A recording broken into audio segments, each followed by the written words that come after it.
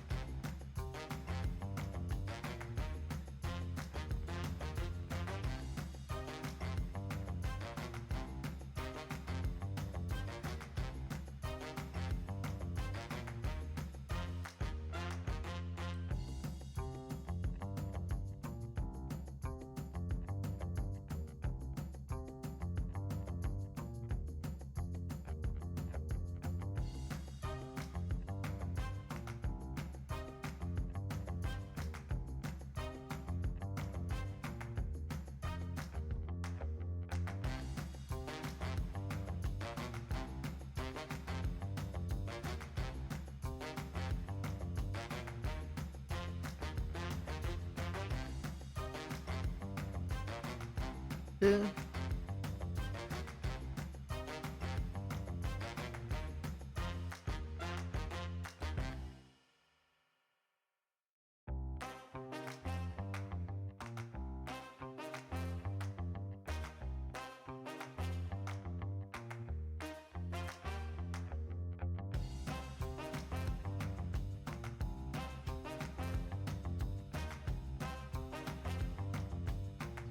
I didn't see. Oh, yo, 4x4.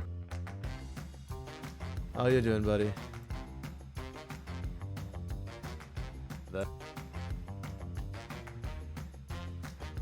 Okay. Yeah, we got some games today. Glad you could hop in and join us. Whoops, I should not be pressing that in the middle of the stream. Yeah, no, I'm trying to. You know what? What model for this? This is like starting to scream at me, so I think I might have to not for a bit.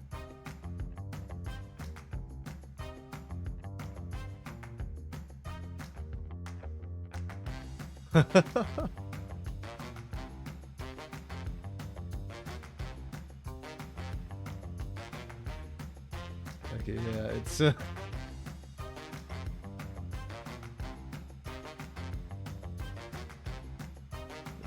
wait a second. I'm trying to get like our things lighting up, but like icon, our Discord icons or something lighting up.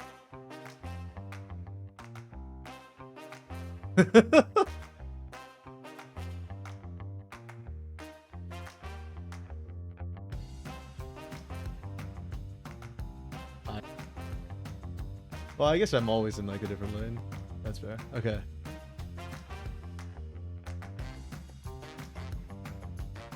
Okay, you know what? I'm gonna push you live if y'all are okay with that. So I just realized my voice has been leaking to stream this entire time, so that's fine. Yeah. What could possibly go wrong? You guys should be live now as well. Welcome everyone to the stream. We are official co-stream as well now for CB LOL Academy.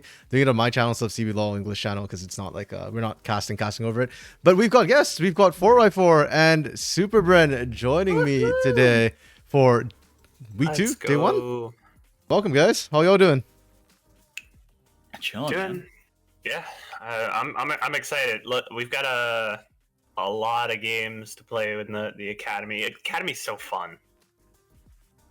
Mm-hmm. Oh, no, yeah. I'm just excited to watch Academy, man. I'm just excited to watch Academy. Nice. Did you guys watch the first week at all, by any chance? I didn't. I was going to VOD review today because I thought it was Tuesday, Wednesday. I was wrong.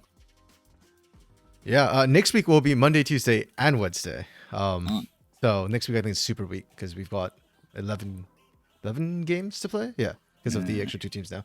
Last week we had a Singed and a Camille support. Singed top and Camille support. So it was a crazy week. Yeah. Yeah, I heard about that. Which it makes me wonder, like, how long until we see a game that's just full solo queue picks? It's like you have like an enchanter in the top lane because they felt like it.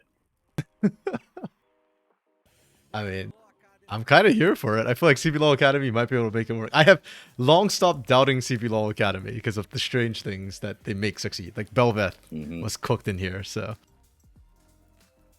yeah. And the next question is the other direction. When does Carrier finally pull out the Camille support? I feel like he's got the biggest like champion pool of any support ever, and I feel like if anyone would to do it on like the big stage, it'd be him. That's kind of fair. We haven't seen more like goofiness, especially around like the double support item stuff. I know that now it's kind of being patched out, right? Like they're patching away all the bugs and like, or not all the bugs, all the things that Riot had to say, no, this is a bug, not a feature, right? You're not supposed to do this. But I was surprised we didn't see more of that, because I would have thought like this season would have been ripe for Carrier to bust out some bullshit. How many champions has Carrier played already? I was really hoping like the start of the season, like 14-1, 14-2, would just be full on goofiness, like across every pro league, and it just feels like it's the same comps, but now we're putting lethality on our ADC, and like we're running. Sometimes we have some like mid laners that aren't just zoning mages, and beyond that, I mean, Karma's good. I feel like mid actually has had the least variance. I could be wrong, but that's been my gut feel so far. We've seen so much Azir, so much Corki, so much Orianna. Yeah, it feels like it's Azir, Corki, Ari, and then like the occasional Nico. That's falling a lot of favor, but yeah. I think Nico's so strong. I actually don't know what she's I'm trying to think of like what wild picks I have seen in like the big four leagues, and like I said, it just feels like we've had just a very standard start to the year. Teams aren't. I guess Udyr top. Everyone wanted to play Udyr top because it was good in solo queue. Yeah, that's been the only really big, like, the only weird boy pick that's like really stuck around. And I hate it. It's like almost as bad as Xinjiao for me. Actually, it's worse than Xinjiao for like watching. Like the sick part is for watching. I agree. For watching, I agree. Udyr, like as an entertainment, from an entertainment perspective, Udyr is horrendous. Yeah, I mean, we watched Super Clever play it perfectly in CB LoL, and it was like you didn't see Super Clever playing it perfectly because the perfect Udyr is like invisible and just applying silent pressure. Oh, by the way, today we've got 7 games, and we start with Luxu and Loud Academy. They were supposed to play this last week. Like they're supposed to be round 2, so week 1, day 2. But I think there was some. Interesting. Yeah, because it's not it's not in person, right? Does that mean both those teams will be playing 2 best of 1s today? Yes. Yeah. Ooh. Nice. Are they at least gonna do them back to back? Make it nice for them. Good question. Actually, they can't do them both back to back, but like one of them, hopefully, like to think like, okay, like you can play now. You don't have to come back in like 6 hours, right? No. So they Loud will play game 2 or game 3 of the day, I guess, including the first one. So they play 1 and 3. Luxu Academy will play 1 and 4. Nice. It gives them a little break to go and get a snack. Like get something to eat, review like strategy for the next game. Yeah. I don't know that. There'll be some familiar names too. I don't know if you guys have looked at the Academy rosters, but Luxu. There are some good names, dude, and especially with like the I mean, I know the ones from like from freaking I mean this Kaboom team, insane. Yeah, that is like, a CB LoL team. Your note right there is literally it. This is a CB LoL team. Like, I mean, yeah, like genuinely, like what the actual? I was advocating all off season for someone to pick up Scary. Like, please, you got to see him come up to a Kaboom that was like dead in the water last split. They were not doing anything, and all of a sudden they were like, okay, we're just going to start changing things. We're going to bring up this Scary guy, put him in the jungle because our jungle's not working. And like the team like got hit with a defibrillator. Like just, they actually had life in them. For like a moment, you could see it. Like the Raven pentakill happened and we believed in Kaboom for like a game. And then it was more Kaboom. Hey, Kaboom's it's good this split. It's good. They're good this split. Kaboom stacked this split, so I understand that. Like, if you are part of Kaboom, it's hard for Scary to play in CB LoL. Like another team would have had to pick him up. Exactly. And Okay. a lot of teams aren't big on like the buyout thing. Loud roster has Fugato in the jungle and Annie in the mid lane. Annie's playing Academy again. Like, it's so weird seeing Annie here. Hugato and Annie are the poster children for too good for Academy, not good enough for CBLOL. Kind of. Yeah. Mid lane's kind of stacked in CBLOL, so it's hard. Yeah, Curdy is kind of new. And Buleka? I don't know how to pronounce that. Bulisha. Bulisha. Okay, I was wrong both ways. Thank you, FourY4. Yeah, those are new faces on Loud. Santa was on the team last split, who was okay, but I think AD carries a pretty stacked role in general, so he was like mid-tier to me, I guess. And then Fluxu, Ankrith was on that roster last split as well, the jungler. On the Academy roster? Yeah, and then Juliera is down here. Our boy, dude. Juliera. Yeah. To me, like, it's a big test. God, I hope he comes good, dude. Ooh. Thank you for the follow, May BBF. You guys, I don't know, you guys can't hear sound, but like my sound alert's really loud by ear, so it gave me a jump scare. Yeah, every time somebody follows, I get a jump scare. I should Like I those, should post that I should make a post that we're live in the Discord. Oh yeah, that's a it. good I'm sorry. idea. I'm really bad with like socials and like. Yeah. I'll at everyone for this. I don't care. Sure, yeah, they can join us. That's always fun and chill. Yeah, and Juliera, the last time he was in Academy, he was taking names and kicking heinies. I don't know about this split if he's gonna be able to do the same because Fluxu, they started off with a win. But like Juliera wasn't like the big like carry at that time. Ankrith was the MVP, I think, that game. Yeah, that was like, but was it like, oh, and this was supposed to happen because of the comp they ran, or was it like they kind of got away with one? Ooh, good question. I actually don't remember the comp they ran. Let me see. It was Aatrox, Lee Sin, LeBlanc, Senna, Orin. Okay, so the Juliera was going to show a little carry. Yep. Yeah. Yep, exactly. If anything, it should have been Zoska, their mid laner, who I expected to carry with the LeBlanc, but he was up against Namiru, so. Okay, they do this in Academy. I'm going to be honest, I'm not a fan of this. The draft keeps popping up like right at the end. So like so they've already drafted. I like to watch the draft happen, like see, because I think it really does matter. Yeah. Like the shifting between when blue side is strong and when red side is strong is all about like when you're counter picking and like what you're doing in response. Agreed. So only seeing the end of draft, I mean, like, thankfully, and this is the draft order, right? This isn't yes final. I was gonna say, thankfully, this is the draft order. So they were actually just locking in Silas at the end. Bot lane. Okay. I mean, Brazilian cursed dark tech. Oh, I don't think you were in the room when we were talking about it FourY4, but they played Camille support last I week. heard about Camille's support, and that's fine. But like, then I just Camille styles in any. But like Camille support, didn't that used to be a thing like season 8? I've heard rumblings about it in the past. I've never actually seen it. I don't understand like what the thinking is behind it. Like it feels like a Silas support to me. Like I'm not quite sure. I mean, it's pretty hard to miss hookshot, and like your ult is pretty good. Oh, it might be zoning out one person. You provide some good kill pressure because she is a high damage champ. She's got a lot, like all of that damage packed into that Q very early.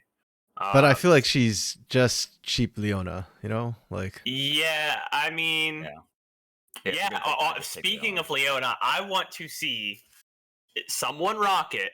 Go the press the attack Leona with Blood Song. That is a dangerous dark magic tech, and you will kill people with that. Oh yeah. Unfortunately, Pro League seem to hate Leona for some reason. So, anyways, you can see like Karma, Van makes sense. Milio's been rising in prevalence. We saw the Milio Caitlyn from Pain specifically quite a few times in CBLOL, and then was it Brunsey who played it this week as well? Another team finally picked it on CBLOL, but Academy has been much more willing to play the Milio Caitlyn. I believe we had a Milio Lucian, right? Yeah, that's pretty common. Give it over, which is like that's just a top tier bot lane. Yeah, it's just better Lucian Nami, I guess. Yeah, because the range extension. So Varus pick up first, Jax Sejuani. Ooh, as 1-2. That's interesting because normally Jax is a flex, but like if you pick the Sejuani right after, you've pretty much given away that's likely top. I mean, you could technically be like Sedge top. Cassante answer, that's fine. Vi, I hate the Vi by the way. I think Vi's a bait pick right now. Like you need to know what you're picking it into, and it needs to be like there needs to be a purpose for this Vi. You're picking the Vi into a Jax and Sejuani. Like what? Stopping an Ezreal from coming through? Is that the call? I don't like the. I think Vi and Eco is like an okay combo, but like if you're picking Vi this early in the draft, like pick a mid laner that like hard synergizes with it. Like Nico's just a strong mid laner, Yeah. but you can get some good lockdown. But sometimes a little short ranged compared to some of the other like picks you'd normally put with a Vi. Yeah, like it's harder to dive with the Nico as deep. I'm fine with the Nautilus to pair with that, and with the. Oh, I guess first of all, the Seraphine was a great pick. I think into Vi, I really like it because now you can just like do anti-death ball compositions with that. It's so hard to like provide a dive into this. Who are you gonna kill? And I guess that's why we're seeing like a Seraphine Camille combo coming through, because that Vi's gonna hate. And then yeah, Silas is a counter. Yeah, I like Flux's drafting actually this game. I'm not a huge fan of picking, but if you're just doing prio picks, and I don't know what happened in scrims this week, that's fine. But yeah, like Loud's comp looks more standard. It looks like a strong team fight comp, but Fluxu I think got answer like counters. I think I like the Fluxu draft a bit more. Okay. Shall I fast forward into the game? I think they've about loaded. Yeah. So I paused it in the draft to look at what happens in draft. By the way, if you hit the Live. I mean, unless we're trying to go to a specific place, if you literally click live, yeah. Yeah, I just want to make sure like we didn't get like any level 1 shenanigans no, first. for sure. But you're right. Wait, the which game was that where all of red side was in blue side jungle and all of blue side was in red side jungle this week in CBL? That was. Oh, I heard about that. I don't think I watched it, but I heard that happened. I think that was on Saturday if I recall correctly. Yes, that was a Just Saturday yeah. moment. Okay, Vision Hugado. Yeah, I'm just thinking like I think I'd prefer to see Hugado start bot and gank top. I don't think bot is really where you want to be focusing right now. Like, what's the point of setting the Seraphine behind it? That's support Camille again. Maybe we get to see what support Camille does. I am still so confused. Liberty Academy was the one who ran it last week, and Momochi went 0-8-6. So, like, Nice. That, not a fair shake to figure out what it does. In like, honestly, it would make more sense somehow last season, but because you said it's the discount Leona, like I said, you could run Blood Song on Leona, and you're going, oh, Solstice Slay is just better. But if you're running the Camille, like Blood Song on Leona will kill people level 1 and 2. Like, wow, it's so much damage. Okay, that's pretty good damage from Kick. And then now you're just gonna get shot with arrows in your back while you disengage. Okay, maybe Camille's got higher base like solo damage than Leona. That's the thinking, because I can see another hook shot killing Santier.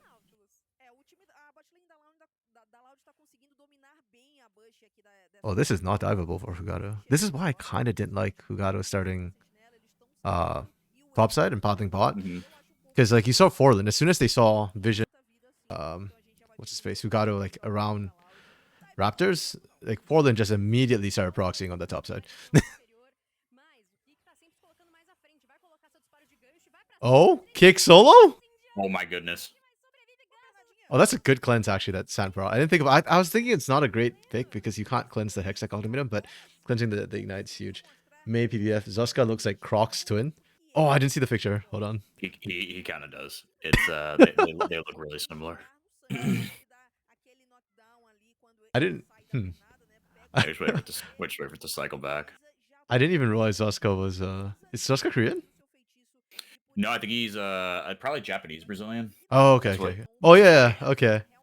Yeah, I can't see. It's the hairstyle and the glasses. Yeah. Yeah. Yeah, because I'm like, wait, if he's Korean, why do we have Koreans in Academy?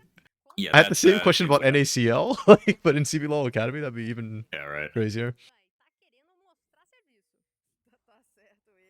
Okay, Hugado's on good pace though right now. By the way, when I'm like drawing on the screen, you guys can see that, right?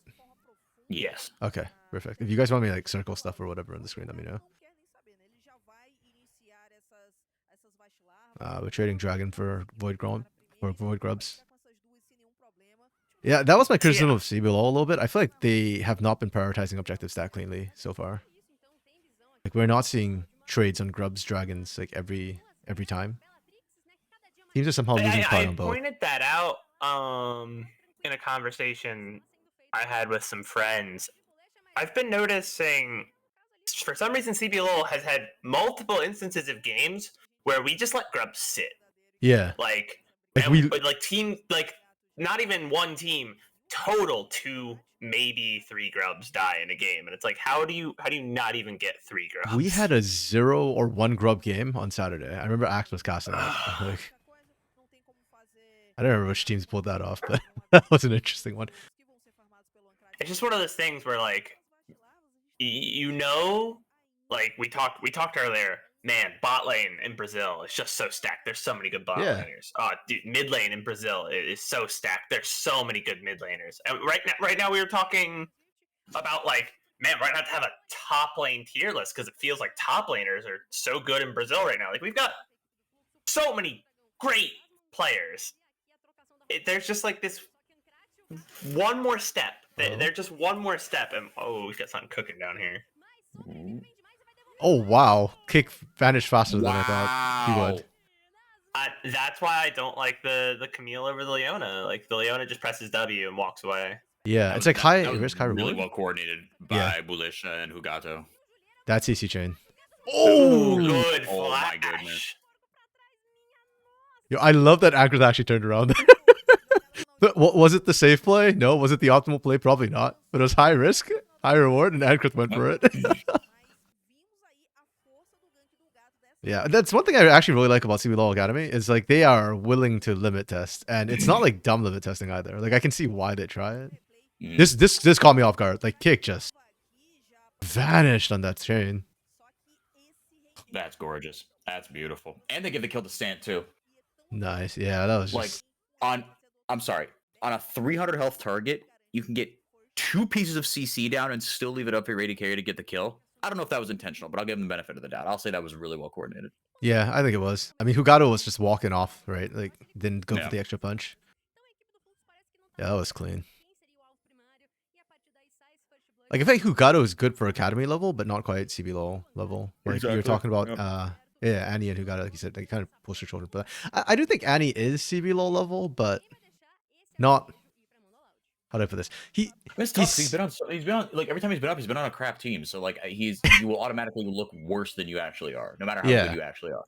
Yeah, like he's CBLOL ready, but not like CBLOL dominant. Like, he's where I put like Thuza. Like, I think they can survive CBLOL, and it's good for them. But, like, I don't think they're gonna be on a top, a playoff team necessarily.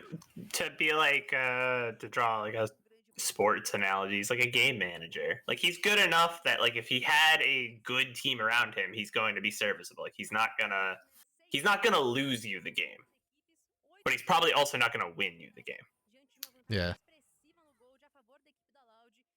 Yeah. It is what it is. I guess that's why, like, they're kind of just stuck here in Academy. And I think it's good to have some of these players on, like, a team with newer players like Curdy, Santan, Bulisha. Yeah, that's my gripe with the Kaboom roster. That roster, man, should not be an Academy at all. That should just straight up be a CBLOL team. Yeah, that is a minimum 8th place CBLOL team.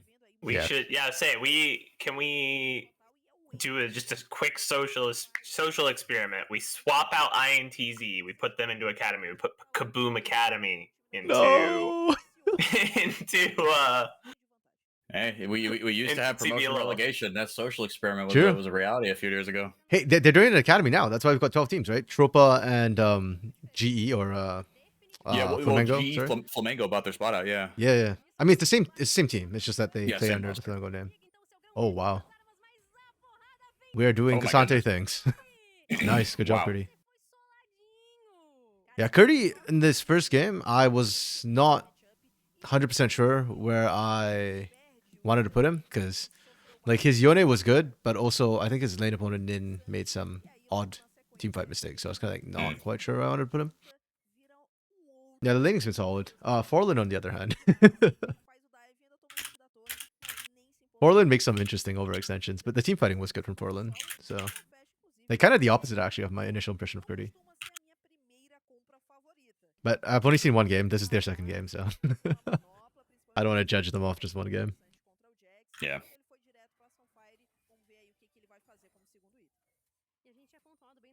Yeah, the macro's been pretty decent. I actually liked what Hugaro did with the grubs there earlier. Just took 2 grubs so that they didn't fall too far behind in tempo, but guarantee that there's no void mites for Fluxu no matter what. Yeah. Yeah. Academy's been really good about like trying to deny away void mites and just like picking up a grub in rotation and stuff like that. So even if they don't like take or fully clear the grubs, like I think actually ironically happier with Academy macro in the early game than I've been with CBLOL macro early game. Man, what are we picking to the Cassante? Like, Yeah. Renekton's probably good, but like, Udyr. yeah. Rumble. Uh, Rumble wasn't banned this game. Rumble wasn't banned this game.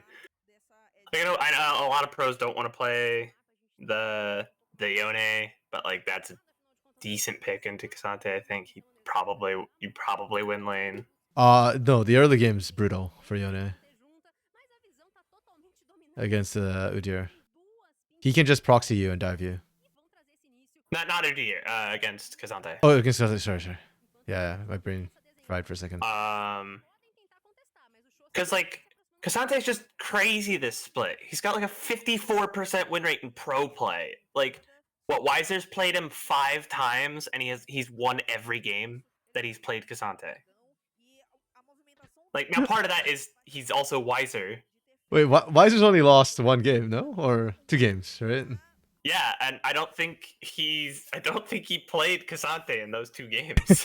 Yeah, so like So the question is Weiser good, or has he just been the first Brazilian to master Cassante? Also, Weiser's really, jeez, this champ is just, yeah, wow, I don't silly think to Jax get. was the answer whatsoever. No. Huh. And was Jax Sejuani first picks coming through from Fluxu, so he really good from Curdy to like just abuse. You get a power pick and one that will win the matchup, and you just kind of pound it away. Yeah, that's massive. That's because remind me, who was the blue one pick?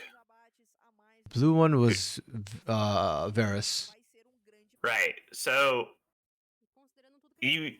you're picking your top laner, who like like you said, the strength to Jax is that he's a flex top laner. Like, you can throw him into the jungle, and then you immediately pick your jungler. Yeah. So they know that it's not getting flexed. And you didn't ban out the definitive best top laner on the patch who also wins the matchup. Like, you gave them an alley-oop, like, power pick, counter pick combo. Yeah. Oh, see, Ankrith is doing this again. This is what I really like, right? Ankrith took the 3rd grub earlier, and then just goes and takes 1 grub. And then, yeah, that's enough. Like, granted, it also just despawns, so Ankrith probably couldn't pick up more than 1, but yeah. I just like how like they're efficient with the grubs. Oh, nice. Huh. What the hell? Wait, how did Hugaro get caught there? Just late doing dragon? Wow. Wow, okay. Oh, yo, Spoods. Spoods the boy. Spoods in chat. Spoods is a huge Leleco fan. Leleco waiting room. Leleco's on Kate Stars this split, so it's the next game. Literally just 1 game waiting. Why is Spoods a Leleco fan? Because Leleco's good. Okay. Also, Coach CL. Is it CL or Seal? Because everybody's calling him Coach Seal, It's but I thought it's CL because of his initials, Yeah, right? he's got like the camel case in his name, so it is supposed to be 2 syllables. Yeah. Okay. Yeah, Coach CL has been talking up Leleco as well, saying he's basically That's true. CBLOL worthy. Oh, you're right. No, he's a huge fan of his. I saw him like, I think you saw the same tweet I did, where like it was a picture of him in like the training facility, and he was like, dude, Leleco, like, you know, like he, if it wasn't for the fact that literally Tukui is in the spot in front of him, he's like, this dude is CBLOL ready. Like, he is the hardest worker on the team. Like, probably of all 6, like of anybody, even on the actual CBLOL roster. Like, he is just such a fan of this kid. Yeah. Leleco was in, I think, Red Academy last split. That team somehow didn't look great despite the players on it because they have Mortius as well. Oh no, Red Academy was Ithusa, sorry. So where was Lurko? Was he just Kate Stars last split? I can check. I don't remember. I should know this. Yes, he was Kate Stars last split. Yeah. Okay, yeah. Yeah, I guess he had Tyrion and Step, so like those are players I don't really think that highly of personally, but I don't know. It just like Lilico was individually good, but it felt like he wasn't winning as much as he should. Yeah, Spoots got in on the ground floor. Wokes, is Curdy the real deal? I don't know, man. Well, like, he's got 2 solo kills on Cassante, so fire up the hype train, boys. Okay. Fire it up. Get the confetti cannons ready. We out here.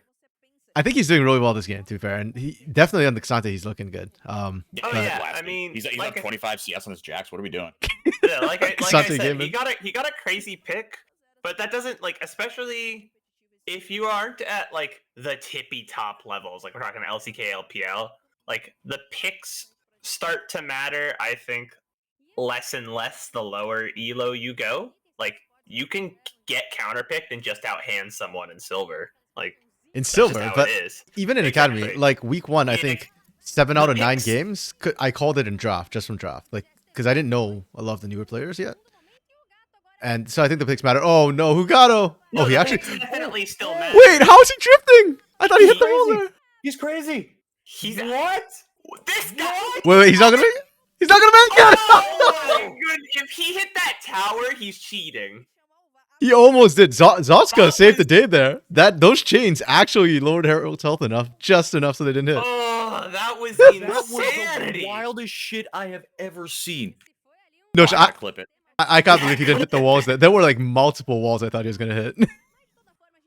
Yeah, I can't wait to put Eurobeat over that and post it as a TikTok.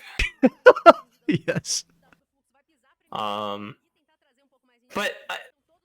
not to say that I think we're at a high enough level, even in Academy, like that the pick definitely matters here. Like Oh, that's Curdy huge is from not just Jalera. hands checking Forlin on any given champ. It's just like he's got a power matchup, but he's making the most of it. Yeah. Like, I mean, he even in hasn't this given fight, anything Curdy's up. He's Curdy's he's done really playing well. this lane about as well as you can, Yeah. even with the advantage. Even in the team fights, Curdy's been like that team fight was massive. Curdy's team, dude. I feel He's so just- bad for he's- Juliera. he's Why just are we got a putting 1v3. Juliera on supports? Like Senna game 1, Seraphine game 2. This is not my Juliera. Yeah, actually. Like Juliera got a 4-man encore, and it did not matter. And like even as the APC, This is so dirty. like the itemization changes for mages mean that like you're not doing damage before 3 items. Because you have to build cooldown reduction, and cooldown reduction is just not on damage items that aren't Lich Bane. Yeah, and Curdy just ignored everything there. Yeah, and yeah, man, that's just rough. I like Fluxu's draft in terms of what it can do, but I think Curdy might have just screwed this game open, like, because Seraphine's not going to carry. Also, Orlin Eddie got being shut up down. 25 farm as well. Yeah, I mean, I kind of expect that against a Silas. Like, Silas is one of the roughest laning phase in the game, for mid. So being down 20 CS is fine for the Silas. I mean, it's really nice for Annie. Like, Annie's gonna hurt in these team fights. Oh. Yeah, that TP from Forlin's really late. This Camille support's not Yeah, I'm still not sold on it. I it's agree. not cutting the mustard for me. Because it's definitely one of those things where it's like, no, we scrimmed this and we know it works, and then Yeah, you like pick I, it and it doesn't I work on trust they stage. had reasons to debut it how they are debuting it. I have no doubt. But man, I say results-based analysis is telling me That this pick is trash. don't touch it. But it does have 100% KP, not for nothing. True. I mean, is that kick though, or is that the Hey. Camille pick? I just semantics. Semantics. They are one and the same this game. It doesn't matter. Yeah, oh man, the moment Curdy shows up, fights are over, basically. He's just too damn tanky. Wokes says they believe the new top prospects being brought up in Cassante Aatrox era are much better than the Camille Fiora Irelia time. Now, is that because Interesting. Cassante Aatrox is easier to play, or is that like, do So you they think just just look that the better. players happen to be better this time than they were those times? And hello, Dark Knight. I'll say hi, Dark Knight. What's up, Dark Knight? How you doing, buddy? Yeah, I think Fuxu. Yeah, that go grab say some. Yeah, until we see like Leandries come through for Juliera, I think this is going to be Loud's game to lose heavily. Yeah, they and like the scaling favors them, but I don't know if they're gonna have time. Yeah. And that Nico's starting to hit hard. Like Yep. the Nico's already doing a lot of damage. Nico, like it's like I was when I was casting with Yeah, Rude, Dark Knight. when I was casting with Rude, dude, we were talking about this like, and I feel similarly about Nico how I do with the pick that we were talking about, which was the oh what the but freaking Talia. Thank you, Brain. Is that because so much of their identities are wrapped up in their ults and like some of their playmaking potential, you don't really think about like, oh well, what kind of damage do or don't they do? Like you don't think of it as low damage champions, but you don't think of like, okay, give the ball to the Talia in the late game and it's gonna carry. And that's maybe not necessarily true, but champions do a lot of damage still, dude. Yeah, yeah. I mean, it's just that, as you pointed out, there's something about them which is so like overwhelming that we don't think about their damage numbers. And also, like Brent pointed out too, Annie was 20 CS, is now like almost 40 CS ahead. So, Yeah.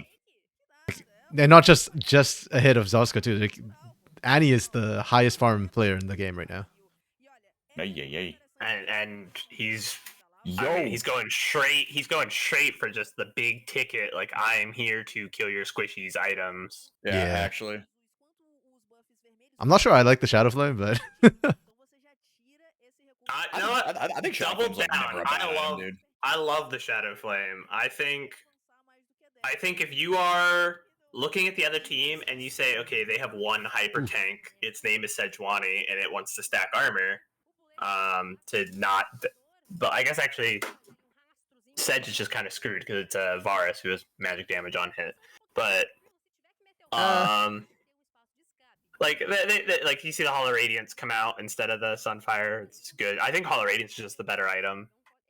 that's interesting. I actually need to my gut instinct was Sunfire is better. And also thank you, Natty and Mr. Ricardo, for the follow there. Okay, so Shadow Flame, the reason why I kind of don't like it on champions like Nico is because I don't like it on burst champions in general. The passive does like you can crit strike magic or true damage, but they have to be below 35% health. And I feel like most burst champions will already pop you from 35 to 0. So I feel like How you don't. good is it actually doing? That's Yeah. That's That's a true. lot, dude. But Yeah, 35 is very but low. It's like a third of it's your health. great on Nico because that primary damage is on your Q, and so if you're hitting someone like they're like between 50 and 100 health, and you just full combo them, and you get them stuck in that full Q, like you're gonna get them below 35%, and that crit is like they're gonna see their health bar go down very fast. Okay, I can see that. Let's see this. Oh, Eddie! Ooh, With the flank! Dang. Wait, can they actually turn this? No, they can't. They got a lot of big bodies to chew through. They do, but the problem's like the damage stealers are primarily down. There's only Zoska left. Yeah. No, I mean, once Forlin and Julia were down, the fight was screwed. But like, Yeah. it hung out there for a little bit. I was like, hang on a second, Yeah. are they gonna like? Are they actually gonna? They gave it- yeah. bait themselves here. Like when Annie didn't manage to like one shot anybody and Julia actually survived the burst, I was like, wait, is there a chance? And then no, Yeah. there But wasn't. I think here you're kind of seeing like, look, like, and this Silas with Yeah. the Rod of Ages as well. Like that's tough to chew through, and he's got a lot of healing in his kit now. And he did build the heal reduction, which into this team is a necessity. They are looking to force this. That's Julia or TP. They might be, yeah, they might be able to do this. I think they get one. Oh, there's Ooh. TP behind. Forlin's in their freaking tower. Curdy's in trouble. Hey, yo, we got a game. Oh, up? Get in there, Kick. Camille support. Get in there. I mean, Kid got in there and immediately have to leave. So this Camille support just ain't it. Thanks for the follow, Dark Knight. And yeah, Wilkes, we agree. Like, I think we're all a bit puzzled why you're not giving Julia like an AD carry when the man dominated Academy on that. I mean, granted, CBLOL wasn't kind, but this is Academy. Bye, Kick. God, so many Big gap closers. Seraphino. Oh, Yeah. no, I think they can win tragic this. Overstay. I think they win this. Oh my No. god, and he just gets deleted? and Yeah. he's And he just dead. got deleted? Because Sant overstepped. And there goes all those Dark Seal stacks. Wait, maybe Juliero does get to carry this game if it goes long enough. And it's like, this is kind of nutty. Because and he dies at the Baron fight, and then they die again here, and so now the Dark Seal has no stack. Bro, the Forlin TP onto those minions. Man. So I saw the mini map TP coming through. I was like, what? Wait, how did Sant die here? I didn't. Because he had bodies in front of him. Let's find out. Oh, Forlin just jumped him. Nice. Oh, nice. Good job from Good Forlin. combo. Juliera Yeah. got a nice ult. Juliero's been on point this game. Like his KDA is gonna. Like yeah, he's been absolutely massive this game. Yeah, U2 and 6 does not tell the story of this Fluxu comp. Oh, he's not going Leandri at all. Yeah, that is a Vandal Glass Mirror in the inventory. So what is that? Yeah. Mandate? Moonstone Renewer? What are we looking at here? That I Mandate. believe is a mandate. I hope for Mandate because more damage, but Yeah, I would hope it's a mandate. But yeah, you see what with the Malignants and the Arcade or the Seraphs rather, you're just a support bot at this point. You're an alt bot. yeah. I mean, it's working. Like the Fluxu comp is starting to come online. They actually did buy enough time. I am still not sold on this Camille spot. I'm just not seeing it. Like Like solid in lane. it was okay, and okay. like it applied pressure at levels 1 to 3 really well. Like that burst caught me off guard, but even then, it's not like. Maybe it would have been better with another AD carry. Maybe, yeah, that's true too. An actual AD carry, like a Draven. Yeah. Yeah.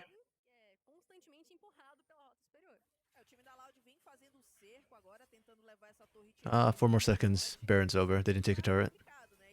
Tragic. Yeah. Oh, Ankreth. Oh. Uh-oh. Zoska just whiffed the Nico ult. Yeah. Ooh. Everything's Gucci till Curdy shows up. Good B trap there by Juliera into the brush. They stifled it. Dark Knight wants Callista and Camille. Yeah, I've been on. Yeah, I think just any aggressive AD carry that can really follow up with the Camille. Yeah. Like, it wouldn't be ideal, but I'd take even Lucian with the Camille over this. I Seraphine. genuinely do. I just want to like. You're not gonna get it, but I'd love a social media post that just like breaks down the thought process and like, here's what we saw, here's why this works, here's the numbers. Like, Yeah. they're not gonna give you that because that's internal processes and like. Well, can somebody add Molecule? Like, I feel like that'd be something Molecule might post. that is very molecule core. Yeah. I know Molecule's been watching some CB LOL as well, so. Kick. Oh, perfect Camille stun. support. Kick masterclass. Kick elite. Get kick. Kick into dead. CB LOL. Kick dead. And it's gone. But they're winning this. Because they killed Sant. Again. Wait, I missed how he died. Yeah, I was going to say, I keep missing that too. You see how Sant my keeps goodness. dying in this. Because this time, Forlin couldn't jump him. Forlin jumped to Gato. Loud? None of you guys. Do you other guys play WoW, or have you played WoW? Cannot say I Not have, to end game, no. I've tried it before, but Okay, fair enough. didn't There's a even get class in the mods. game right now that's very controversial. It's called an augmentation evoker. It's WoW's Okay. first true like support class. Because in a normal like dungeon setting, right, you've got 1 tank, 1 healer, and 3 DPS. And basically, what this augmentation evoker does is like he doesn't do really damage, a significant amount of damage. What instead he does is he buffs everyone else. So you're effectively running like instead of a 5-man dungeon group, you're running like a juicer 4-man group. okay. Right? That's what Juliera feels like he's doing. Yes. Right? He's just sitting back there and saying, "Go my babies, go my pets." And the other 4 are running riot. Especially, I mean, let's so kick, but like Ankreth, Shaska, and Forlin are never going to die. If Juliera stays alive, they are never going to die. Well, that's the problem. They should be dying. That's a lethal Tempo Varus. Even with the Seraphine, you should get cut through. But somehow, okay, I'm gonna rewind a little bit. I didn't see how Sant died again. It doesn't matter if it's a lethal Tempo Varus when he's getting. Wait, Forlin got another jump counter strike onto Sant. Yeah, What? Well, I think he got Flash jump. He got Sedge ulted, right? I think he flash ulted both times. Sedge ult comes out later. Sam. He was stunned. Oops, I upped the volume. My bad. He just has 4 dare that you. just land on him, and yeah, no, you're gone after that one. That's messed up. Yeah, I think like at this point in the game, I still feel like Loud should be winning. But because Sant keeps getting caught out in the beginning of the last 2 fights, his last 2 deaths actually. That's why Fuxu's winning this. But as it goes on, yeah, that Seraphine's gonna scale. Yeah, Seraphine doubters and shambles, kind of. I mean, I don't like I said. I like the Seraphine. I thought it was a good in draft. I just don't like it that you're putting Juliera on the Seraphine. Oh, by the way, boys, much TARDIS man, that is a Moonstone Renewer. That is not. Yeah, that's what I figured. Yeah, that's what I was like. I was hoping it's an imp, but based on kind of what has been working and what we talked about, right? This Juliera, we don't like the assignment, but he's understanding and executing the assignment. Okay, so. Rylai's. Loud is committed yeah. in the fight now. I kind of don't like the Rylai's. I'd rather have seen a Leandri. Do you think it's overkill just given Seraphine's kit? Yeah, and also like Loud's issue right now, or Fluxu has no issues with Loud trying to engage or disengage. That's not the problem whatsoever. So the slow feels a bit superfluous to me. Whereas I still think Curdy is an issue, and having Leandri's for that poke just helps out a little bit. Or you can go like more AP if you want, or another like support item would have been better, I think. Having the guaranteed route, like you can now you don't have to drop double E. You can always be using your passive for Q, for more damage. Yeah, but or the W for the actual shield and healing. Yeah. Now that you have Moonstone, you can passive and get a heal and a shield down off of Moonstone. But which whose passive was changed in 1310. Thank you, Bren. I did see the message. I never responded, but I saw that you gave me that. I was like, that's because I knew I wasn't crazy. I knew I wasn't you were crazy. Looking for it, and I'm like, no, this guy's cooking. Everyone thinks he's crazy, but he's right. I was in Lolpedia while while Rudude was just like buying me time, and I was like, I'm not crazy. I'm not crazy. I'm not crazy. But it was just I thought it was changed in the off season. I was in the chat. I'm like, no, guys, he's right. He's just a little late. Yeah, FourY4's been around too long. Everything starts to merge after a certain amount of seasons. Yeah, dude. They made it a better support item in the off season though. They upped its ratios on healing and shielding, so poorly for Loud and downed its base AP. Which, like, if you are a lot of the champs that build this, if you're Soraka, if you're support Seraphine, you don't care about the base AP. You don't care. You get 15% more healing and shielding than you did last season. What? Yeah. Okay. I mean, the best thing about it was like, oh, hold on a second, we gotta fight. Oh hell yeah! You are going to Brazil. Oh, the encore. Well, okay. Loud won this so well. How I don't know, but he played it slow and Sant survived. I guess they couldn't jump Sant for a change. I mean that really is it.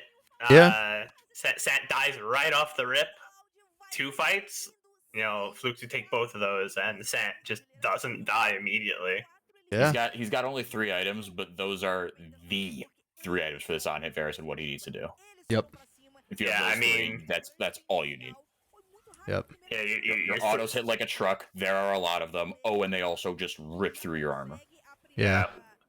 You're in, what you just see it 1 2 3 Q, 1 2 3 E. It's just good cleanse to get out of there.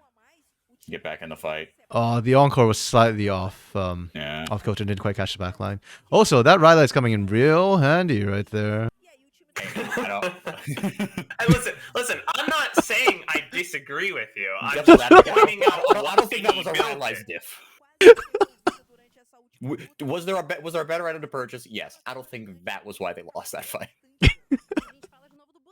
No, it wasn't. But yeah. I'm not disagreeing with you that like 3rd item on your Seraphine, just build Leandri's, please. I'm just gonna flog this dead Sejuani till the end of this game. Wooks, any support over this Camille and they win this hard. Yeah, it kind of feels like it. Okay, honestly, Kick dying there did not even matter to that fight. Actually, who would guarantee you access onto Sant so that he would, no matter what, be just a dead dude in your fight? Better support Camille. I mean, Leona. Yeah, Leona. You drop an R, he flashes the R, you drop your E. Oh, he cleanses, he drop your Q. Like, you have 3 lockdowns. You just pummel one guy. That's your job. Yeah. And if you really want to lock down, take a Rylai's on that, Leona. Now we're cooking with portals. Here we go. Just saying, Eclipse pops procs Rylai's, you know? Despite the fact that Loud got Baron and they're pushing in, part of me still feels like Fluxu could just initiate and kill them all. Like, they just need to find a flank. Mhm. What ult does Zoska have? Both comps have good ways of starting fights. So. Yeah. Like, if Zoska takes the Nautilus ult, I think, or... Like, I kind of don't... Zoska's Nico ults have not impressed me this game. So I think point and click would be better. We are getting baited by Curdy. Ooh. Okay. Took Chains of Corruption instead and did not use it. Good Miko. Yeah. Still, they're surviving long enough. Curdy's doing the damn thing. Yep. Okay, now. Oh. They don't have enough health to go Hugato forward. gets out. Curdy did the thing, but I just don't think they had enough health to continue the fight. Yeah. Actually, that's huge from Curdy that he stopped Forlin from jumping the back line. Yeah. Okay. Support Camille? A little too late, unfortunately. It was like nothing was happening for so long, and then finally everyone died right at the end there. It just Like, Fluxu is really, really chunky. Yeah. And literally, if Sant doesn't get in there, then who's doing the killing, right? So once the initial burst of Mandy comes out, they did a good job trying to push Sant out of the fight, but yeah, Nal just played it nice and slow, and Fluxu... Zoska just died way, way, way too early there. Yeah, the lack of damage is killing them.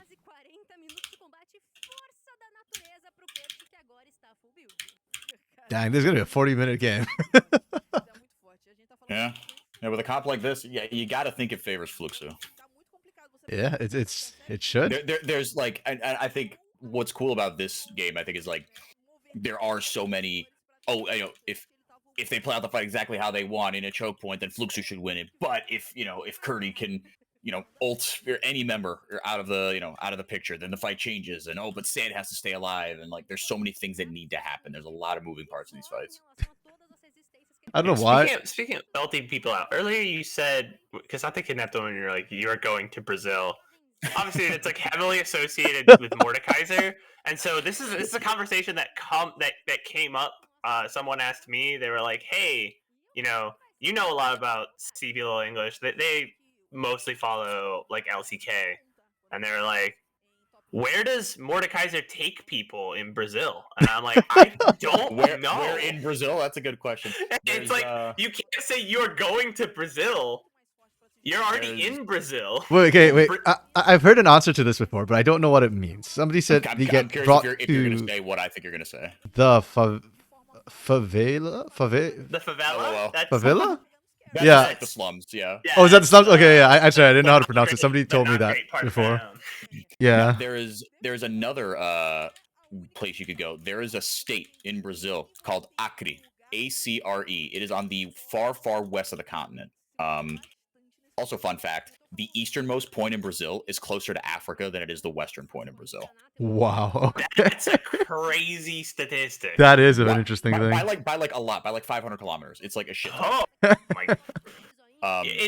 Brazil's like the of the US. way- It's just Niki's so freaking big, and Canada, obviously. But Because of the way maps Canada's are not a real country. proportioned, like people don't realize that they're like, oh, South America's not that. South America's massive. South America's huge. Yeah. Like No, it's like you said, the They're like- indicator projection people just like don't squished like. the equator. People are like, oh, the width of Europe is way bigger than the width of Africa. No, it's just the way your maps have been printed, bro. Africa is huge. It's like so much. Oh, ooh. Oh, my Okay. God.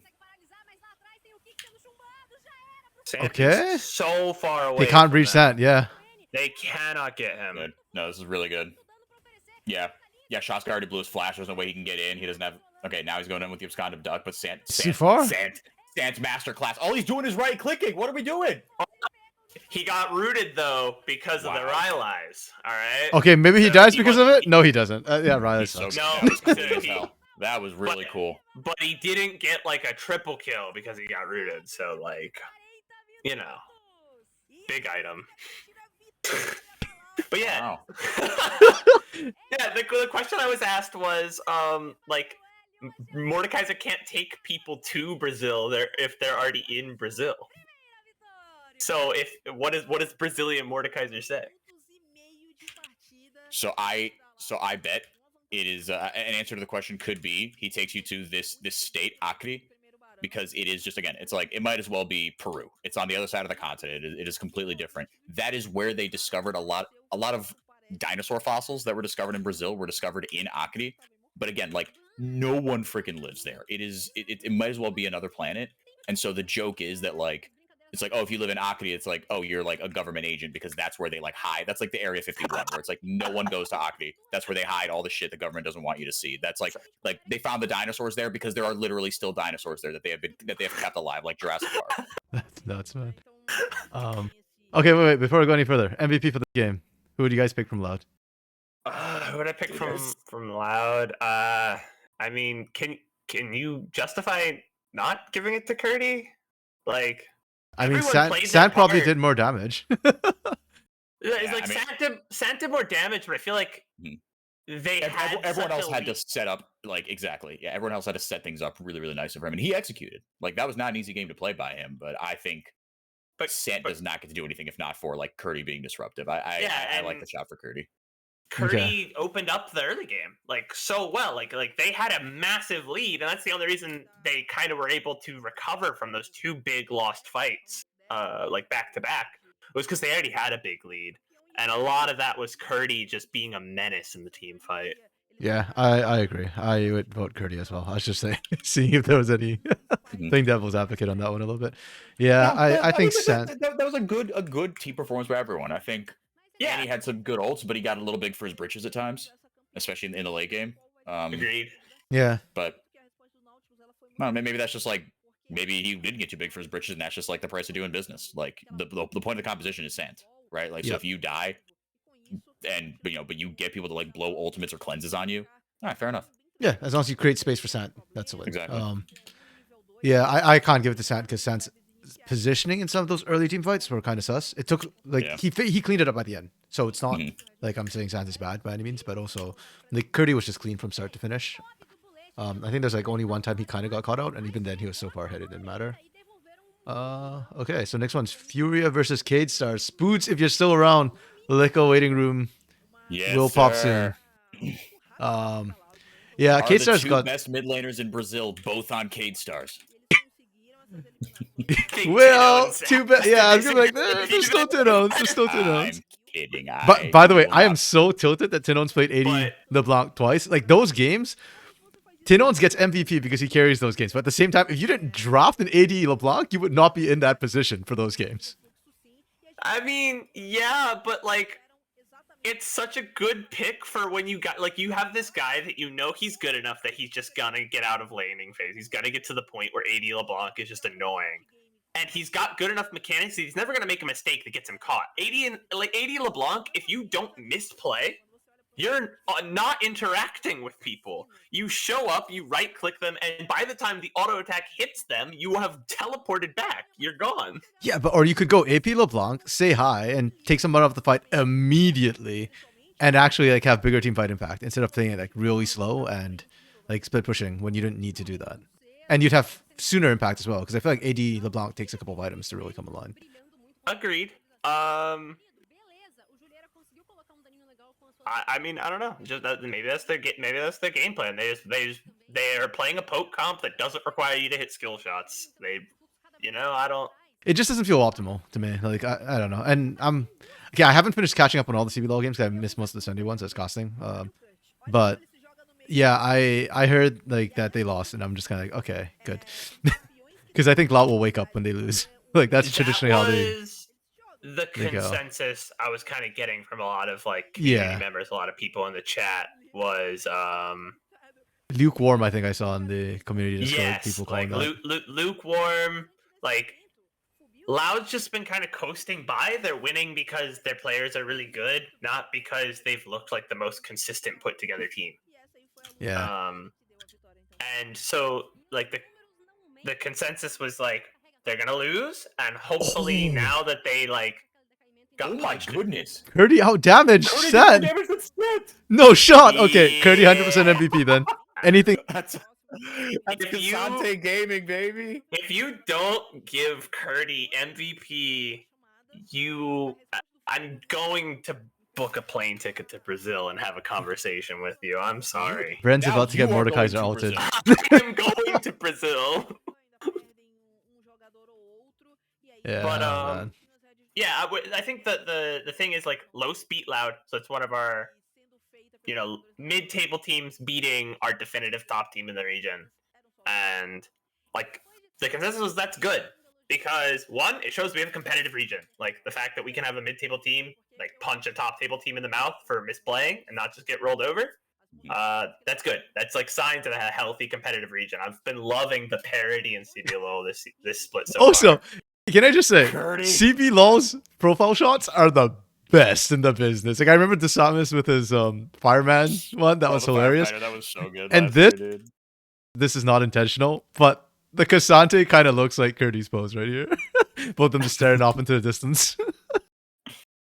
They're unbothered. Yeah. That's gonna The kill other him. thing My was name and know my strength. Yeah. He is Yeah. Casante. Close enough. Running joke is does Akari really exist? They gave NV Karma for free on that game. Yeah.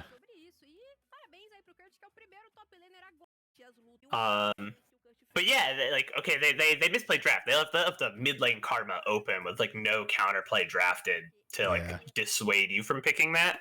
Is And there any so- counterplay to Karma on patch 14.2? So it's a fair question. Like genuine question. I actually don't know of a counter to it. You're asking the wrong guy. So just like I'm here for the vibes, man. It's like Rumble top right now, right? There's no lane counter, is there? say out In theory, range. it's Udyr, right? Udyr does not win that matchup into Rumble. No. No.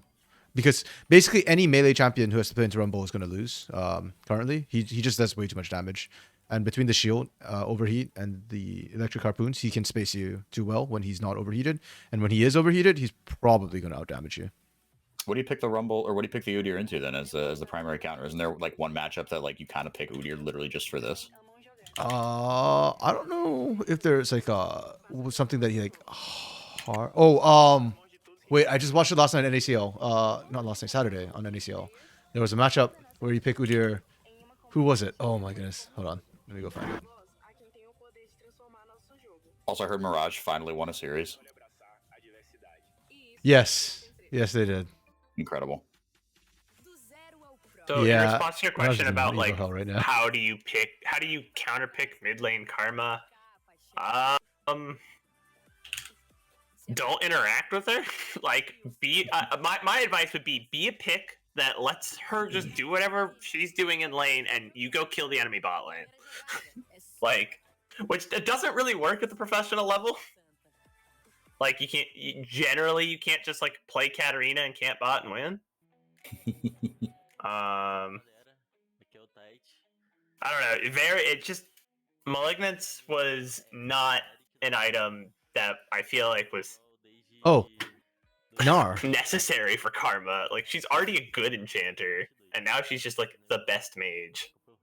Yeah, which was precisely why they had to nerf Karma a little bit. She's just, I don't think they thought it through with Malignance and what it was going to do with Karma. Because who thinks of Karma as a mage or when they're like balancing this sort of stuff? But yes, the matchup was Nar. Like Udyr into Nar is unplayable for Nar. But we usually see him as sort of the handshake with Casante.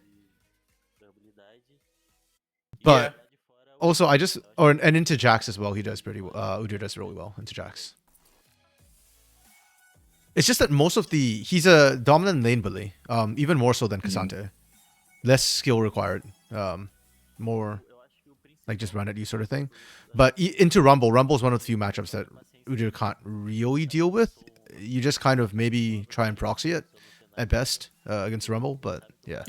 Yeah, maybe that's what it is. Is just it is a non-interactive pick, right? You say I'm gonna win this matchup by not playing it. Yep, and that's why I thought like Super Clever's performance last week on the Udyr was probably the best we've seen in CB LoL, and you did not see it because there was nothing to show, right? He's just PvEing the entire time, and that's the way Udyr plays, which kind of sucks for viewership. Galio is an answer to Karma. I don't.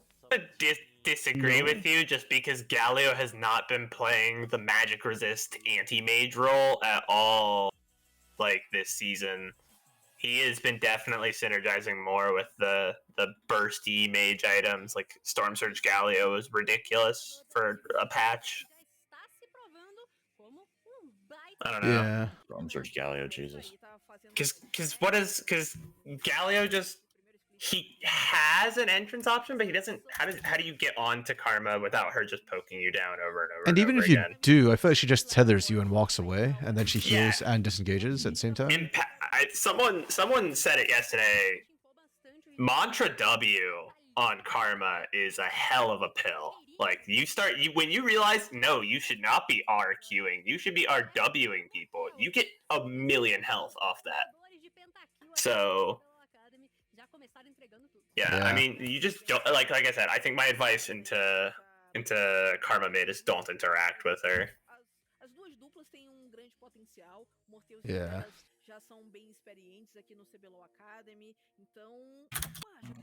Oh, okay, draft got done again. Let's take a look at this. Okay, so Furia. So far in week 1, the players who impressed me were mostly returning players to Academy. Very few of the unknown new names really caught my eye. So Steiner and Naze for Furia were massive in their early games. And then Lico Mortius is a beast, of course. Turin's okay. Oh, and Karma got through, actually. We're talking about Karma. Got through as a mid laner.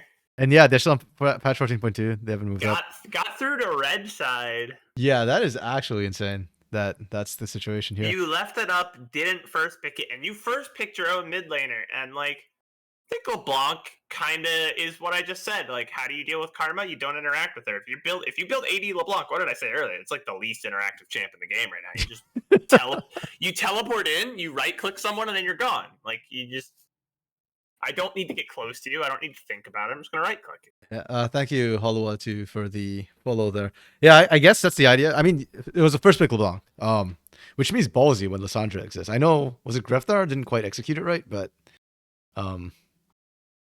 yeah. Was it Greftar? Who played it into? Greftar played it last week or no? Was it last week or was it Saturday? It was against Loud. I remember that. Yeah, it was against Denones. It didn't quite work out, unfortunately. They had Vi, Lissandra, and still couldn't shut down the LeBlanc, which is an issue. That's fair. I think, yeah, maybe that's not bad. I still think Karma gets so much lane pressure, though. Varus and Rumble. Okay, wait, what the? We got Varus, Rumble, and didn't pick a support or jungle with AoE lockdown. Yeah.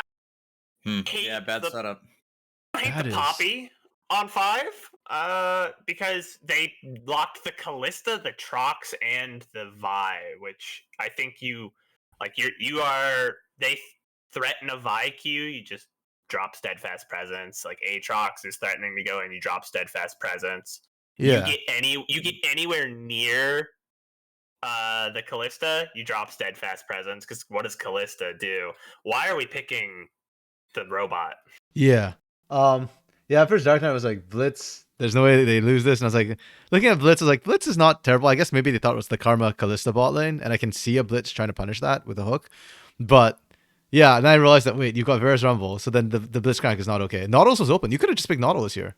Yeah. Instead of giving that up. I don't. And now you've got the Nautilus into the Blitzcrank, so you either have to try and really hard read Mordhaus and pick that Karma off, or you're hooking Blitzcrank, and Blitzcrank says, "Oh, thank you for the taxi. I will kill your ADC now." Yeah, I still think it's really powerful picks. Like, these 3 are all power picks. I understand why they did what they did. I'm surprised as many OPs made it through the draft. Yeah, that's a good because of Tristana. Like, this is Boots loves the logo because it forces things like freaking Tristana bans, like, randomly out of the blue. we are my big square might be covering that circle. Yes, there's a Tristana ban down there. Yeah, this is just weird to me. Okay, it makes sense that they banned jungle because Steiner was a huge part of Furious win. So they want to punish like Naze and Steiner a little bit. So these I kind of understand, and that's why I guess so many. But yeah, not picking Karma first baffles me a lot. Like, yeah, I think LeBlanc is good. I just don't know if it's good enough. Was Ashe open? You can't see the 1-2-3 blue side was Milio, Ashe, Tristana. So, oh yeah. So sorry, I just realized what you meant. SuperBren. Yeah. Sorry, I don't have a neat profile picture. It's too big letters. You can just fade me out of existence slowly. It's okay. No, we're not doing that. I'll just move us up out the way. Sorry, there you go. My bad. Yeah, Milio, Ashe, Tristana, the band. So Ashe was not available. That said, I'm actually not a super huge fan of Cage Star's draft either. Like, I think the Karma's a huge power pick, but then I think you lost out everywhere else, pretty much. That's what I was gonna say. Is it felt like both teams lost draft. Yeah, it's kind of weird. Like, FourY could have just won drafts just... right with the autos there. That's my only gripe with your draft. Everything else looks great to me, honestly. I know. Disregard what we watched happen last game to that poor quote unquote support in the bot lane where they got eviscerated by the Vi. We're picking the Vi? We are 14-2. There's so many cool junglers you could play, and you pick Vi, and like Vi. I complain about Vi Nico. Like, that's okay. It's an okay pairing. Vi Karma is brutal. Yeah, like, Karma wants to sit there and slow play and whittle you down with Malignance, and Vi wants to go in right now and beat your head in. Nope. I don't think that's good synergy. Yeah, I don't know. It's kind of weird. Could be wrong. You might want to move us again, because now we're smack smack dab on the scoreboard. Oh. Yeah, you see, the Poppy pick was great. I agree. Like, that B5 was perfect. Like, I am here for it, and that's why, like, I'm criticizing the Blitzcrank a lot. And this is why, like, the K-Star draft has me a little bit concerned. Because, to be fair, like, the Poppy came out last, so it's not like they could do anything about it, but could have banned it. Yeah, true. Yeah. So, but it just feels like their draft is going to struggle this game significantly. Yeah. It's so good in Vi, because Vi can't just Q and oops, I wasn't able to react in time. Vi has a very long channel time on that Q, and so you can sit there and wait and hold the steadfast presence. Like, you don't even need to immediately drop it. Yeah. It's like, yeah, K-Stars needs to win, or they win early, or they lose this game. Oh, so I don't it is a you have to win or you lose draft, which sounds, oh, if you don't win, you automatically lose. That's how it works. But no, the game will not happen for them. They have to win the game. Yeah, and I'd argue you have to win it early. I don't think the scaling is favorable for them. Oh, this is going to be an AD LeBlanc again. Shoot me now. Hey, maybe you're planning to pick an AD LeBlanc, and they forgot they left Karma open, and then they said, okay, how do I not let Karma look at me ever?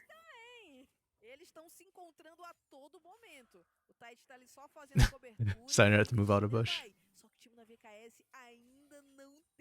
I do think it's interesting because they locked the LeBlanc on blue one, and VCAS didn't ban Poppy.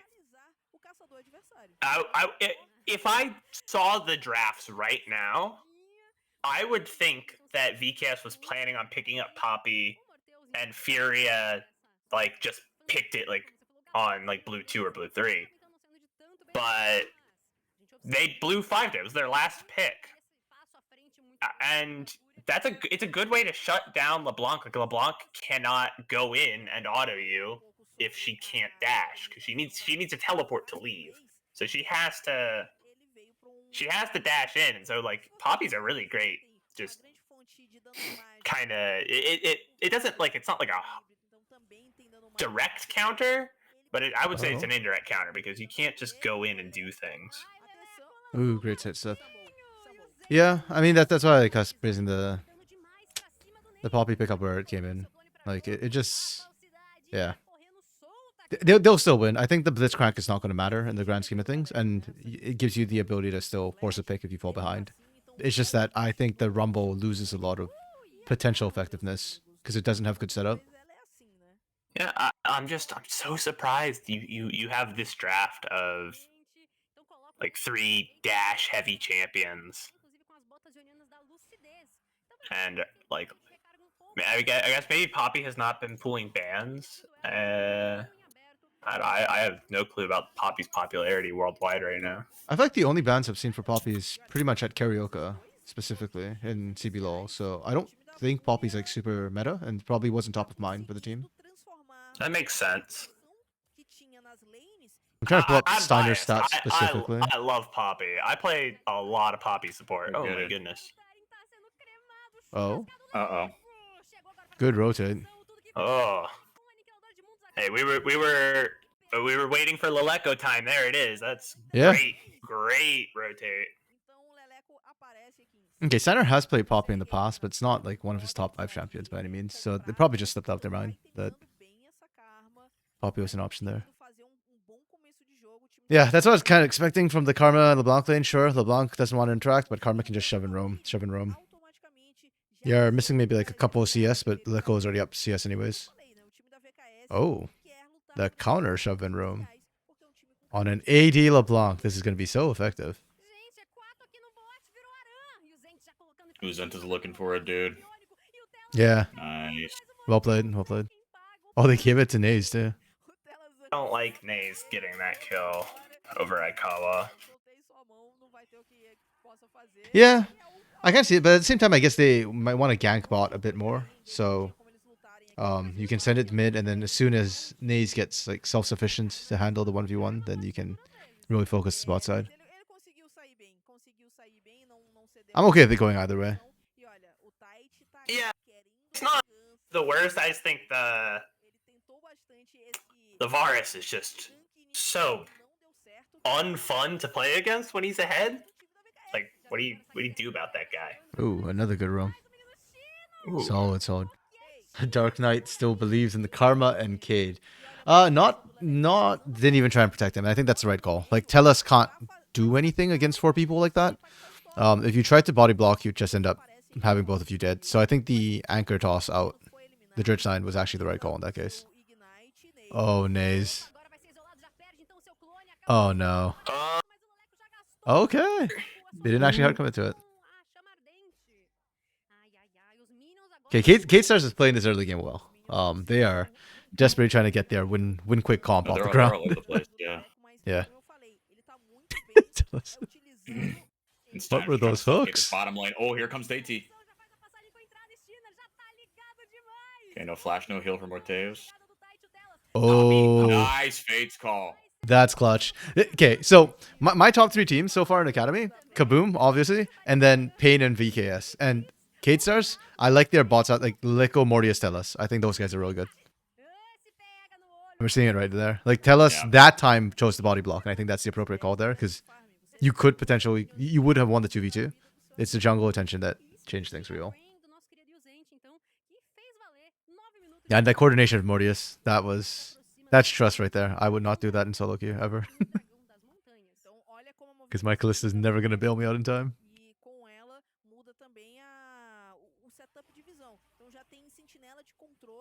Knowing my luck, I'd lock like an enchanter and I'd see the Callista and they'd black spear me. It's like, okay, we have like a Volibear jungle. You could put it on him. No. I mean, it works with Renata, I guess. Hey, I think if I see a Callista Renata today, Oh, tell us. Ooh. You don't got no Callista here. Bonk. Bro, I'm not even casting the game and I cast a curse to tell us, just as I praised them. I mean, it was a sick hook, but like, why? Mistakes were made. It's funny too, because Yuzen did actually manage to hook Tellus under turret, so Tellus didn't take any turret shots, and then Tellus like, here, I'll do it for you, and hooks himself under turret.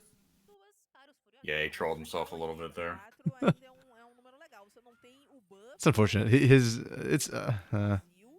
They were doing pretty well too.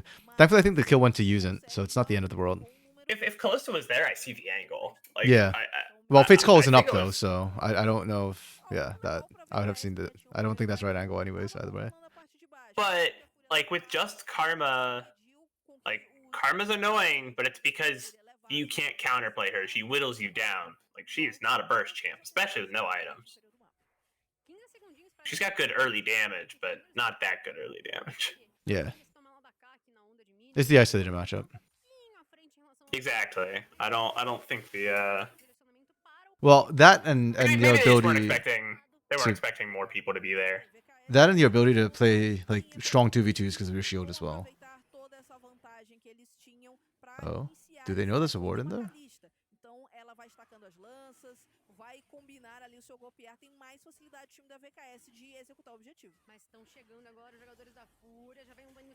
Oh, Nice. and this is why everybody hates Poppy. That's gorgeous. God, that's a tilter. This is why they double ban Steiner in the first round, man. They know who's leading this Furious squad. He's playing it really well. Like I said, I have Poppy bias, so because I am looking for an excuse to lock in Poppy as a support because I think it's just really fun. Yeah. So the second I see, I'm like, oh, 3 champs with dashes. I'm playing Poppy this game. You can also technically you cancel Nautilus's movement on his hook. So Yep. really 4 champs with dashes. Yep. And I get why they're not looking at it. Poppy doesn't Ooh. have like a crazy Good hook. presence worldwide, especially not Ignite. in like. Oh, boy. It seems her presence is lower in lower like tier 2 / minor regions than it is in like tier 1 and major regions. Yeah. It just hasn't gotten as much love. But in like the top 4 regions, it's done really well in jungle and just terribly in mid, or terribly in top lane rather. Yeah, no, I don't think Poppy's great in lane, unfortunately. I think there are the top laners to do better than her for that. And you don't really run like phase rush Poppy in the top lane. Like it's usually like grass something dying. Her base damage is pretty high too, so I think as a jungler she just has more impact early on and late. Or the late won't be the same. Agree. It's so like I'm looking at LCS, LEC, LPL, LCK, specifically those 4 regions right now. Statistically, like Poppy's sitting at 9 games played, 7 wins in jungle. So like not crazy high like presence, but still fairly decent presence and very high win rate. Yeah, because she's not blinded, right? Like she's a counter pick, so yes, yeah, naturally exactly. That's a higher stats. I'm actually surprised Kate Stars have 4 plates and FourY have none. I thought FourY was punching back pretty well, but where are those plates like? I am not sure. I'm looking at them. I have no clue. It looks pretty even. Maybe top side looks a little bit more damaged. Yeah, it's just top side turn into, which surprised me because that's a rumble. But I guess they camped it enough that Zyno isn't a hit. Yeah, he got dove like twice under tower. Or the one time I know they got a kill on him. Just he's not had the easiest time up there. No. Yeah, on bot side, Aikawa and Yuzin haven't been able to really punish too much for that. I mean, Yuzin's been roaming, shutting down the Karma. So I guess it's worth. Because Karma will fall off. Rumble will fall off as well, but actually, who falls off harder? Karma or Rumble?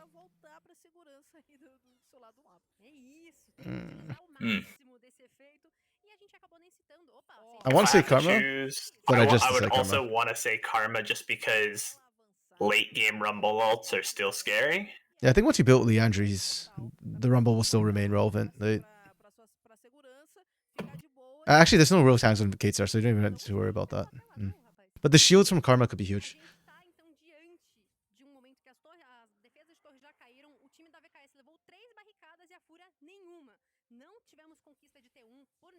I know it's kind of weird, but I actually kind of want to see a Malignant's Rumble. I mean, you get the alt cooldown, and a lot of Rumble's power is locked within the ultimate, and Yeah. the red carpet's really gonna burn people in so many ways. But I don't know. Like, I haven't done the math. I don't know if it's like efficient compared to raw AP or penetration. It might just be like even with the 10 alt cooldown, it's just not up long enough to be betting on that passive. Yeah, potentially. Dark Knight Fury are actually playing. Bro, what's that supposed to mean? This is Fury Academy, not Fury main roster. And even Fury main roster is doing well this split. Oh, Damn. almost got the blind hook. Yeah. That's not something K-Stars can dodge either because of the wall. Wow, Bye, tell us. Really good poppy out there. actually. Yeah. Equalizer still up too, so even if they reset, K-Star can't really look at the dragon. Oh wait, did Herald just die before a charge? Boo. Yes. Sag. Okay, I asked this question on broadcast, I think, or no, I asked this on my stream last week, but maybe y'all can answer this. Since Heralds don't spawn till 14 minutes, when you get the charge off, you no longer get payday because there's no plates. So it's not pay anymore when they hit the turrets. What do you call it then? You know, I wasn't aware of pay, like shouting pay when the thing, when the herald hits until I started watching CBLOL. Yeah. It seems to be like a very Brazilian tradition. So Yeah. I'm gonna defer to 4Y4. I mean, I don't think. I think you still say pay because I think pay is like it's just a from what I think is true is that you just like that's like a way you'd say pow. Yeah. But wasn't it a pun on the fact that it's also because the plates go down, so you get paid, like pay? If it was, I was not aware of it. Okay. It might be. I could be completely wrong. But that's not to say it's. I could just be out of the loop here. I'm gonna use the restroom real quick. I'll be right back. Sure. I did ask. So when I asked last split, can't remember. It was one of our like regular chatters, and I'm so sorry if it was. I want to say it was Silas. I want to say it was Silas who told me. Oh. Um. They're going so deep for this.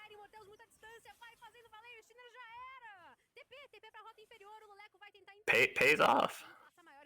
I want to say it was Silas who told me it was like pay. It's just like automatopoeia. It's just like a noise word. Okay. I probably had heard wrongly then. I guess we can still pay. It could be both, but that does mean we can still shout it. Yeah, I'm still down to do that. We've just not seen great driving, unfortunately, in the first couple of weeks. Though they are getting better at it. They need to hire whoever is teaching Loud Academy to drive Herald. That driving instructor needs to. That was pretty cool. But I've heard that it's because it's Herald. Buggy, so it's like not even the player's fault. It's like you need to be familiar with the bugs to know like which way to click it and whatnot. Yeah, occasionally. So like the major bug is that occasionally when you get in Herald will turn 180 degrees from where you entered it. So sometimes you think, oh, I get in Herald and then I immediately click at the tower and I just drive into the tower. The Herald turns around, and so what was forwards is now backwards. Yeah. And now you're just flying straight into a wall. Yeah, and then it's not your fault when that happens. Or it's unfair. Oh, Steiner just whiffed that. Okay. Ooh, oh, that's huge from Steiner. An equalizer. Okay. Dark Knight has also confirmed that you're right. It's onomatopoeia, so it's not. Yeah. So I guess we still call pay. Nice. I am down for that. Yeah, Kate Stars are mechanically playing better right now. Like that last year's events. That's kind of why I'm a bit sad for that Rumble doesn't have setup, because that was a great equalizer to deny Kate Stars from going in, from following up on Steiner getting caught out. But it could have been the start of a fight if there was some sort of AoE lockdown to set that up a little bit better. Yeah, there's nothing to force him to sit there and just get cooked. Like I said, it's a decent ult, not because Sino did anything wrong. That was a great ult as a disengage, but just because you're looking for Rumble ult to be like this turning point. Like, okay, this is where we're gonna fight when they're stuck in the Rumble ult, but they're not stuck in the Rumble ult. So there was nothing further than it just being a very good disengage. Exactly. You missed next to nothing for. There was an attempt in mid lane. And then nothing happened. And nothing will happen because it's an AD LeBlanc. Can we please nerf this and move on with it? Like, I hate AD LeBlanc. You know what? I actually, okay. I prefer Season 14 to Season 13 because Mythics were to me, was bad for game balance. And therefore, the games got kind of weird because of Mythics. But I think there are more champions I hate right now in the current meta than there ever were in Season 3. Yeah. Or RMC, are you just becoming an old man? They are not mutually exclusive. No. You know what? I'm with RMC for like the exact same reasoning. Like, okay.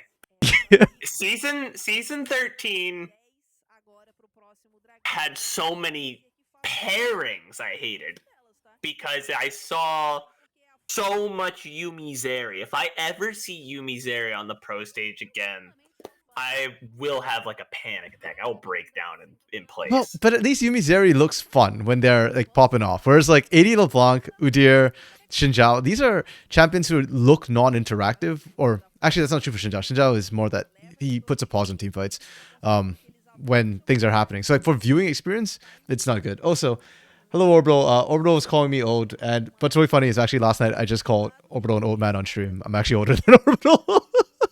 Damn. Yeah, I think I'm the oldest person in the casting scene, NA casting scene right now. Like, not tier 1, obviously, because, like, yeah, the tier 1 casters might be older than me, but... They're getting up there. Yeah. Remember Kaizen, dude?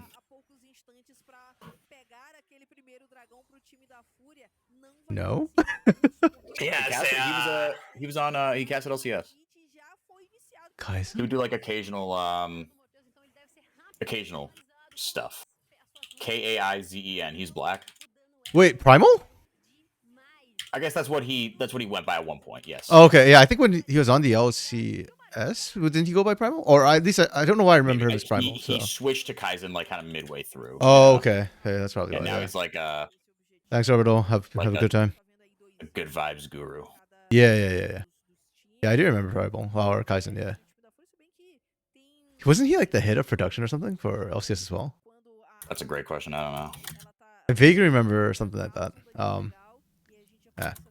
Could be wrong. My memory's still an old man, you know. Senior moments.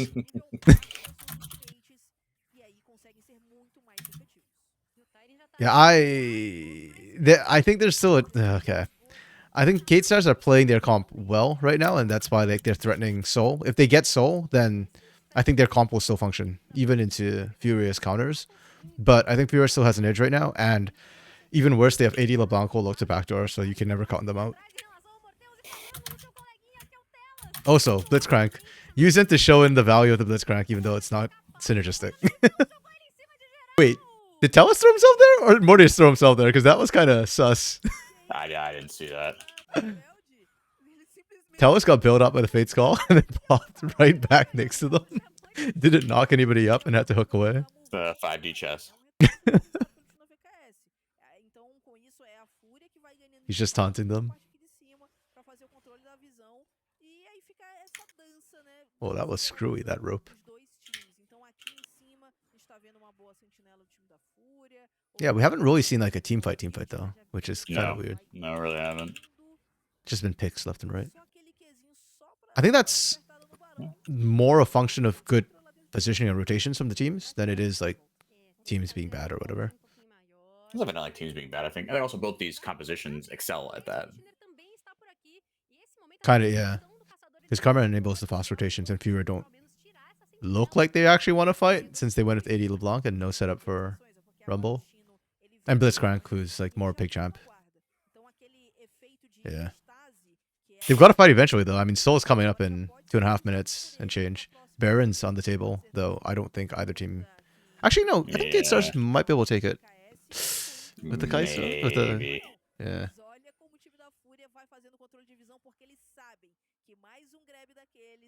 Kalista. I called it Kai'Sa. Kalista.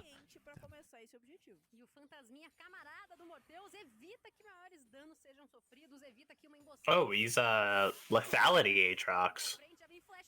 Is that Yeah. Is that the more popular pro build? Oh my goodness. Depends on the situation. Yeah, good Yeah, pick. I don't think it's more popular, but I have seen it for sure. Yeah. Because most of the time we're either seeing Lethal Tempo or Hill of Blades. And if it's Hill of Blades, it's usually lethality. And then Lethal Tempo is the on-hit. Oh, K-Stars are turning this. Wow. There you go. RMC, I think, caught up in the wrong dark in there. I was talking about Aatrox rather than Varus. Oh, okay. Yeah, because Varus is also going lethality. That's what I was, yeah. Yes. Aatrox has Profane Hydra as his first Yeah, item. that's the more common build right now. Common. Yeah. Gotcha. Sunder Sky only showed up like the first week, I think, in most leagues. I don't know. Well, lethality feels a lot better, and can win team fights a lot harder. But I still think Sunder Sky is a good option in certain situations, which people are refusing to pill for some reason.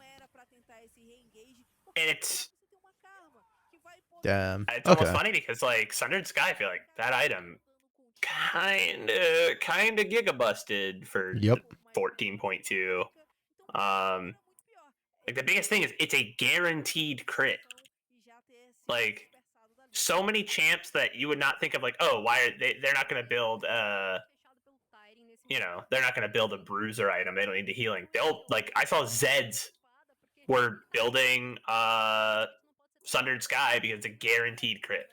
Well, on top of that too, it was the fact that you can proc it off multiple people and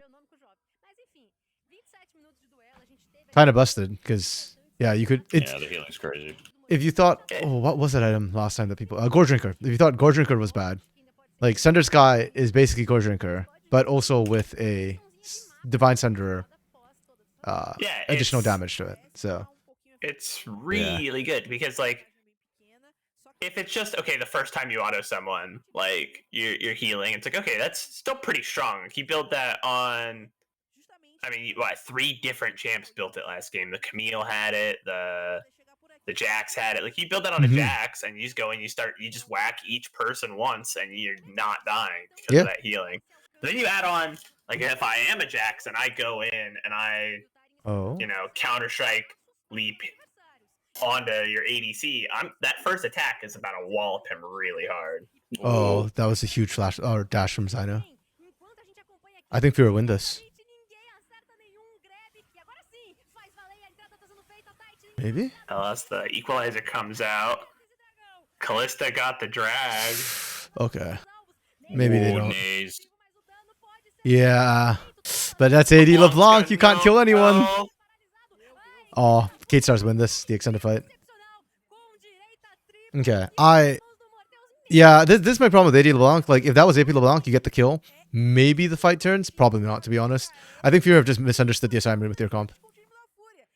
Like, we talked about, like, they felt like they won most positions. Like, they just...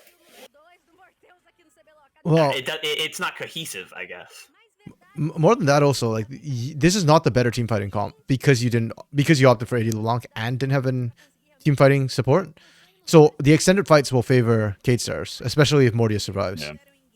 And I think that's what we're seeing here is the initial burst comes out, nobody dies, and then that becomes a problem. Oh, that shield onto Theiti. Theiti should have died right there. That Karma's having more impact than the Rumble. Yeah, once the upfront damage is gone, like Aikawa's Hail of Blades burst as well, lethality, so you're also more upfront and bursty than you are sustained fights. So K-Stars are just winning sustained fights.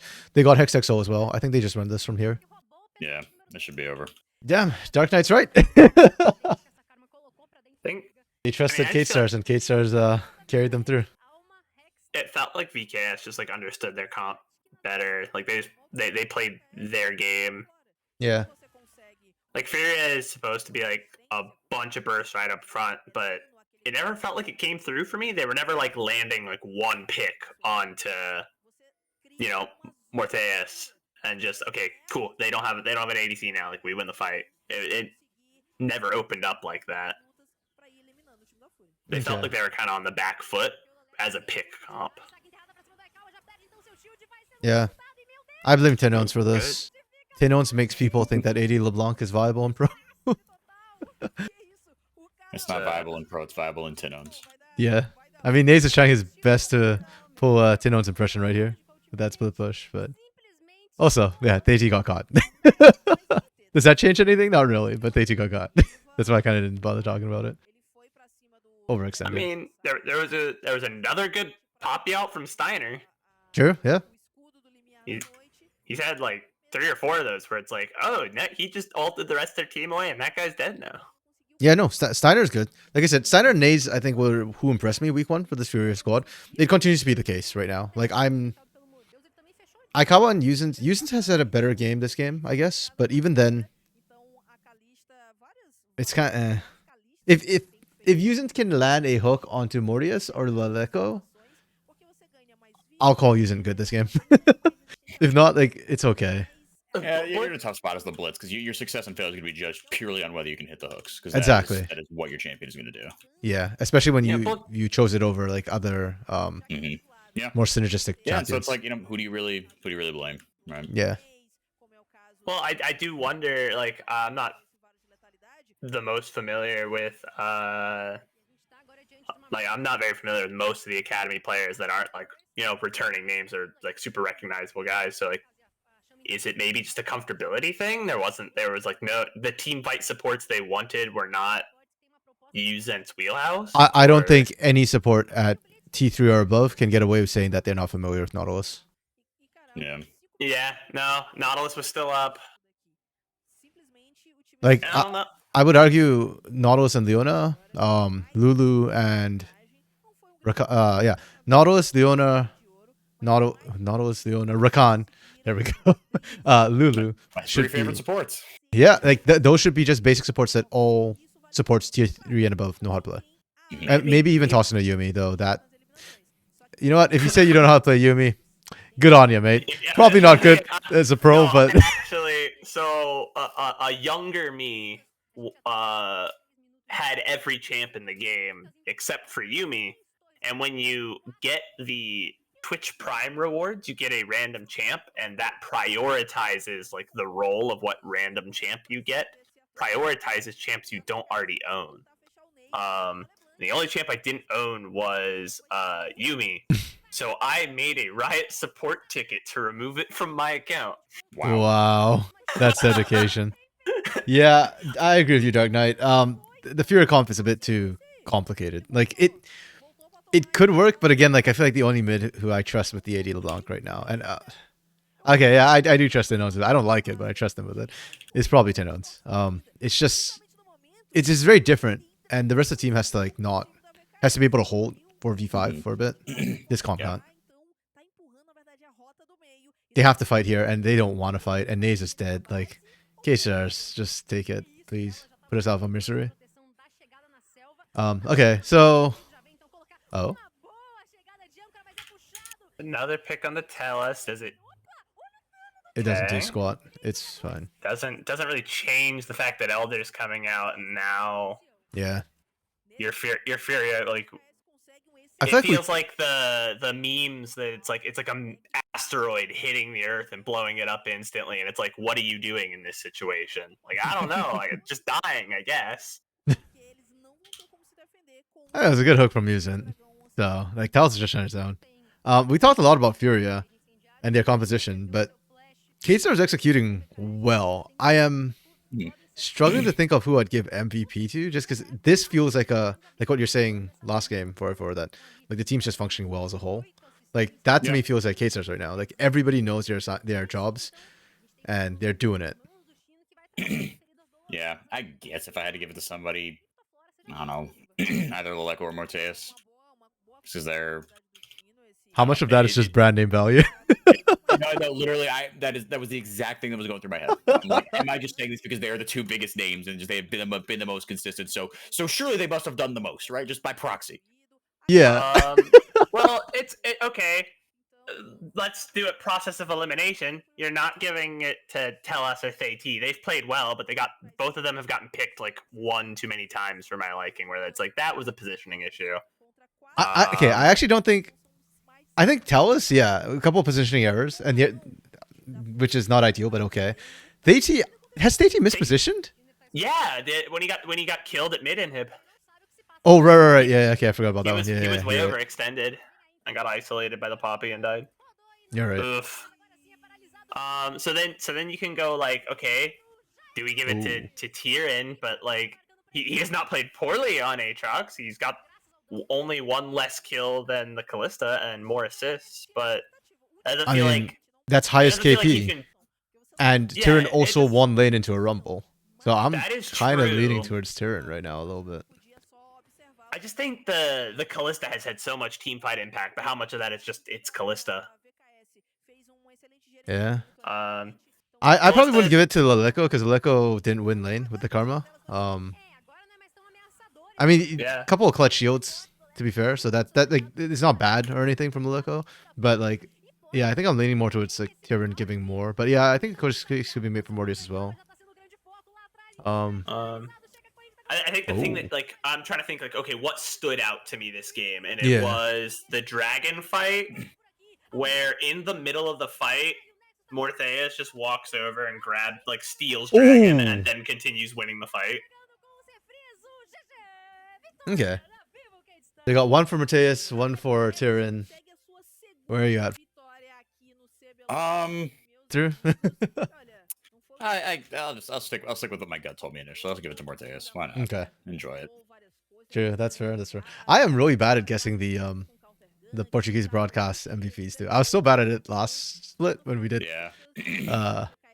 I think there was one day Yeah, where I picked like really 80 do carries have the to entire be- day, and everybody was like, I "What are you doing?" remember- Like on broadcast, you can so easily get into just like a like a mini hive mind, like a 2-man hive mind, right? Like Yeah. if you are both kind of just seeing the game a certain way, it's not a criticism. Like it just happens. Like you see the broadcast a certain way, you hero build a certain way, and like you follow certain players, right? That you have decided, oh, these are what we think they should be focusing on, right? But the if you're listening to it muted, or if you literally don't understand what language they're speaking, you might see it a completely different way. Yeah.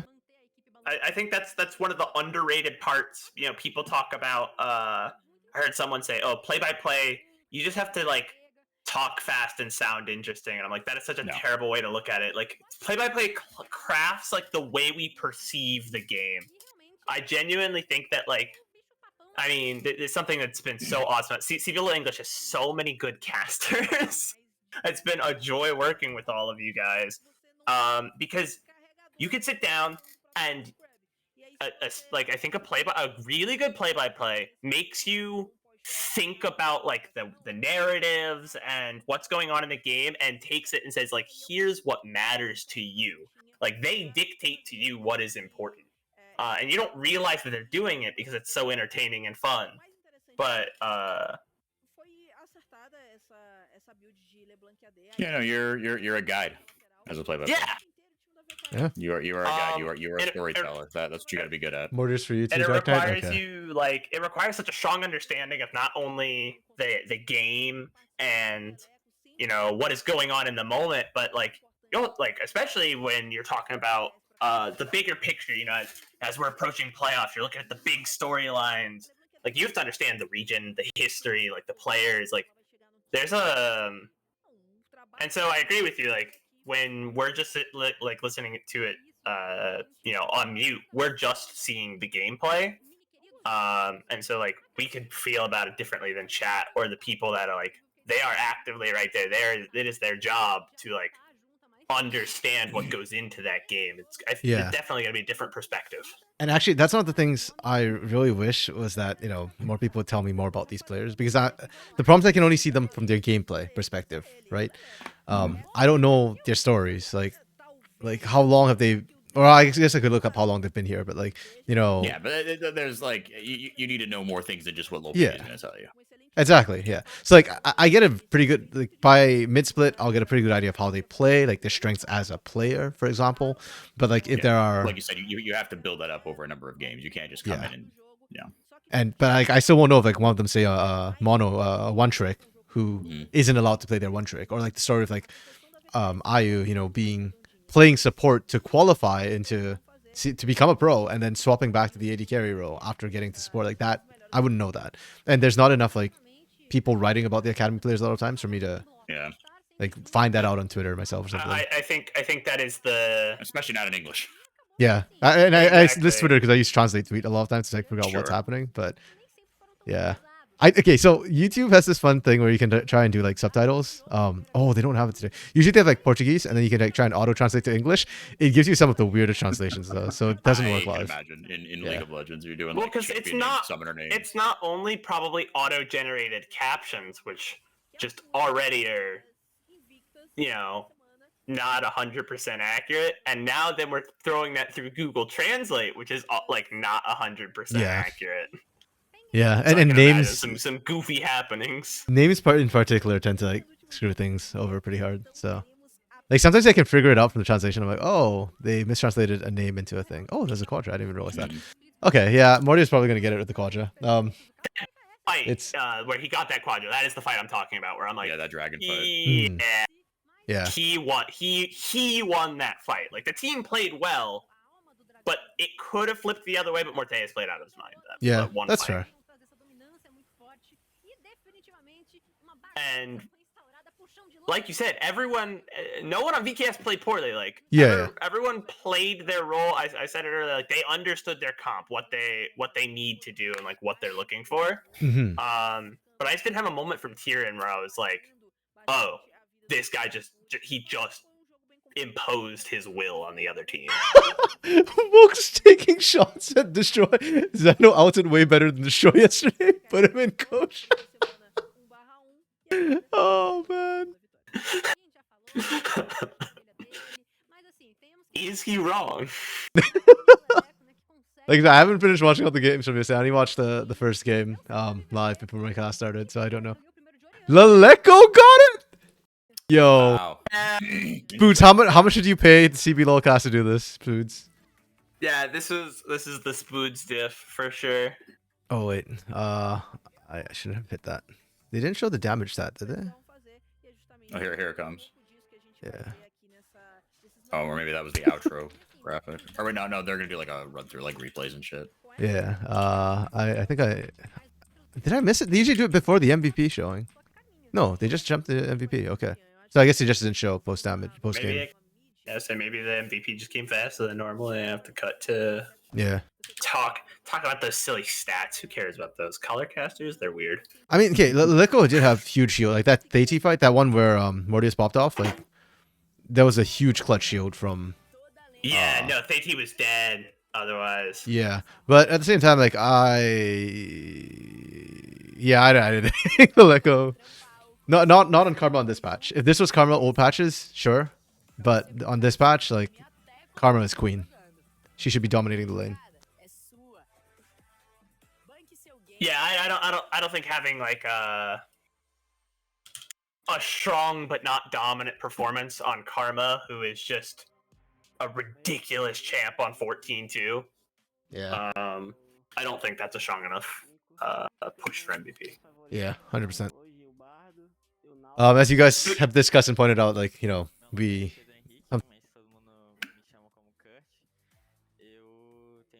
True.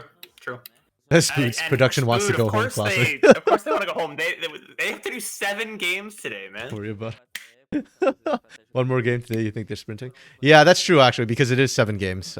They might be just trying to rush as fast as they can. So we get to see which of the teams, was it Loud or Fluxu again? Let me double check. Next game is Liberty versus Loud. Okay. So we already saw Loud. We're gonna see if Curdy is the real thing or whether he's, was it Bagre? Bagre, yeah. Because I think that so far, out of all the rookies or like the new names that have stood out to me, Curdy has caught my attention. But I'm leaning more towards this kid's actually good, but I'm not 100% confirmed yet. Let's see. Yeah, he's one of the few. Namiru so far has not impressed me on INTT Academy. I know on cast, was it? You were on yesterday. You were on Saturday. It was Sofchan maybe with Axe. They were talking about like the potential for Namiru to step in for Aituza. And just to be clear, I didn't say Namiru was going to replace Aituza. I said that Namiru is there, so there is an option to replace Aituza. He just turned 17. I think the age requirement is 17 in CB LoL, but I'm not 100% on that. Okay. But it's like, come on, it's like it writes itself. Like I'm not even, again, I'm not arguing in favor against it. I think the splits boomed for them. Unfortunately, I think there's something just like off at the core. owner of INTZ Sid, where they're gonna win 50. What the hell? Draft is done. Draft Okay. is done. We are Okay, hot dropping into we this can one. we can talk about INTZ running the table later, all right? And they're Okay, gonna okay, do yeah, it. yeah. It's gonna be Green Bay in that one season where they were like 1-5 and then they ran the table. INTZ, right? But first there. off, have a good night, Smooths. Have a good one, man. Yeah, we intend to do more live coach streams as much as possible, and hopefully, like we get more CB Long English casters on this as well, because it's always fun to hang out with people. Oh, let me move us out of the way so we can see the draft. Where are we? Hey, there we go. Okay, we are now top right. Okay, Liberty. SKB is a returning player. I don't know most of this roster actually. They're kind of new. I think Leandrin. Okay. Let me double check that before I shoot my mouth off. I still have not remembered everything. Yes, the engine is from Ignis Cup from Abstract Females. Yeah. So the only we have a actual female player in the academy. Let's go. We've got a couple actually. Really? Yeah. Okay, that's sick. I'm trying to Do we remember have? who else. I've not been watching NACL at all. Do we have any in NACL? No. Like, because there are some exceptionally talented female players in North America. Wait, do we only have one? I thought we had a second one. Hold on, I might be wrong. Too. I thought we had two. That's sick. Also, I will be right back. Caroline got home and sad. Go for it. Yeah, I mean, this is just chill stream. Drop in and out. Feel free. Oh, maybe it's just the entrant. I thought there was somebody else from the Ignis Cup side of things, but you know what? We will find out. Maybe it's on a roster but hasn't played yet, because there are some. Liberty. I'm looking at this. Liberty cooked this draft. That's a gourmet dish. Leandrin is non-binary. Oh, Stee, yes, Stee in INTC Academy. That I don't know why my notes don't show that. That's Leandrin is non-binary. Oh, right here.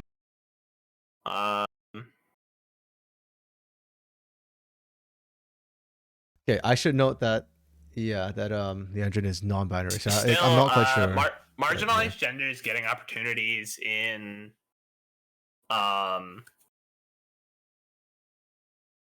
spaces where it is not exclusive to marginalized genders is a big thing for inclusivity. 100%. Oh, well, do you happen to know if Stee goes by she/her or is non-binary as well? Yeah, Payne has two as substitutes. Yeah, they haven't played as well because I think Payne's current roster is the Youps, Tatu, Cats, Marvin, Giggs roster, or do one of them identified? Cats is non-binary, or Luna the support and the mid lane. See, this is why I really appreciate when y'all tell me stuff. Oh no, it's Nalari who's from Pain Gaming Females. Right. So they haven't played yet then, Luna and Nalari, unfortunately. But yeah, if they prefer she/her or non-binary, please do let me know. Because yeah, these are things that I can't. Yeah, I don't know. no, I can't find out because I don't speak Portuguese. Yeah, and it's a big deal. We want to make sure we get them right. Exactly. Yeah. So I've been referring to them as they them for now because I wasn't sure and I didn't want to assume. So I just kind of gender neutral. But yeah, Bren, you were saying something about the Liberty draft. I think it's good. Yeah. Oh yeah, they got Karma Ezreal on this patch. They understood the 14-2 assignment. Like that is a 14-2 draft right there. They left Karma, like they said, okay, Loud, you're not gonna ban Karma. You're gonna learn a lesson about what happens when you don't do that. And then they immediately said, who's the best ADC with Karma? It is Ezreal. If like I have been told, if you're in solo queue and you see your support, right? You see Ezreal as your ADC and you lock anything other than Karma, you're inting. I think Maokai, he's really strong. He's not necessarily the best jungler at the moment, but he fits really well into this team, right? Because he has just like unmitigated entry. He's got over the top engage. So with Ezreal and Hui, they want to poke you down. They want to get you low. They want to, just whittle you away. And that's going to, with a Karma, that's going to be so easy to do. And then once they have you in a bad position, then Levizan springs the trap on the Maokai. Which is like, and then, obviously you've got an Aatrox that's I think just a good pick. I don't think it's necessarily anything big about team synergy there. It's just that's a strong pick in this patch. Yeah, I think it's a good comp pick, for sure, with what they've drafted. I think I agree with you. I think and also should note Hui could be mid or support, and so could Karma. So we might actually see this flex. Hui support has. It's funny. I called it when Hui came out. I said, I looked my friend dead in the face. My friend is a far better player than I am. All right, I am okay at the game, like very soundly okay. And I mean, I'm bad at playing the game, but he is very soundly in the good category. Like he's very good at the game. And I looked him in the face. I said, "Hui is a support," and he said, "You are a madman." And it was season 13, and I was wrong technically because Hui was not a support in season 13.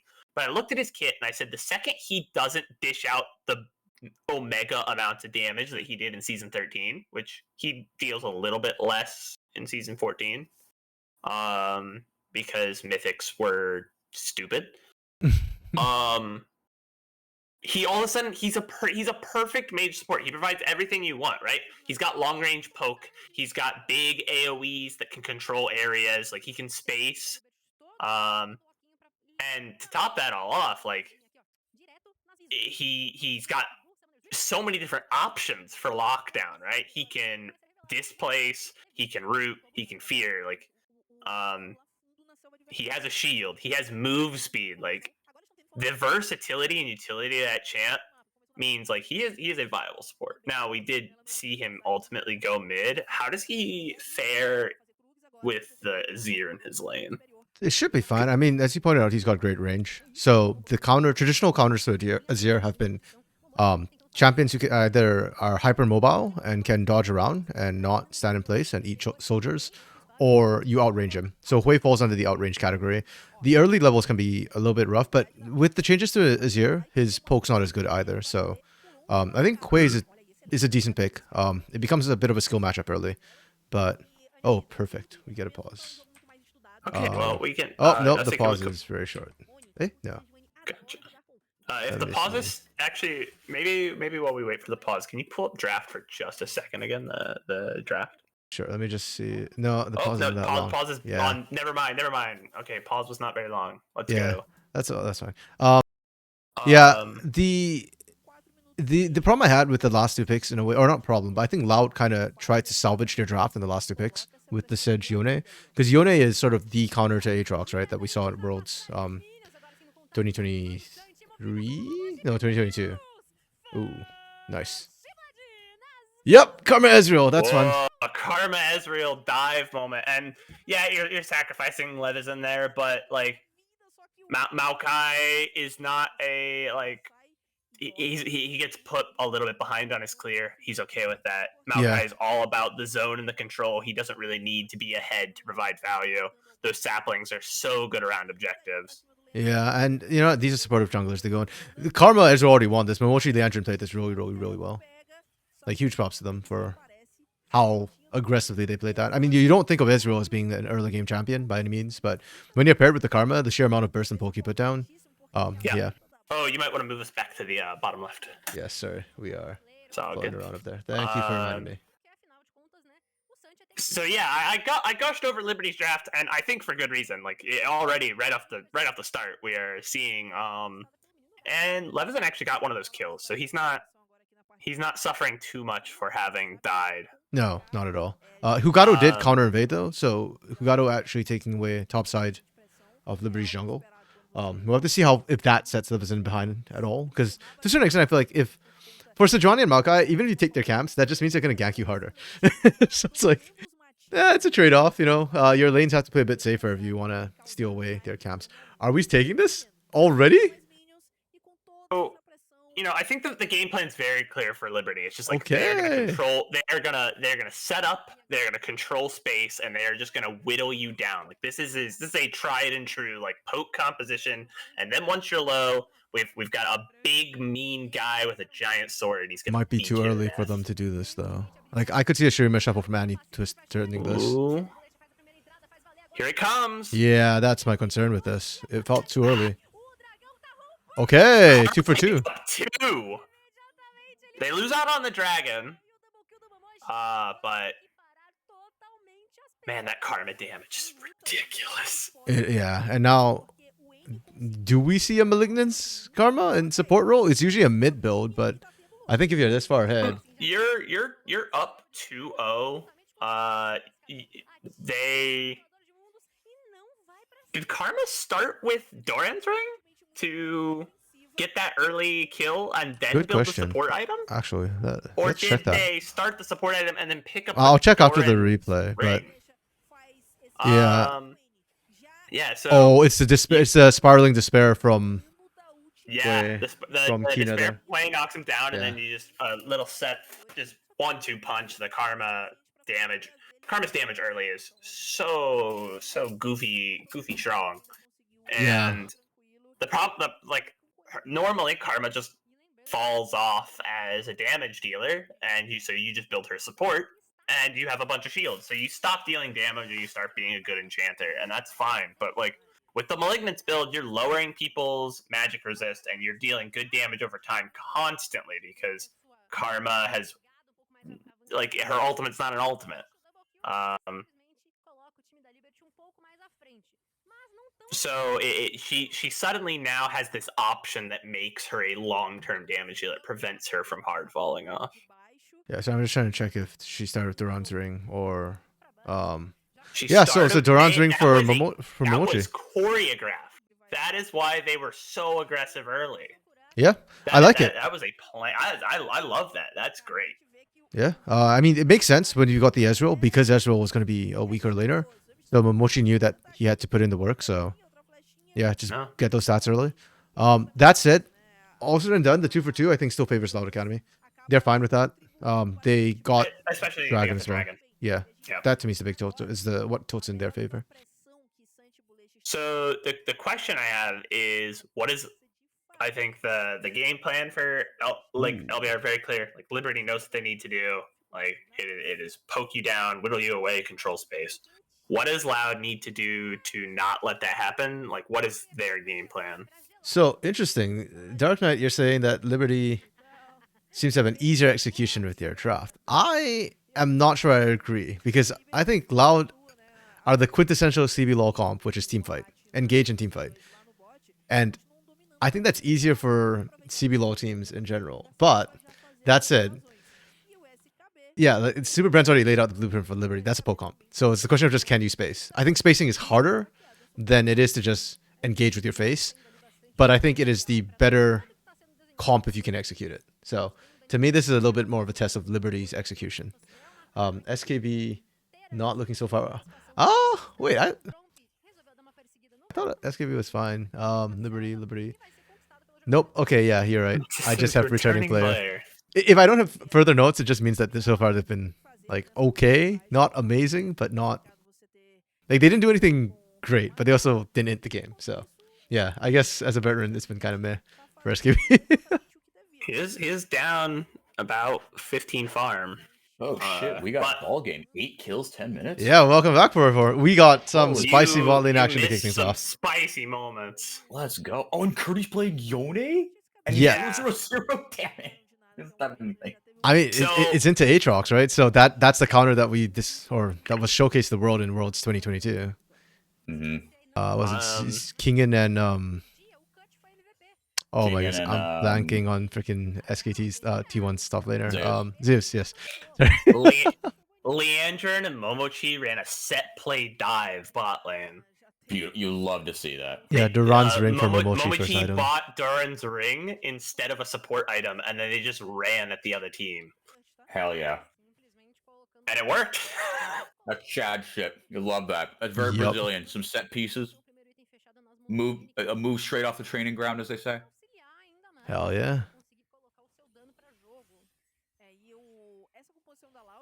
I'll have to see if Loud can continue making those, or if Liberty can continue playing clean though, because they've got a poke comp. Loud has the run at you and we engage comp. And I remember like last year, yeah, a split one 2023 in CB LoL. 2023 split one CB LoL. All the poke comps with the Jaces, the Maokais, and the Varuses, none of them working because they ran into Sejuani's who just friggin' press R and engaged. And this gives me flashbacks to that. Wait, I was reading a message for my actual work. What did you say? I'm sorry. That I'm multitasking right now. no, all good, all good. That Liberty has like the poke comps that remind me of 2023 Split 1, where CB Law was trying to run like Jace, Maokai, Varus, and then the other team would just pick Sejuani and nothing No, would literally, work. I was gonna say the only thing that's missing is Jace in the mid lane. Yeah, I would argue. I think Hui can fill a similar role. No, he absolutely does. Yes. Yeah. Yeah. No, he's got that champion's so strong, man. He's really good. He's got range, he's got CC, and he does a butt ton of damage. Yeah, his only weakness is he scales, so his early game's not amazing, but at the same time, it's so hard to punish right now. Like, and with this, with the Sedge Ezreal, you're not looking to punish this way, anyways. I think Hui. I've mainly played against him in as a support, and he is just a pain in the ass. Yeah, Bro that's the cannon thing to is Q, the Yone icon. his damage split, like how much damage he's doing comparative to the rest of his team, is a little bit down from last season because he was so strong with mythic passives.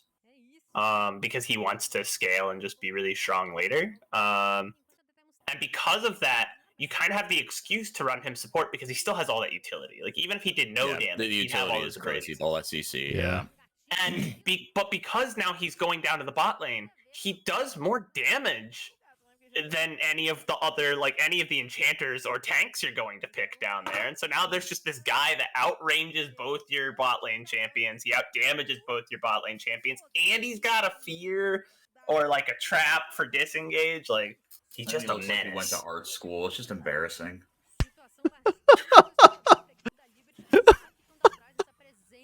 Oh man. He got beat up by a guy with a paintbrush. Wait, you say that's embarrassing, but the others don't even have degrees, so I'm just saying, Hui might be the most educated champion on the ring. No. Let's see. Who of these champions went to school and got a degree? Jace.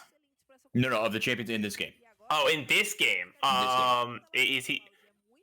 Maybe Ezreal. No, Ezreal's just an explorer. Ezreal definitely went to school. Did he graduate? Yeah. That's the question. And I would say, I think Ezreal just played hooky. Probably. I feel like Ezreal went to school on his uncle's money and then what is this collapse? Didn't care.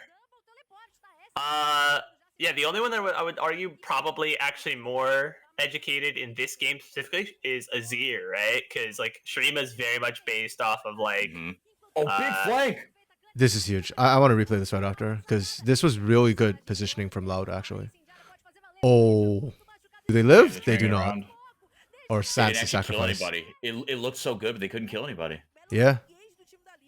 I mean, they got the objective though, which I think was the bigger key point there. Yeah, I can't wait for the replay on this.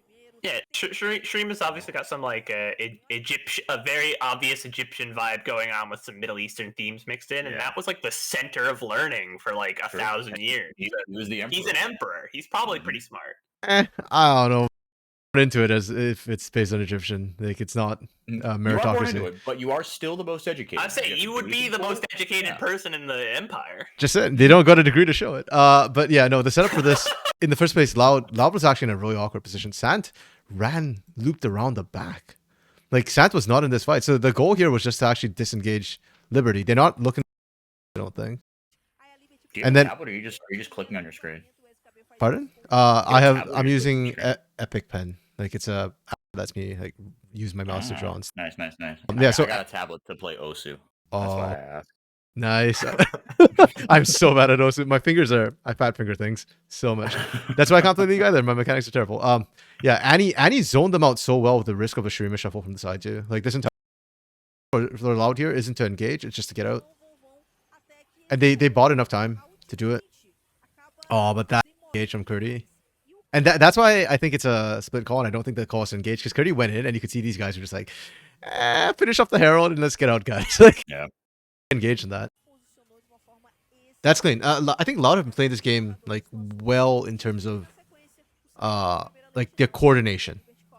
I think Liberty have been very much on the front foot when it comes to macro plays. Like they're usually first to move, but Loud's communications and coordination has been better. Yeah, And it Wilkes shows has really that good they don't have reflex. Yeah. they don't have a grubby counter, but I believe Loud got They every showed it. grub. Yep, 6-0. They showed it early. So Loud has not missed an objective. Correct. Yes, actually, now that you point that out. Which is, and Liberty's playing the we're just gonna get to the objective first and set up and force you to walk into us comp. So that's it's not what you want to see if I'm an LBR fan, if I'm a Liberty believer, if I am a fan. If you're a libertarian, if you will. Yeah, if A you libertine? were one who believes in liberty. I mean, y'all are American, so it's constitutional for y'all to cheer on liberty, right? It's literally That's written only half true. in our foundational documents. Wait, what's the other half? Give me liberty or give me death? So you believe in death as well? I meant just for me because of Brazil, but that's shit. Let's not kid ourselves. Where No. He pulled up a Thomas Paine quote. It's a banger. Can I point out too? The biggest Liberty fan on our English broadcast is a Canadian. What did you say? The biggest Liberty fan on our team, on our broadcast team, is a Canadian. Facts. Yep. Wait, so hold on. Was he born in Canada? Because he lives in the U.S., right? That's what I thought, but then actually he's Canadian apparently. Okay. Yeah, so And he's currently in Canada too right now. So. Oh, he's currently in Canada. That's what he said last time. Because I thought he was American or he was in America, but I thought he lived in goddamn Utah. He was in Utah, yeah, but I don't know where he is now. I'm actually really confused. Yeah. His dad, because I tweet a lot of like Detroit sports stuff, and just, like it's so the algorithm is so like because my audience is all just CB Lowell people. Whenever I tweet Detroit sports things, they're like, dude, shut up! Like, why are you? And everything gets like 4 likes. Curry. It was such a shock. It was like a culture shock to see you like. Wait, hold up. Like tweeting about like Michigan sports, and I was just like, that's the Brazil League of Legends guy. Oh, wait, we are not winning this as Loud. How did they do this? They fought this 4v5. Like Curdy wasn't even there. Is Loud just doing the same thing in Academy that they're doing in CBLO, where they're just it doesn't matter if we draft, we're just gonna outplay you. No, that should be. Hold on, when they show the replay, we can see what the hell. Oh, so Curdy was there at the start of it. Never mind, because I saw him like leave. So it's a 4v4 because SKB is distracted. Yeah. Okay. SKB and Curdy, and so SKB's coming up late, but Sam already has down Momochi at that point. So, yeah, I think here's the problem with the Liberty comp, and it goes back to what Dark Knight was saying a little bit too, like the easier comp win sort of thing. I think Liberty have the harder to execute comp. So they needed space right there, but they got engaged on. Between Nautilus and Sejuani, they just press R, and then, yeah. Yep. Yeah. You have to be able to... That comp is really hard to play backwards. Like, yeah. Like, you've got the Ezreal, and you can keep yourself alive a little bit with Karma Shields. But, like, you're just relying on your Aatrox and Maokai to kind of buy you space. Yeah, and Aatrox was not there, so... Yeah. Yeah, you have... And the big thing is, like, you can't... If you're Liberty, you don't want to be meeting Loud, like, in the choke point. You want to be there first and have... You want Loud to meet you. You want them to have to walk through the saplings, walk through the Ezreal, walk through the Karma. Oh boy! So if you are getting there at the same time, you're probably losing. No, they walked into Spiraling Despair. Why? If Sat dies here, Sat kind of okay. Look at the range on that. Like, what are we doing, dude? He's a Xerath. Basically, yeah. That's a Xerath with other abilities, including support utility spells. Yeah, and then also wasted his parents' money on an art degree. Whoa! What do you have against art degrees? Hui lore, if I remember, Hui is just he's like a leader of like a temple, and art's just like his passion. That's what happens to you when you get an art degree. You have to go up to the mountains and retreat from. I'm kidding. I got a journal degree, dude. I am one step removed from that. I got a journal degree, so it's okay. What's speaking of degrees, that's FourY4. We have to stay friends after I say this, okay? I attend Ohio State. Oh, fuck off. No, you don't, dude. No. I am a current junior, and so were you like born and raised in Columbus? As I've been yes. like, okay. Yeah, and I had, You had no choice in the matter. It's okay. It wasn't your fault. No, yeah, I had to the point of like I had scholarships to like nicer schools out of state, and I don't know. I was meant to be a Buckeye. Yeah. I was it happens to you. And it's no, and I mean, all jokes aside, it is. Well, I'll say two things. One, out of all the sports teams that I root for, which are quite a few, no, there's only one actual rivalry that like makes my blood boil, and it is the Michigan Ohio State thing.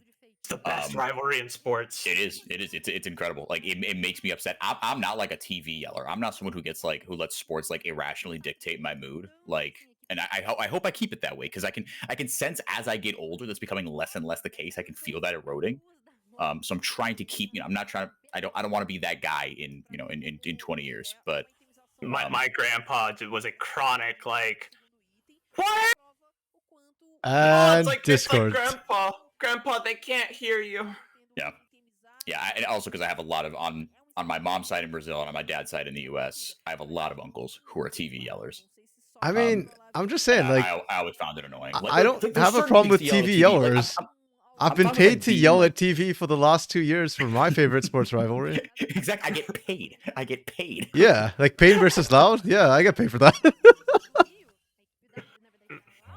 I mean, it ends poorly for me, and I end up yelling. But yeah, so imagine how excited I am, right? As like, oh man, I've been an Ohio State fan my whole life. We've been kicking the crap out of our biggest rival for 20 years. And then you show up and they haven't won a game. We have not won a game since I attended this university.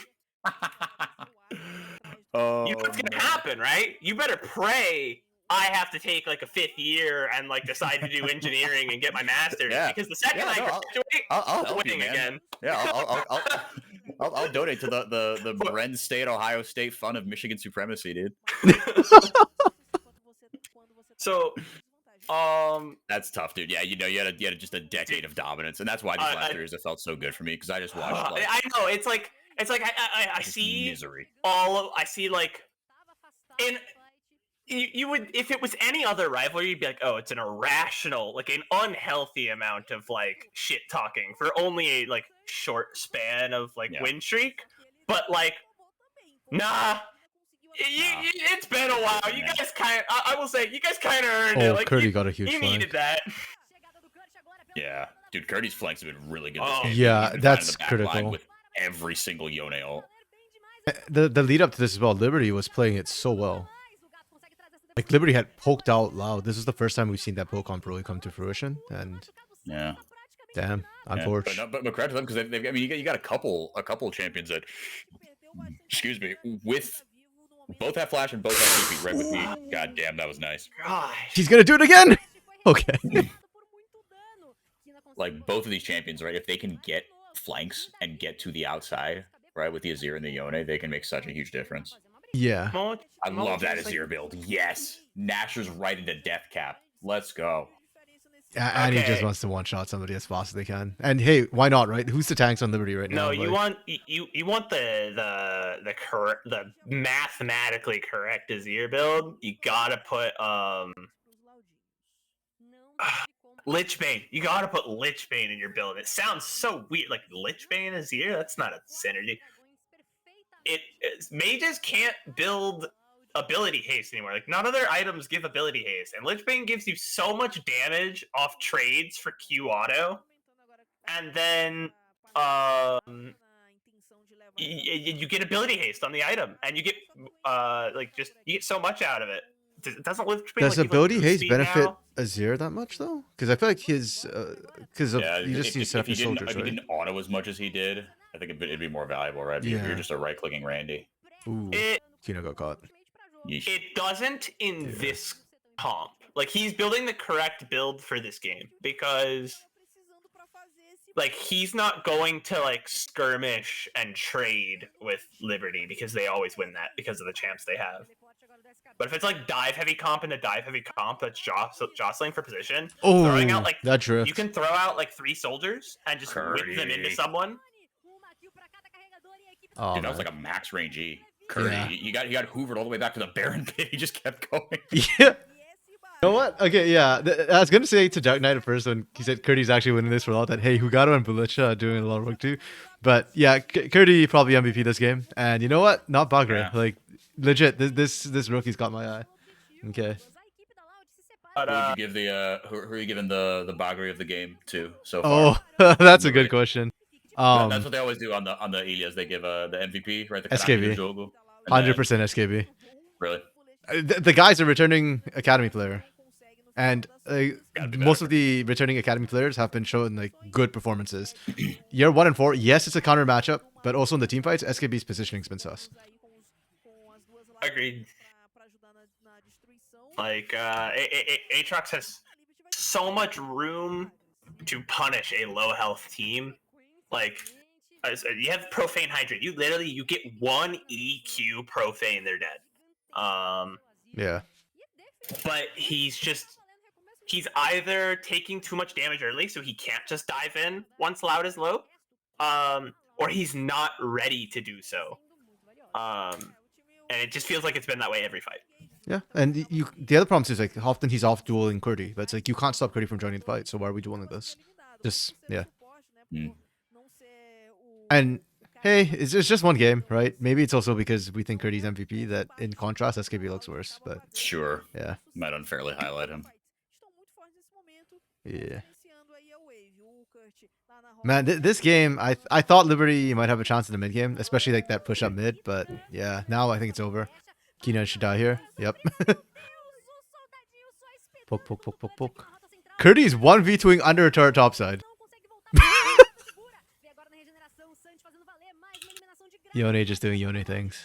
That's not even Curry. That's just Yone. Yeah, that's her. First makes, now Curdy. Yeah, that I would not have thought that top lane was going to be the academy lane that has been churning out talent. It's always been ADC, and then like Yeah, like actually. Makes didn't even look that good, or as good. No, not to say didn't look that good, but he doesn't look as good as he does in CB LoL in academy. Like when he was in academy, I was like, he's probably like bottom tier 1, like bottom of the top tier for me. I had a couple of top laners above him, but then like he went to CB LoL and he starts popping off. Robo spoke really well about him when Playhard interviewed him about Makes. Yeah, yeah, I'm not surprised. I think Makes has been really impressive. I still think Super Clever is better, but yeah, Makes it certainly impressed me. I mean, I think it's great that we have like a legit argument over like. I still think Wiser and FNB are Wiser, FNB, Robo like are undoubtedly like the top echelon of top laners. But the fact that like beyond that, it's like I don't know, they're all pretty good right now. Yeah. 100%. That's why I was worried for Makes and Super Clever at first. I thought they were going to struggle in laning, but no, they came in ready to go.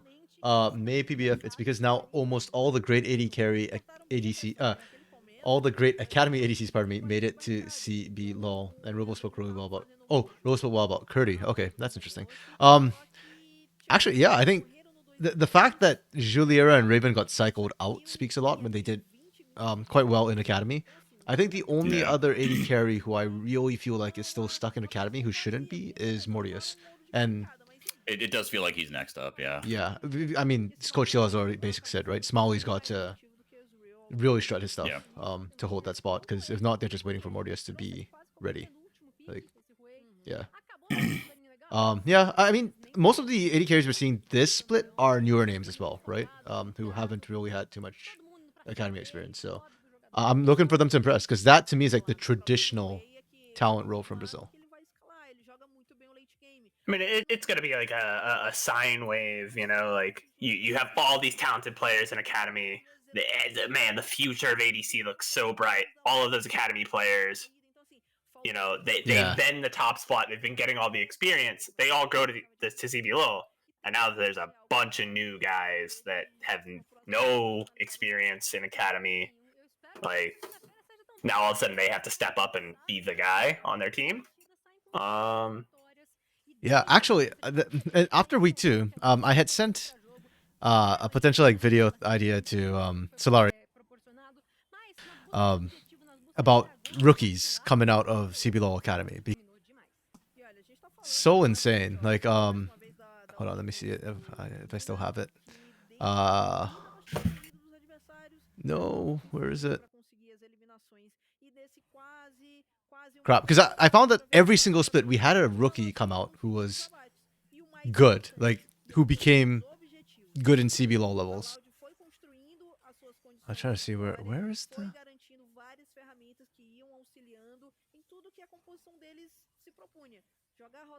Okay, I don't know where I put it. Damn it. Where's my list? Yes, here we go. So like starting from franchising, because I only bothered to go back to when franchising started, not before then. The first split we had Chiari and Gigod. Those guys, that was their debut. 2 of our top laners. Then 2021 split 2 was Natuno and Grevthar. Grevthar popping into the playoffs. That's 2021 split 2. 2022 split 1 is our most elo help player of CBLOL, Ninja Kiwi. He debuted on a 12-man Renska roster, by the way, replacing Hades and Guard in the bot lane. God, like that was such a messed up roster. insane. Yeah, and right after the Yuri Croc, who else was on that roster for 2021 split 2? The one that lost to Greptar. That was an insane split. 2022 split 2. Yeah, Trigo damage Chiari. Yeah. Yuri Yeah, Croc. Chiari was the top side. Just double check. Yeah, Curdy definitely MVP this game. I would be shocked if it was anyone else. Sorry, just go checking the damage. And then after Ninja Kiwi, 2022 split 2 was Brunsey, Mr. Botgap, and Goot came out that split. I think people forget how he came in. He came as a substitute for Ranger. Yeah. And then never left. When Ranger got COVID, it was just like, oh, we're going to sub him in for 1 week. And then they were like, actually, Viego's meta. Goot's good. Let's just keep going. Yeah, and then... Dude, where is Goot right now? He's here. He's here. He's in Flamengo. Right? Flamengo Academy now, yeah. Yeah. Yeah. No shot! Wow. Oh. Hey, you know, I can respect that they just didn't look at the damage graph and say, hey, guy did most damage, guy is MVP. But he controlled all those fights, guys. It's not just a damage thing. It was just like, yeah, SKB couldn't play the game because Curdy existed. I mean, okay, again, don't get me wrong. Like, yes, Fugado did, and I even said Fugado, you know, the engages that were coming out of him and Bulesha were also key, but Curdy literally found like solo engages in the backline repeatedly. What? I really wish I could understand their reasoning behind it. Like, we should reach out to them and be like, hey guys, we want to understand like what goes into your. We just want to talk. Process. We just want to.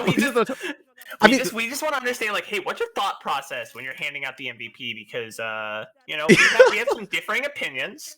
Yeah, hey, Legolas is on cast today, and I know that she speaks English because I've interacted with her on Twitter before. We'd be really interested to we just want to sit and learn. Just tell us about it. Please, Legolas, you're a stats person. Like, please explain this. Yeah, like May PBF said, like the amount of outs that Fugado whiffed as well. Like, I mean, sure, like it's the one that hits that matters, but also he whiffed. Like, I don't think Curdy whiffed a single out. Like, bro. Oh, by the way, also they were having a discussion about Titan. Titan's known to help his ADC carries. Says that he didn't have it when he started and wish he had, so he does it for them when he can. That's really cool. Actually, the more I hear about Titan, like my first exposure to Titan was a lot of fan hate. Like a lot of people hated Titan for like screaming on screen, like during games and stuff like that. But the more I hear about him from like other people, like about how he is on teams and stuff like that, the more I kind of like it. Also, it helps that he's on paid gaming now. Those is definitely important. Yeah, but going back to the rookies, after Brunsey and Goot, there was Zai and Ayu, who debuted in the same split on different teams and now are together. Then we had Pro Delta in 2022 S3, and then now Makes and Super Clever have already popped off. So yeah, this is kind of crazy. Brazil literally produces a new superstar rookie every single split. I don't think I can say that about I was gonna say any region, but maybe the LPL can. LCS and LEC Yeah. certainly can't say that. So No, the LCK as well. Like they just like the academies there are unbelievable. yeah, but LCKCL is a tier 1 league like anywhere They're else. just like they're so unfairly good. They're ridiculous. Like how the hell do you find just like Pays the year after you find like Owner and Zeus like 2 years after that? Like Guma and Carria, they're still like in their 3rd and 4th year. Like what are we doing, dude? because they're not finding them, they're training them, which is the difference. Yeah, sure, they don't find these people. I had the opportunity to sit down with Kangas, and it was originally supposed to be a video that I was going to do for Ohio State esports. Ohio State, I gotta put this lightly because I still am there. They're not the most forward with the esports program. Like they are not ahead of the curve. We have our own arena, which is very nice. But it's in the bottom of one of the dorm buildings. It's also doubles as like a big computer cafe, essentially. The thing, like, so we're part of. They put us in the rec sports department, so there's a lot of restrictions on what we can and can't do. We're not like athletics, where they get this like big creative. We still have to follow like it's very corporate in its identity, which esports is just the antithesis of. So I was gonna do a video about NA development, collegiate, like the difference between collegiate and tier 2, and stuff like that. And there's a lot of hoops to jump through to put things on our YouTube, and I didn't want to edit down a 40-minute conversation, but it was a really good conversation. So I'll share some of what I got out of that. And it's that like stuff like what I just talked about is part of what hampers North American development. Like there's a lot of schools, a lot of orgs that don't understand that like the what is going to encourage young talent to come sign with them and learn and develop. I think we should take like a lot of learn from soccer development, like the way soccer players are developed. The parallels between North America in terms of esports and soccer and the way that we're still growing in both of those is a lot. It is so much. And soccer now, we are getting to the point where at least like North America has respectable soccer teams. Like we are like Canada made the World Cup for the first time in forever. And, like we are seeing dumpstered the qualifiers. Yeah, absolutely, just destroyed people. It's because the work went in. That's one of the big. I'm a huge soccer fan because I'm from Columbus, and the first MLS purpose-built stadium was right here in Columbus. And it wasn't until we started saying, okay, we need to sponsor programs. We need to get people and teach them and make them understand, not when they're in high school, not when they're in middle school, like from a young age, when these people are children. And that's what happens. That's what had been happening around the world. Like, Lionel Messi was scouted when he was 13. Yeah. Like, well, that's also why we dumpster every other sport, is because you make it like a non-negotiable, right? Like you said, it's a lifestyle thing from day one. Yeah. Kids are playing at the Y and they're playing street ball when they, as soon as they can dribble. Exactly. They're the best basketball players on earth. And when we put that kind of institution out there for League of Legends, which it's unlikely to happen because it's not already there, and a lot of North American orgs,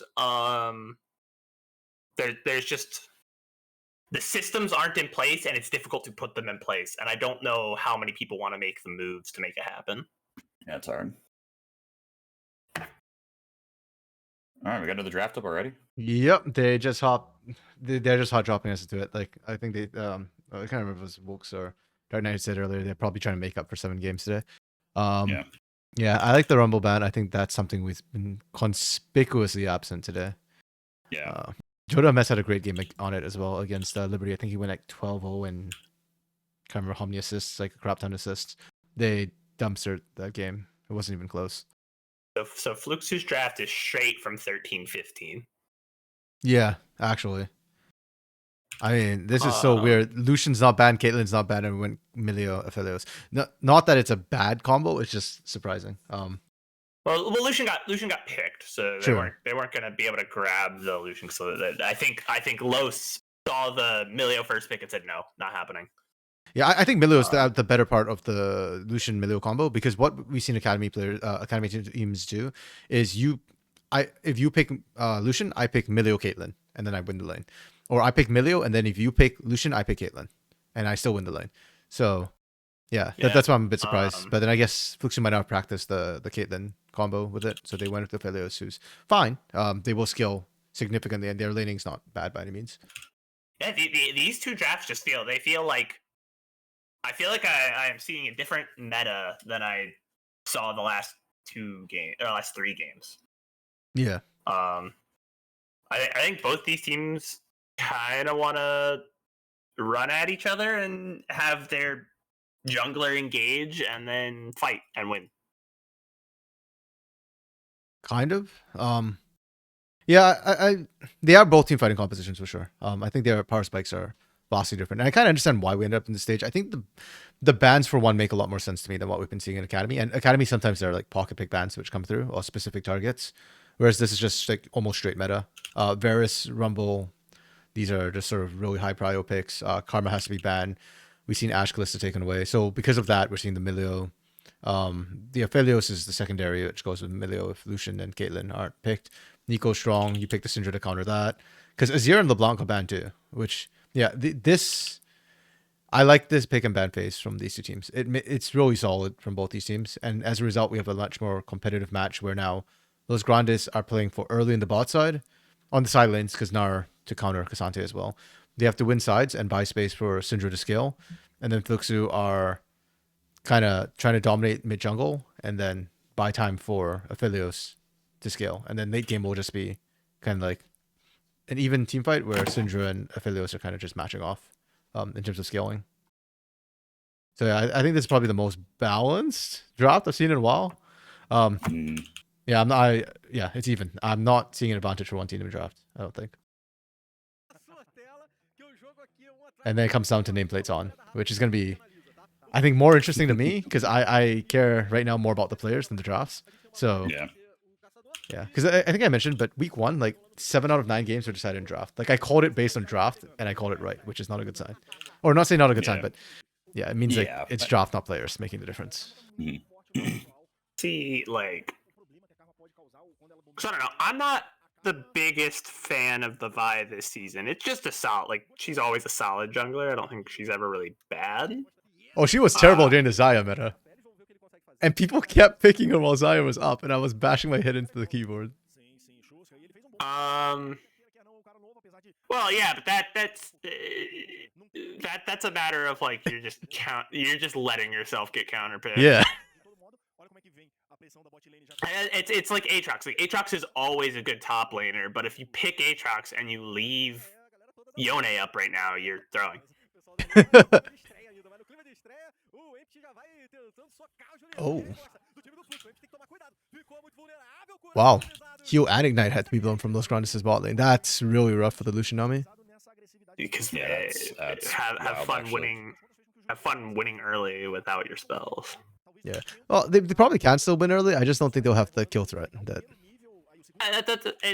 You can bully Fluxu around lane, but like if you're Lucian and you're not snowballing, you're not beating Juliera late game. Yeah, for sure. Oh, actually, we freed Juliera. It's not a support champion. Let's go. Yeah, here we go, buddy. All right, make your money. Come on. Okay, you know what? Fluxu win this. Nameplate's on. Nameplate's on. Juliera isn't playing Seraphine. He wins. That's kind of not fair to Los Grandes. Los Grandes are mostly new names to me. Only the top laner, Jota Amiz or JMZ, I recognize from last split, and even then, he was a substitute last split. So, actually, no, I recognize Los Grandes as mid laner. Tavares, the hockey player. That was Canadian as hell of you. I was gonna say he's the captain of the Toronto Maple Leafs. I knew it. RMC, you sly dog, you continue to surprise me. I That was was really funny. God, if you, I was waiting for I was hoping the response is like, you do? Like, what? That's weird. I was gonna be like, yeah, he's the captain of the Maple Leafs. I knew. I heard. I was like, wait, hold up. Hold on. You real really sports, funny. flesh sports people. Yeah, you meat sports enjoyer. Exactly. Bro, speaking of the Leafs, you see the Senators start a fight at the end of that Dude, game? That was prime. Like I saw a tweet that was hold on, I gotta read this tweet. It was It's like that's so hockey, funny. man. While you look it up, I'm just gonna answer Dark Knight's question. Is First Strike really a good choice against Aphelios Milio? As a Lucian, you almost always run that First Strike. Is it the best? It's a risky rune, but a lot of people do it anyways because as the Lucian, you get a dash in and kick things off. So more often than not, you'll still proc it. Yeah, I mean, you're running the risk that you get poked out by Lucian or by Milio Felios, but like you're hoping that at this level, like you're smart enough to play around that. You're playing safe until you're ready to dash in. Because the alternative is you take press the attack, which I don't think does as much for it. Does I don't think it does enough for him at all. Like he takes press the attack and then, I don't think you get the extended trade or long enough trade to make press the attack as valuable as First Strike. Exactly. I think First Strike, you're getting that percent additional damage for a very short window, which is what Lucian wants. And he's very much about snowball. So, you know, if you're putting in a bunch of like really good trades early, that's it's like, okay, 150 extra gold. What's 150 extra gold? Like getting that item, that could be the difference between like entering team fight with a full item and boots or entering team fight with like an item and half boots or 3/4 of an item and boots, you know? Like objectives traded, and that allows us to get back to meat sports for Senators. Here we go. It was okay. Hockey is the most fascinating blend of suck it up, be a man, and play through that broken leg. And that fucker took a hard shot on our empty net. This has hurt our feelings. He must die. Actually true. It's so true. It's when you give players the option to just like, nah, guy's being a dickhead. I'm gonna punch him in the face. I'm so sorry. I said a bad word. I'm sorry, Riot. I didn't mean it. I just dropped that bomb. It's okay.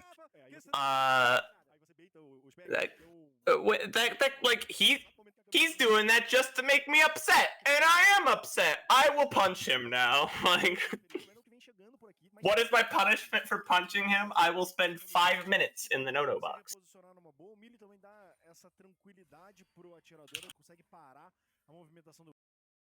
I know hockey players are all a different breed. They are different. Yeah.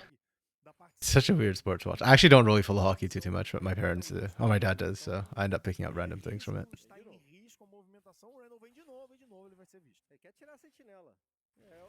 Okay, where are these leads coming from?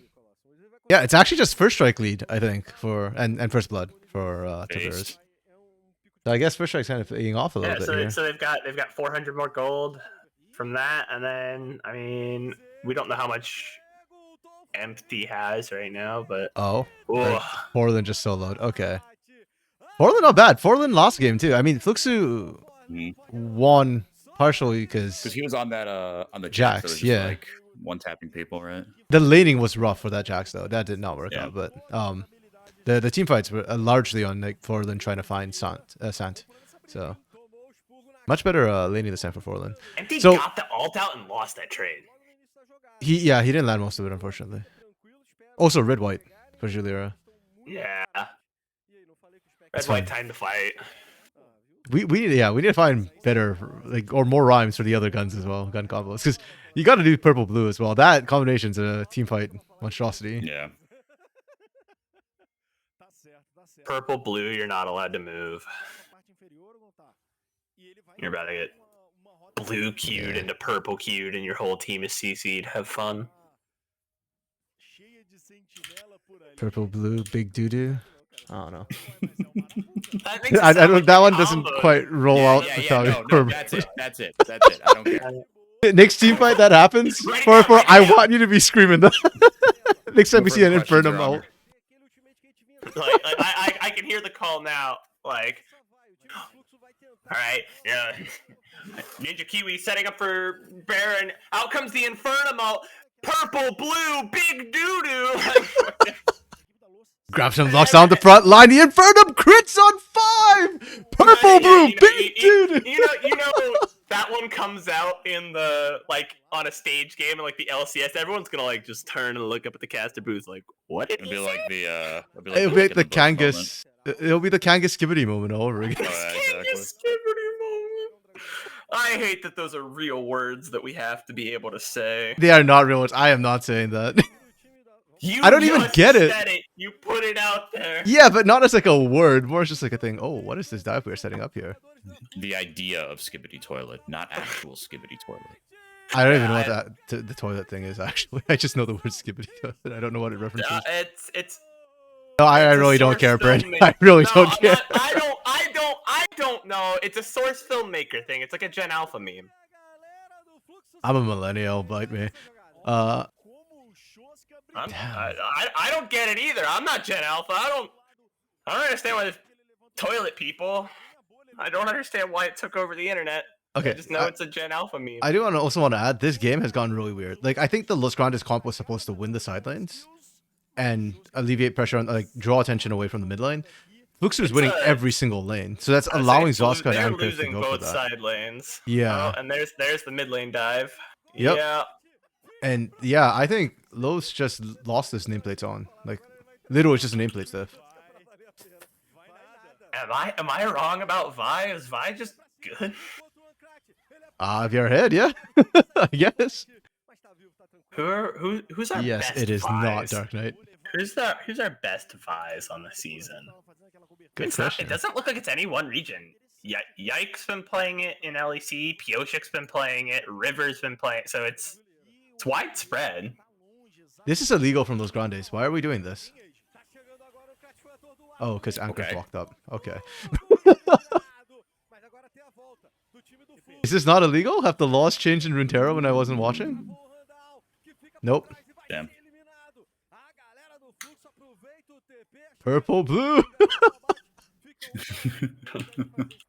Just said that was a gun combo. Yeah, but that was illegal from Los Grandes. You don't get to step up there. Like, you are behind right now. You don't have Prio. Zoska had first move. You're lucky Zoska didn't have Pop Blossom, or that fight goes a lot worse. Also, Ankrit did not need to face tank that with his face. Yeah, now it's a Fluxu Dragon. Just because Pop Blossom's back up again. And Proto Belt's been picked up. Oh. Oh, here comes the flank TP.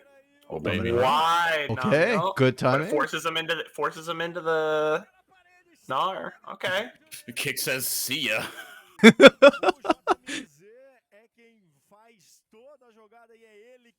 You know what? I like it a I lot think more than the Camille that said see ya. I think it's it might be an interesting thing to look at, just because we have two teams now that are going to play an extra game today. Mm-hmm. Is it better to have the warm-up game? Like, are you going to play better on the second one? Or are you tired now? I mean, Loud won theirs. So if Fluxu wins this, then both of them won theirs. I know I was just talking to ZZ Legendary, the coach for Supernova, about this last week. And he was saying that, yeah, they're kind of used to prepping for 2 games. So it's not really a difference once you get used to it. Like, it's a bit more work, but it doesn't really make a huge difference.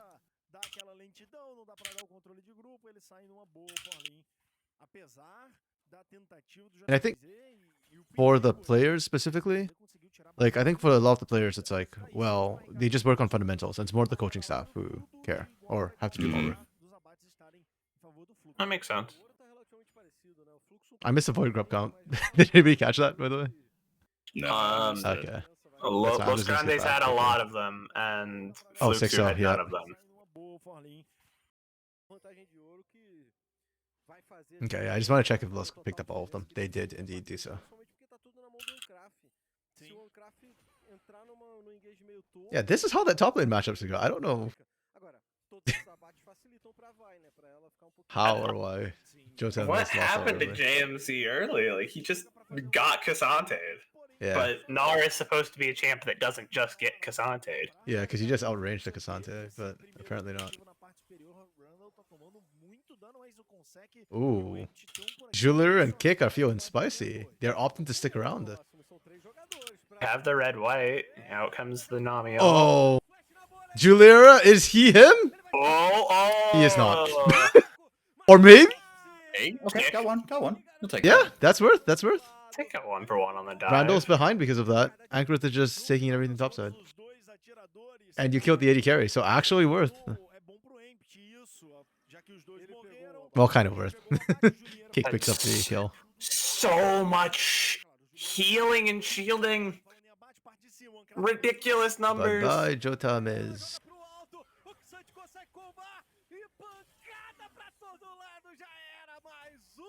Man, I don't know how I feel about Cassante using all out on like little champions like Nar and Milio. It just feels wrong, you know? Flashes the Feels like it should be bubble. illegal. Yeah, kind of. It's like, ow, hey, hey. That feels like the second ult that Empty's missed most of. Yeah, agreed. I mean, Julia is playing really well around it, to be fair, as well. So it's not like Empty is inting it. No, it's just- But yeah, it's not having the just- effect that you want to have. Just as an a- observation. Yeah, no, and a fair one for sure. Ankrith is really good on this Vi. Yeah. Yeah. Sorry. The reason why I'm hesitating is because like I feel like Vi is a trap on this patch, especially if you're blinding it. But Ankrith is definitely making tracks on the map right now. And I'm wondering how much of that is Ankrith and how much of that is having winning lanes for the Vi. Like when a Vi's a hit, she looks busted. I want to check Vi worldwide and not just top 4 leagues and see how she's doing. Well, I'll just check a win rate in CB low as well too, because it feels low. Like my gut instinct is that it's low in CB low, but So worldwide, like every pro league tracked by gold.gg, 52.4% win rate. So okay, so about 50-50. I say it's close. It's closer to almost exactly 50-50 if you look at the top 4 leagues. But specific to Brazil, 60%. Okay, my gut instinct was wrong. Wait, what the? Why is Randall just standing there? yeah, she's 6-4, but 2 of those games are Disamus. Just Oh, Randall did not know. Oh shoot! I was trying to skip to live. how's it doing in CL? CPL Academy. Exactly the same in CPL Academy, 60%. 60%. Okay, yeah. Yeah, no, Ankrith is a solid jungler. He's a good jungler, but I don't think he was Drake hero levels yet. And I think for junglers in CB LoL, like, yeah. Is that CPL's weakest position, jungle? Oh, Like, Actually. you know, we always talk about CPL, so many strong mid laners. So CPL, like, known for their strong ADCs, but like, where's our weak spot? I would have said jungler last split. But so far, our junglers have been performing this split, so I'm hesitating to say it this split. If anything, wanna I think say our mid laners have been fourth. sleeping a little bit this split. Interesting. Support's the weakest? I feel like it's And yet some of our Support. best players are supports. Like Seo's league MVP right now is a support. Pro Delta, who's probably like the most promising rookie, is a what? Ay.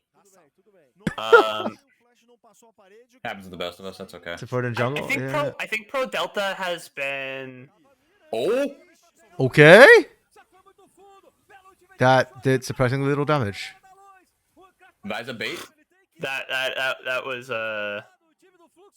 Ooh. there was a moment where Nico said, "I'm gonna go in, I'm gonna do it," and then the burst champ didn't do the burst thing, and then immediately it just got like it's the meme of Rorschach or whatever, or no, Dr. Manhattan, just disintegrating the guy. That was the Syndra.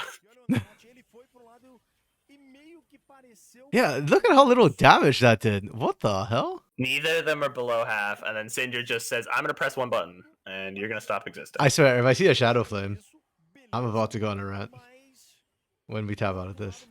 Okay, good, it's not.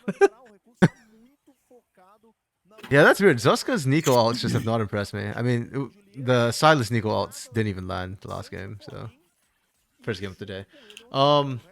May for support and jungle, you think only Seos and Curry, then there's a gap, maybe Cabby too. No, I think Pro Delta is up there. I think Pro Delta's close, but Pro Delta has not improved as much as I would have liked to seen from last. He was so good last split.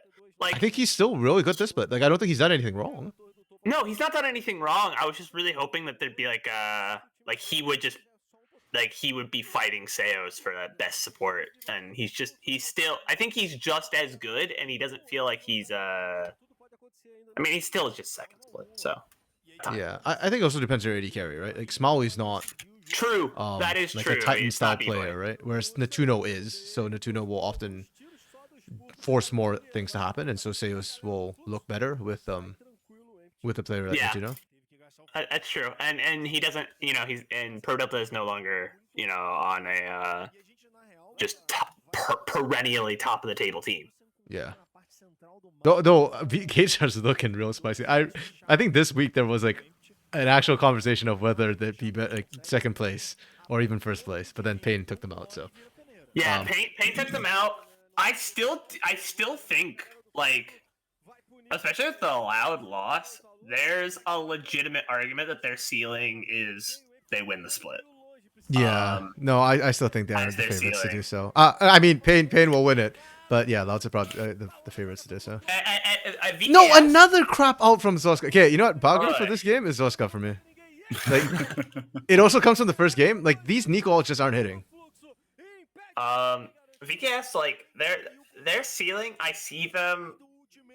If they had more, if they Why are we gel here? more and more, and they're able to like really just like play the game plan by the end of split, because they have the pieces. I think they have very strong pieces. I think there's a argument they make finals. I don't think it's out of the question. Yeah, agreed. Yeah, and I do think they'll improve. Their ceiling's very, very high. Ankrith, okay. Ankrith is a good buy. Ankrith is really a good buy. That re-engage surprised me, but it was precisely what Flixu needed to pull a win out of that. So we see the all missed Pop Blossom. Yeah, Zoska's just not seeing the right angles for this. Like, so Vi's coming out, grabs some healing, and then says, "All right, like right now's here." the time." Oh no, right here. There we go. There it is. Yeah. We gotta pick. We're gonna zone the Gnar away. Yep. Yeah, zone the Gnar away. Had to blow a one-man ult right there. Yep. Yeah. And then baited the re-engage as well. Like Jota Miss thought they were safe. Zoned the Gnar off. They get a pick, and then they see JMZ like is now he's low, and he's like, oh, I can kill this Vi, but your team's not there, buddy. And Fluxu finished what they wanted to do over in the mid lane. They're coming up for you. Yeah. Ankrith or Julia MVP this game? Or someone else?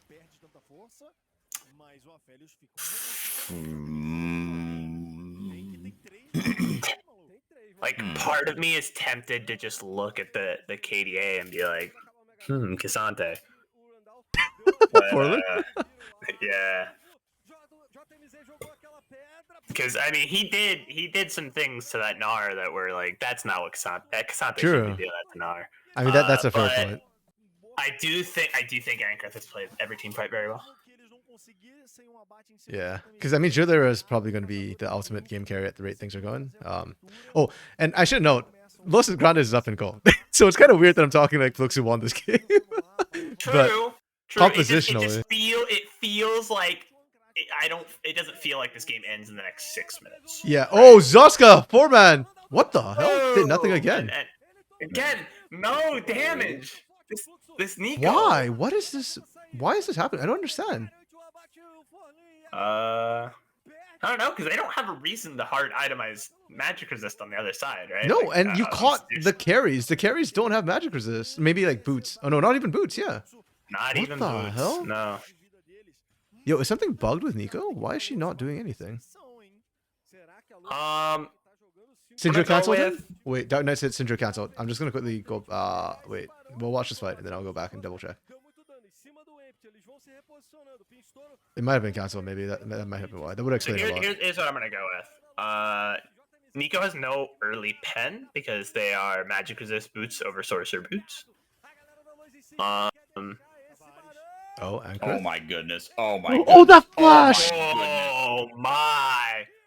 Anchors, why are you Yeah, making me like Vi? Anchoreth That's might not be- okay. Anchoreth might be pretty Yeah. good. He's MVP. Yeah. Okay. That's crazy. He blew the Lucian flag. And as well. again, Anchoreth is still there. He's just The sidestep again. he's not. Vi from Arcane, dude. Crazy. That is. You have to burn a one man out. Another dodge. Anchoreth just does not get hit by bubbles. Yeah, I mean he's got movement. Damn. Wait, it's not over yet. Again, dodge the stuns. He just doesn't get hit.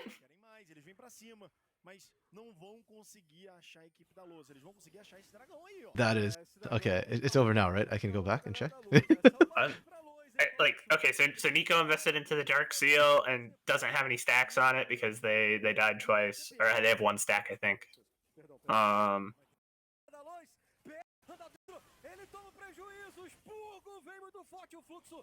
Yeah, I think neither of their items are damage items. Wait, that was so weird. They got knocked. They got knocked up. They all get knocked up. They got They knocked knock up, back- but Syndra Oh. pushes- The crash. It did get crashed down. Yeah. Crash Okay. down is what does the damage. the landing is what does the vast majority of the damage. Okay. If not all of it. I've never seen that though. Yeah, I've never seen that timing I've of it never where seen they that. actually That's get knocked crazy. up. Usually it just So gets canceled. I They don't get pulled. Or I've seen it with a Jace hammer buffer where they got knocked up and the Jace auto connected at like the same time. Jace obviously in melee still got not like crashed down on, but the rest of the team was safe. yeah, that's weird. But good eye, Dark Knight. Really good eye. Because I just saw the up then down animation and I thought like they did no damage. Yeah. Yeah, good to know though that Bren, like you're So saying, now, like, I say now we're seeing the Nico put in the magic penetration. We're probably gonna see the Crit Bloom come out. Third item. Yeah, for Nico for sure. Yeah, that's actually okay I for think, Nico. I'm I okay think with that one. it's just Nico's a facilitator here, right? Like look at your first two items are Pertobelt into Zanya's, which like Zanya's 120 ability power is like woo, it's a lot going on, but it lost like every other stat. It's got ability power and armor, and it's got the same passive, so it is it's like more of an item and not just like the passive is really broken. Like there's a reason to build it just as an item, but I don't know, it's not a damage item, right? And then neither is Pertobelt. Like you built both those for their actives.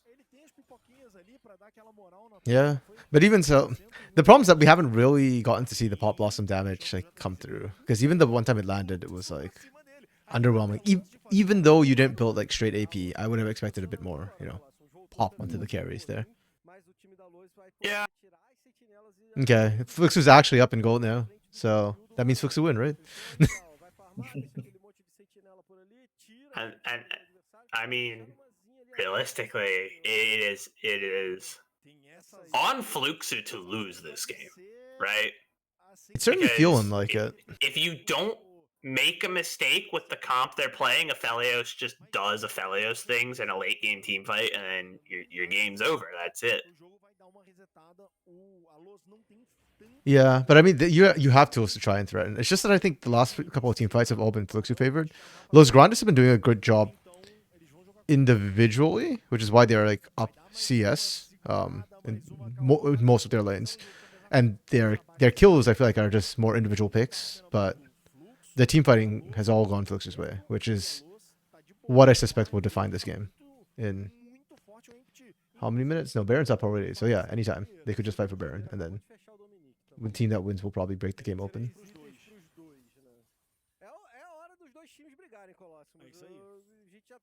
Joda Miz is still split pushing like a boss though, and Forlin is not enjoying it.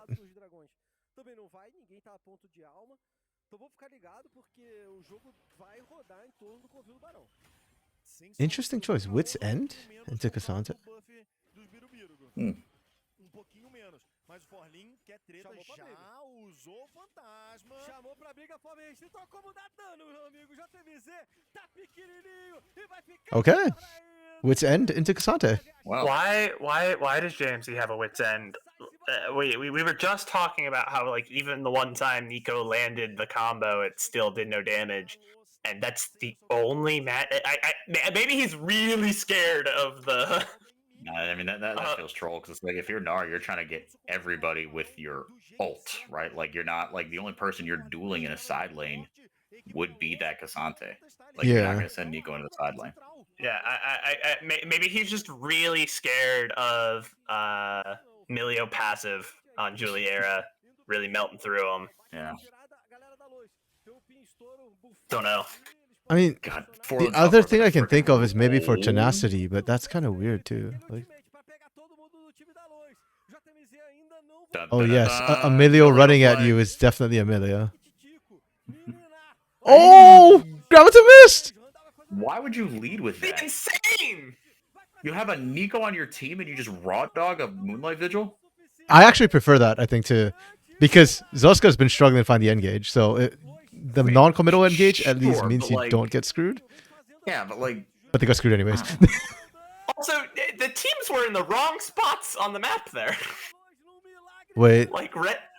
Forlin can clean up. Los Grandes was like defending the blue side. Forlin can clean up. Oh, he can. Oh my goodness. Damn. Cassante things. Cassante Gaming, dude. That's crazy. That was about the best possible fight Los Grandes could hope for. And they played the initial bits so well.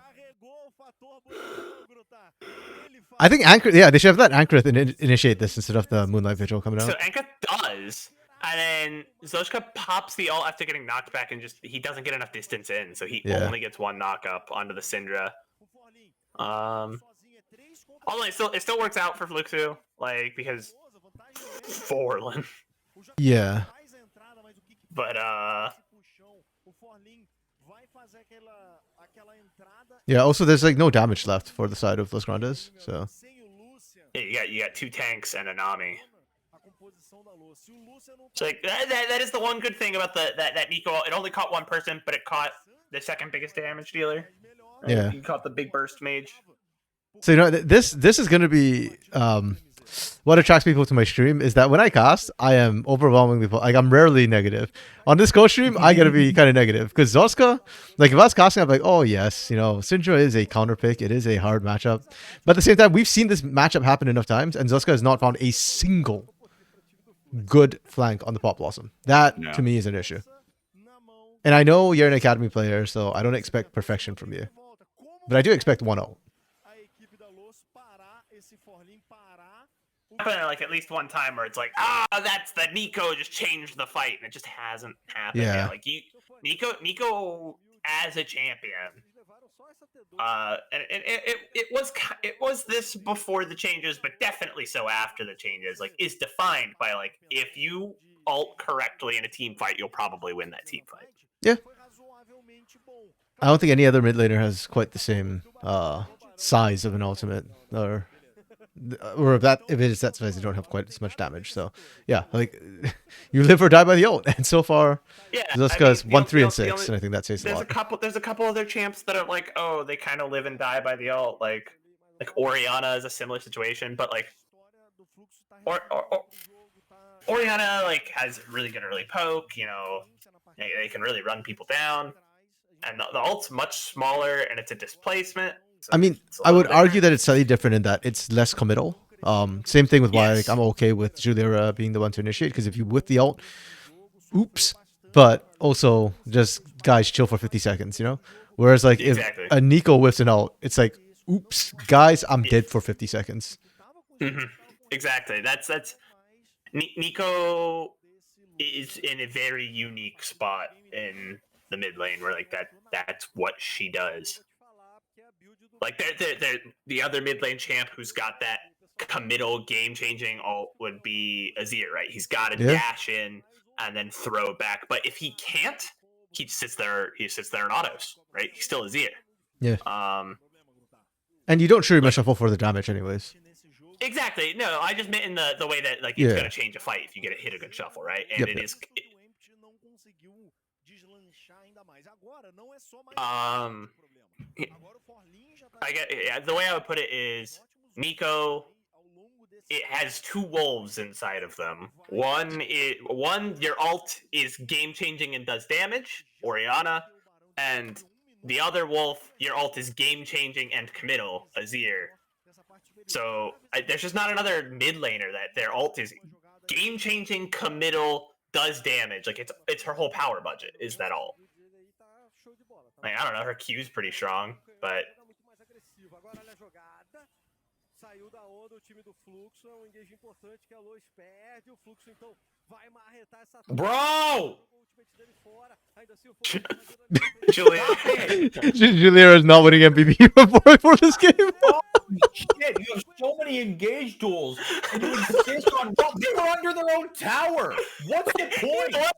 I'm pretty sure that was, if I'm correct, that was Calibrum ult as well. Like, which Calibrum ult has gotta be the second least impactful one because Severum ult's not an ult. Actually, no. Severum ult is a get out of jail free card because if you're getting dove and you Severum ult, like you just get all your health back. Like Okay. Calibrum ult, you get Calibrum passive. Okay, the only redeeming quality here is that it looks like Moonlight Vigil has a much shorter cooldown than I thought. That shit is already halfway back up. Yeah.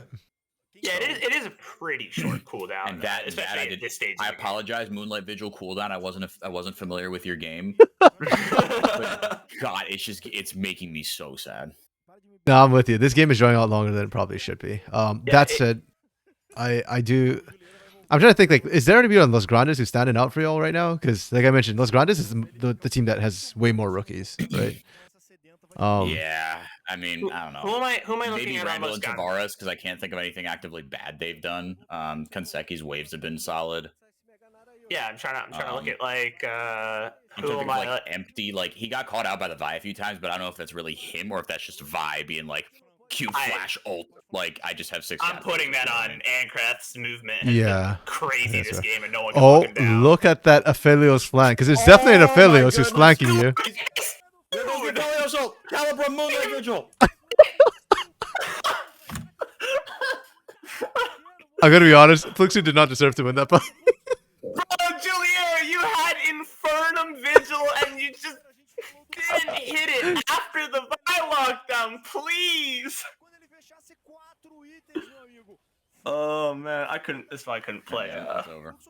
So here's my problem, I guess, because I don't think Fluxu deserved to win that fight with the way they initiated that, or the way it ended up going, right? The fact that Julia without Zoska hits 2 tanks instead of any meaningful champions. But at the same time, like I'm looking at Los Grandes and like, they're not doing anything wrong, but it almost feels like they're not doing anything. I'll tell you Period. what's wrong. Their comp is wrong. They don't do anything at this point in the game. Like, Yeah, actually, kind of true. Yeah. the only scaling champ is Syndra, right? Syndra has her passive. She's got an execute late game. Like, she is a scaling champ. But you picked Syndra to counter pick Nico in the lane, so you're not playing around her scaling.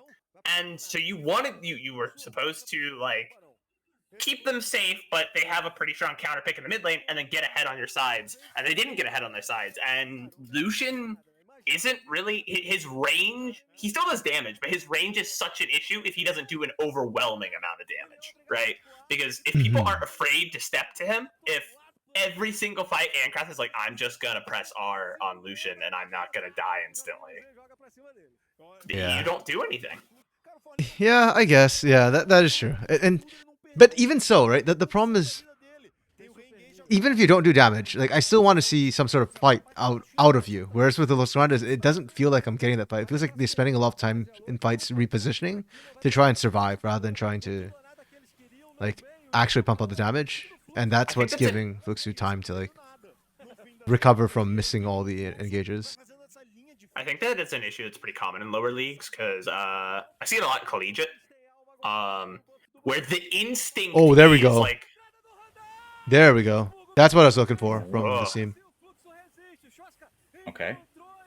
Okay, I count that as a win for Zoska. That was nice. That was Zoska nice. killed the man. Yeah. Yeah, isolated with the ult. Yep. Ate the unleashed power with Zanya's. That's Yep. beautiful. That was a good It's not play. it's not the amazing team Um, fight, but you played the mechanics of and- it right. And I think this is exactly Los had to fight, but this is why they didn't want to, right? You see it, like I said, you see it a lot in lower leagues, a lot in collegiate. The instinct is, if we fight and we lose, the game is over, right? You just saw if they took a fight, they lost, game ends. Yeah. It's hard to focus on we have to fight because we don't do anything otherwise. We're not a poke comp. We are a fight. We just have to gamble it. We're losing anyways. We're getting outscaled. They are taking objectives. Like, I feel like the instinct is to play safe, even though, like, if we're looking at it as outside observers, doesn't make sense. You're going to get outscaled. You're going to get out objective. Eventually, you're going to lose no matter what. So at least just take the chance. But you don't want to be the guy that starts the fight that loses the game. Yeah, but at the same time, your comp is not one that scales up. So you needed to be doing this a lot sooner and a lot more. And sure, like it ends up costing you the fight, but what was the alternative, right? Just slowly die off? That's That's not what I'm saying. I there. think it's just harder to see when you're in game. Yeah, that's fair. Yeah, sorry. Dark Knight mentioned that Kick is turning into one hell of a support. People can hardly remember he was an INTZ mid laner a few splits ago. Kick was a mid laner? I indeed don't remember that. Oh, he wasn't the decoy Mikau roster. I forgot about that roster. 2022 split 1. Wow. I forgot that existed. I don't remember that roster. Like Tyrion was on that roster too. By the way. So I was gonna say, do we have to ask who the MVP is? But I think we do. Yeah, Actually, I think there are two choices. Agreed. You go ahead and give me the first one. I'll give you the second one. I think we're on the same page. Ankrith would be my call, but also there was But also Corlin was yes, just Corlin. Yes, that was the other unkillable. one. I was trying to think for a second. I forgot his name. I was gonna call him Krusty. I was like, wait, no, that's the top laner. Yeah, Forlin did really well. So 9-1-6 or something like that by the end of it. Yeah, So. and he was just unkillable. Like, even in a like Fluke's to lose a fight, but he's still alive and he's Cassante, so he's just gonna kidnap a guy and kill him.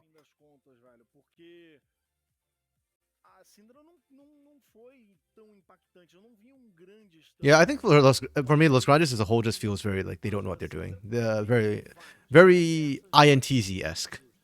Yeah, I was actually when you said like they just look like they're very passive. They don't look like they know what they want to do. I was gonna say it looks like that's what I have been saying about INTZ and CBLO Yeah. is they look lost. They don't have an identity. They didn't have something to play around. Like, this is the thing we do. Yeah. Okay, Zoska. Yeah, my notes was for Zoska is new ?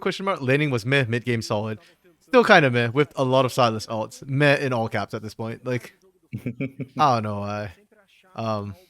Also, I gotta get rid of my free Julia tag because we finally did, and he whiffed all the Moonlight Vigils. No, actually, you know what? A new tag. Put him back on the supports. Put him back on the supports. Too many whiffed ultimates.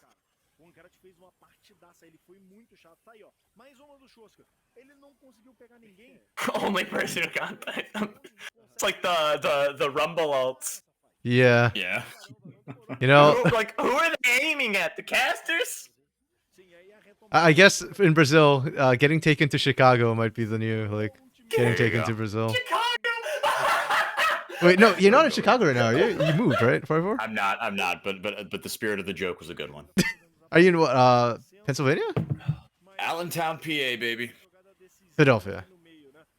Wait, no, wait. PA is. Allentown. Yeah, Well, it's what it's is like PA? Pennsylvania. Yeah. Okay, I I got it mean- right the first. I mean, a decade ago, I was about to Google that. It would have been like a decade and a half ago, it would have been, yeah, even a decade ago, it would have been like the scene of take him to Detroit, and then the guy like starts screaming.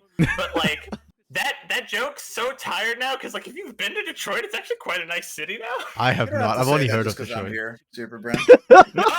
Okay, I went to like Ann Arbor as a suburb is like it feels like I stepped out of a city and into the middle of nowhere. So I went up to Ann Arbor for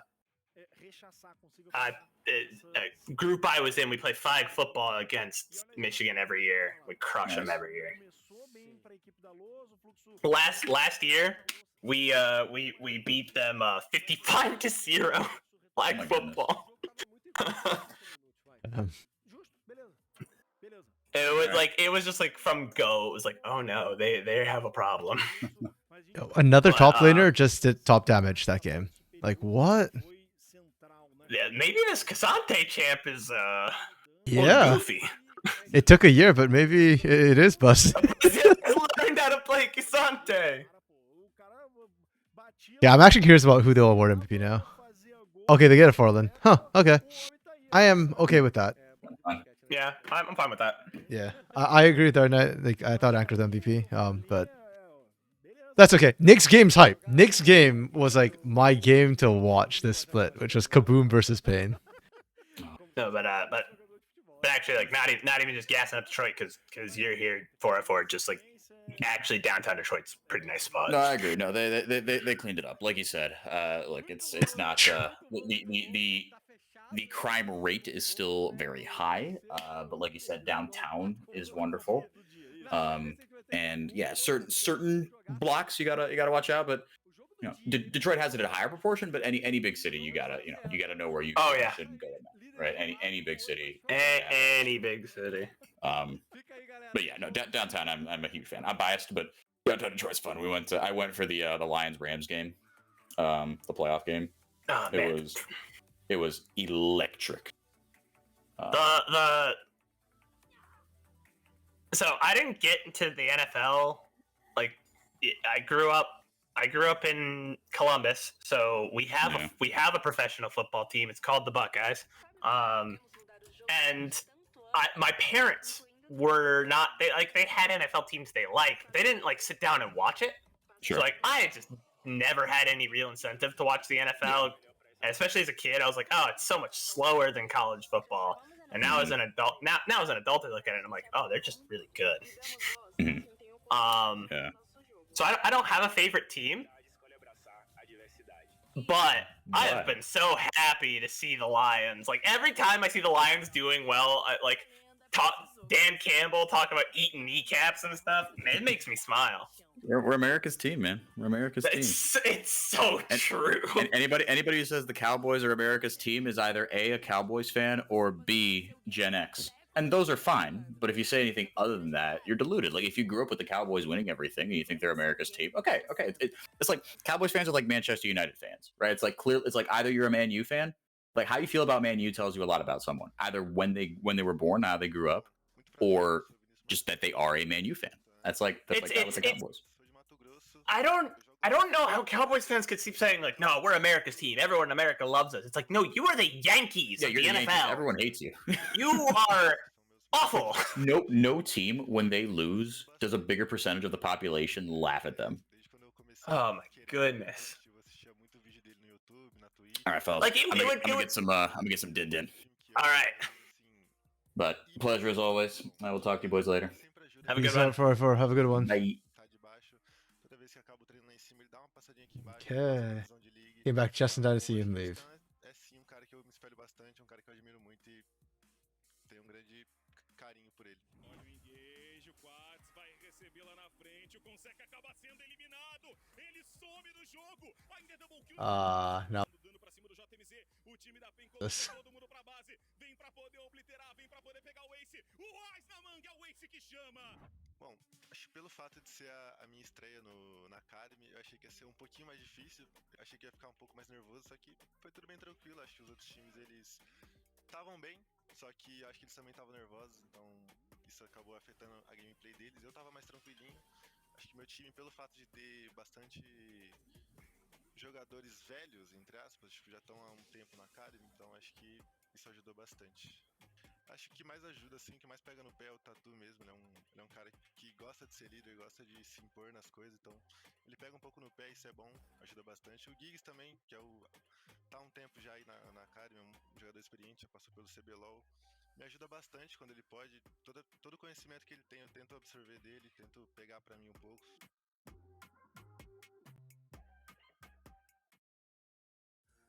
Aí, Colosso, o Marvin é o atirador.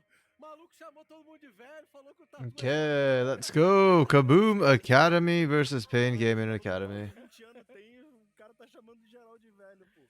Ó, mas o Marvin é da PEN, essa escalação da Kabum, a galera que a gente conhece. Betão, Scary, Dioge, Escuro, Crashel.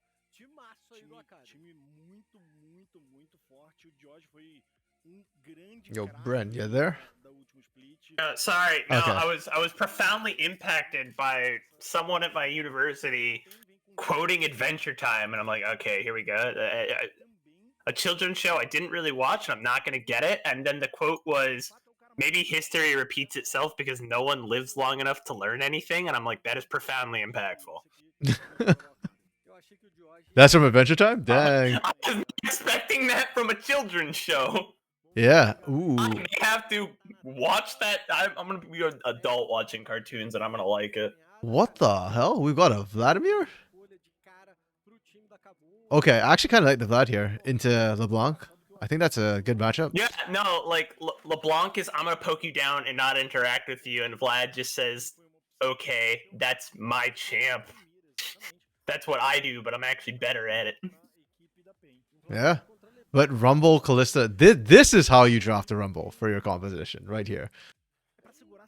Like this is good from Kaboom. Draft Rumble, set it up. You throw Crastiel on the just big engaged support that's gonna sit in the middle of a fight and just lock everyone there. And late game, when those Rumble ults are, you know, they're still scary because Leandri's. Scary is going. Speaking of, Scary's gonna not be as impactful, but something he can still do is fly in and knock people up. Yeah, he can also kind of split up this Pain Gaming engage, right? So even though like the Crescent Guard won't have, there's not enough range projectiles to deal with, you can still kind of disrupt Pain from engaging. Yeah, the knockback. You wait for, you know, the Maokai to fly in with the Aatrox, challenge them, and then just knock everyone else out. Yeah. Or you can just go diving for the back. Though I think that's more LeBlanc shop.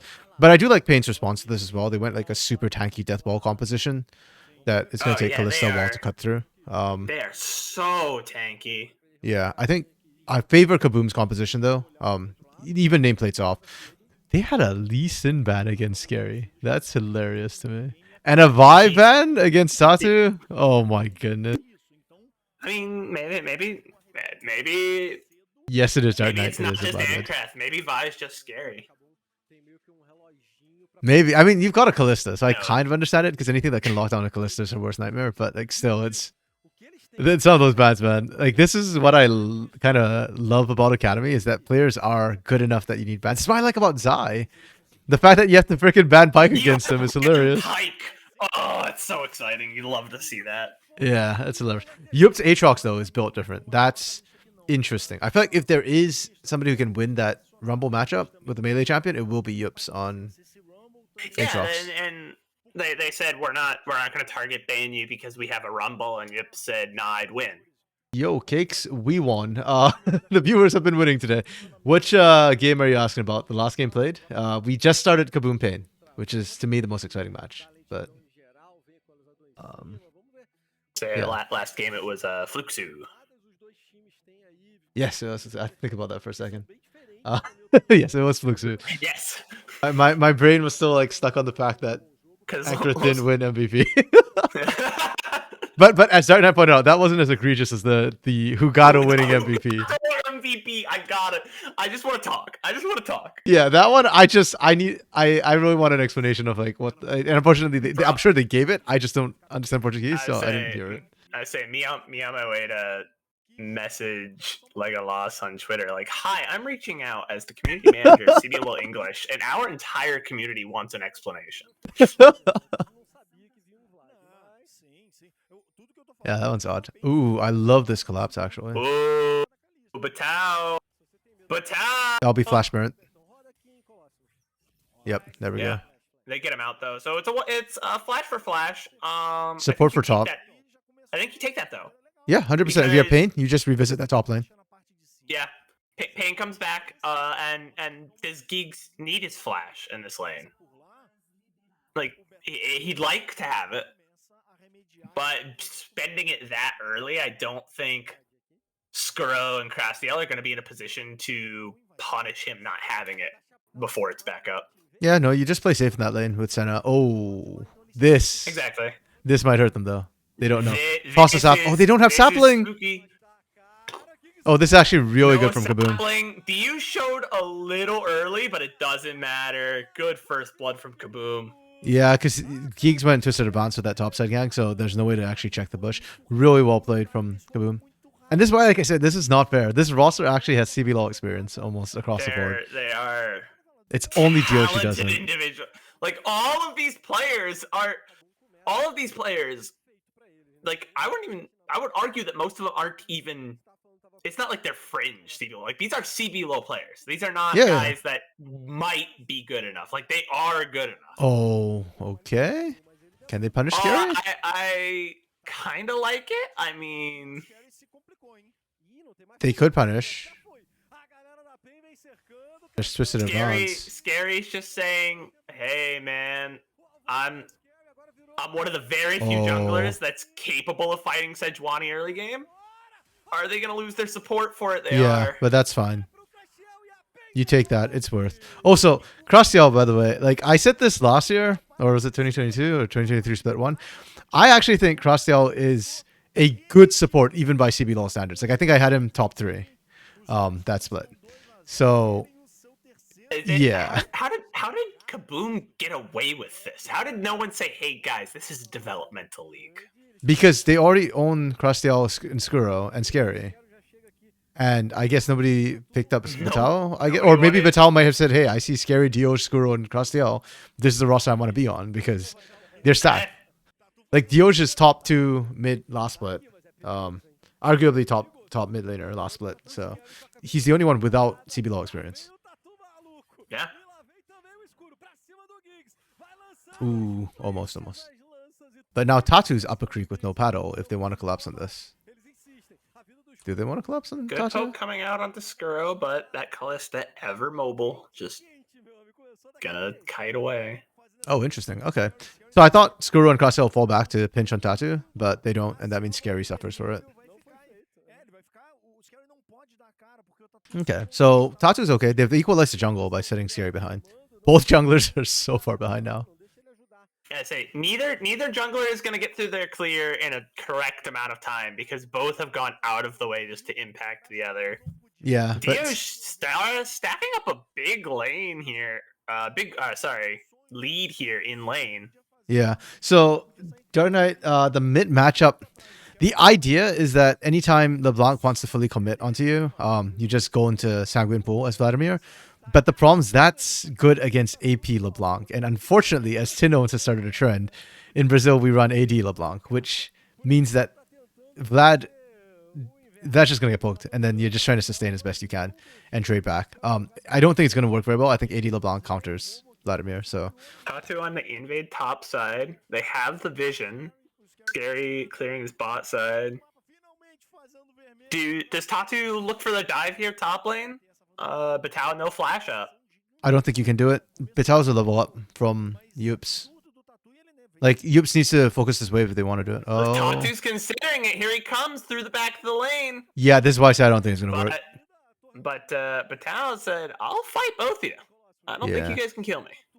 100% no. Yeah, that's what I said. Like, but Rumble right now is kind of OP in lane. There's very, very few matchups you can pull. They're lucky they pulled that 5 and not 6. If Batal was 6, somebody dies there. Oh, they're zoning out Giggs and Marvin. I say Giggs and Marvin just Yeah. having to watch the waves happen. They are not allowed to play this lane. Okay, I didn't think it was gonna be this one-sided. Like the Pain, I thought actually had one of the most mechanical academy rosters. Them and Cade Stars had some of the most mechanical players in academy. And this is my problem with Kaboom Academy right now, is that they're just outhandsing the opponents so hard that draft kind of doesn't matter. And they are like the test for academy. You must be this tall to survive your learning phase. And right now, if Pain and Cade Stars can't hold on, then Kaboom might actually just run a full like 11-0 regular season. Could say just run the whole table, have a perfect split. I mean, if that happens, do you see most of these players like getting picked up? Yes, like if I see after I saw Scary and CBL last split, and then I see him run an 11-0 perfect split and win playoffs in academy, I'm buying him out of that contract. Like if I'm a team without a jungler, I'm looking at Scary. I think that depends also on how the junglers perform, right? Or if there's space, because CBL Academy like has been really good at producing new talent, which is like new good talent, not just like acceptable levels. But yeah, is there space for people? Like we were talking about, like jungle and support is potentially the weakest positions. Who do you replace? Like maybe Sting, depending on how Sting performs. And Sting has had some good games recently. This weekend he had a great game. I think he won MVP for it. C's is an import, so maybe C's doesn't work out for Los Grandes, but C's has been okay so far. Mir's been good. Malrang's been good. Karaoke is looking the best form in the last like 3 years, 4 years. Disamis is like the rookie guy who everybody keeps giving second, third chances. Oh. It's Kaboom. Sorry, go ahead. Who do you sub out? You know, because Yeah. Okay, you can look at who's bottom of the table right now? It's Yampi and Drake Hero. Am I taking Scary over Yampi and Drake Hero? Maybe, but am I buying Scary like out of his academy contract to do so? Probably not. Yeah, right. It's kind of. Books made a good point. Kaboom aiming for the international tier 2, the international academy competition. Yeah, very well could. So I also watch and cover NACL in North America, and I'm going to be honest, looking at Kaboom Academy right now, I don't think they can take FlyQuest Challengers, but they might be able to take the 3rd place North American team. Oh, yeah. Yups. Okay. Damn, Yups is good. Yes. So, yeah, they Ban said, Aatrox. we don't need to ban Aatrox. We're going to pick a Rumble. And Yoop said, that is a mistake, my friends. I mean, Vital certainly held his own, but that dive went screwy. That they'd have been better off just leaving the isolated lane. That's rough to see. I was just talking you up so big. Come on, man. Yeah, no, Yups is really, really good. I'm saying that, like, yeah. No, Scary's making me look bad. Ooh, the Fate's Call comes out. Okay. It's not enough. Marvin's able to go back in. Too late, though. And Tatu's not able to really contribute anything there. Scary's just quicker to the fight. Dioj was down there as well, and that's kind of it for your squishy support. Or relatively early, no armor, right? He's just got the boots, and that's the thing about Maokai. Compared to like other tank engaged supports, right? Leona has her W that just makes her just this walking fortress. And Nautilus has his W. It just gives him a nice shield in the middle of combat. I mean, you've got the Maokai passive to heal you. Maokai passive is good because it heals, but like in the middle of combat, you're proccing that, once, and so you are definitely still susceptible to being burst down, even if you get a heal off. Good fight from Pain. They're still answering back. Once he goes down, there's just nothing stopping them from collapsing on Marvin because Tatu's not at the fight fast enough. Yeah, and yeah, one thing I did want to point out in that replay too was just that to me was experience from Skuru and Crosstail to know what fights they can hold on. Ooh, what the hell? Wait, sorry, I just want to double check why. Oh, caught Okay, basing. so Which is caught basing. Yeah, that bot side fight from Screw and Crosstail, that's experience there. Because I think Crosstail knew jolly well he was going to die if he goes with the engage. But they also know it's going to be a 1-for-2 trade. Because the amount of time it takes to kill Crosstail is too long. And that means that either you don't kill Crosstail and they get the 1-for-0, or you kill Crosstail and then both of you have to overstay and it's 2-for-1. So, yeah, just like a really solid experience call from Kaboom. that's the thing, right? So Giggs has to he has to get a melee auto in to get that health, and so Yeah. you can go on a Crassio and auto him, Yeah. mid fight to get the health. But then you just lock down the big tank that's just gonna hook you anyways because he can hook while rooted. It won't change anything. Wait, no, you don't have to use a spell. You can just auto him. No, so what I'm saying is you go up and auto him.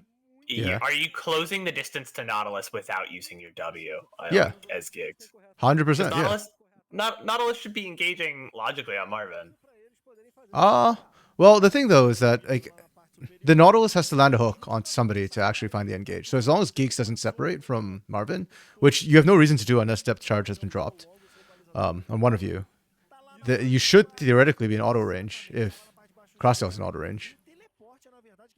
Like theoretically, again, unless depth charge happens. Ooh. The Fate's call. Good coordination again. I think more so my point is just like you're getting into auto range with Crastiel. Who wins that one auto for one auto trade? Crastiel gets the root down off of his auto. You get the healing, and it goes on a much longer cooldown. And good luck autoing Skuro. He's gonna just run away from you. Yeah, unless 100%, unless you get the root off onto Skuro, you're not doing that. But yeah. So mid fight, like I just don't think it gets as much value in terms of keeping his longevity in the fight, compared to something like Crastiel's shield. Okay, that's interesting. Because how frequently? What's the cooldown on Nautilus's shield? Because I know like in combat, one of the big things about tank Maokai and jungle and top is because of the way the ability stacks, the passive stacks work. You often get multiple procs of the Maokai passive in the middle of the fight. Yes, I just mean early game. He before he had any armor, right? He only had boots and Bomby Cinder. Mm-hmm. So he in that fight he died too fast for that to be possible. Yeah. Later, yes, that healing matters significantly more.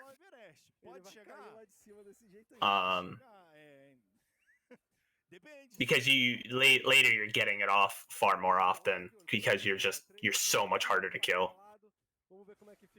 Yeah, and resistances, of course. It'll skill more resistances because it's a % modifier on your health gains. But yeah, that's why it's like praising Skuro and Costream for knowing like exactly what they can afford to do on that and like how much they're able to find. Exactly. That's definitely like if you aren't looking at it from okay, we know right now he's the only armor he's got his boots. Like we're gonna be able to burst him down, then we can just collapse on Marvin. Like they know exactly like they can do that now and not later. That's just an experience thing. Mm-hmm. Oh, why is Katz doing this? He just wants the smoke, is able to get out with the untargetable, but Dios is just gonna let it go and take tower. Yeah. Oh, that's what's also big equalizer. Fate's call. But it looks like Pain Gaming still have the better of that fight. They're gonna pick the Callista and walk away, and Kaboom get the tower on bot side. Pain Gaming now have control of the Herald. Who comes out on top there? I think Kaboom comes out on top if they actually just contest this right now. Because that entire fight sequence also stops Pain from doing Herald. But yeah, they're just backing off. Interesting. Kind of surprised they did that after all the big ults are down. Nautilus is on the other side of that wall. You can't see him yet. There he is. He's coming in. He might try some funny business, but nope, he's just gonna stand idly by, or not stand idly, walk in after they've already captured it. Crastiel. They might be looking to collapse on. They can collapse on Tatu here. TP's coming out. from Maokai. Okay, very split fight. A lot of ults not available either. I think that favors the side of Kaboom. Yeah, and the split, who was split from the fight, unfortunately, Marvin was the one separated out for... Ooh, there's dog power. Marvin was the one separated out for Pain, and yeah, Skuro was over there too, but Skuro had a friend because it was an uneven fight. Cats is in the bot lane. I kind of want to see the replay because I thought that Pain had the faster collapse in on this with the teleport.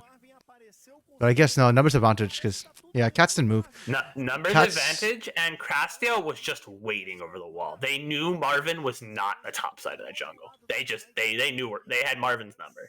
Yeah, but the thing too is Pain didn't need to opt down into that fight. If they stayed around turret, I think they could have bought time. Ultimately, Cat's not running TP is, to me, the big difference maker here. Like, Kaboom's opting to go for this, knowing that... Yeah, I'm interested. So he runs Ghost, which is... Like, it's definitely the better team fight spell, but I think it kind of limits what you're able to do macro-wise, because, yeah, yes, you're bot lane, and now you can't be top lane when that play is going on. Yeah, and it is the, I think, more usual summoner we see a lot of times in pro play for Vladimir's, because the team fight positioning is more important. You need to get Hemo Plague off on as many targets as possible, and then being able to EW into the middle of the enemy team is more critical. Oh, now they've got the teleport. Now comes the team out from Youps. Oh, that's huge from Giggs in the back line. That's actually massive. I think that won the fight. Yeah, that just won the fight for Pain. That's huge from Giggs. Holy crap. That's what you see once the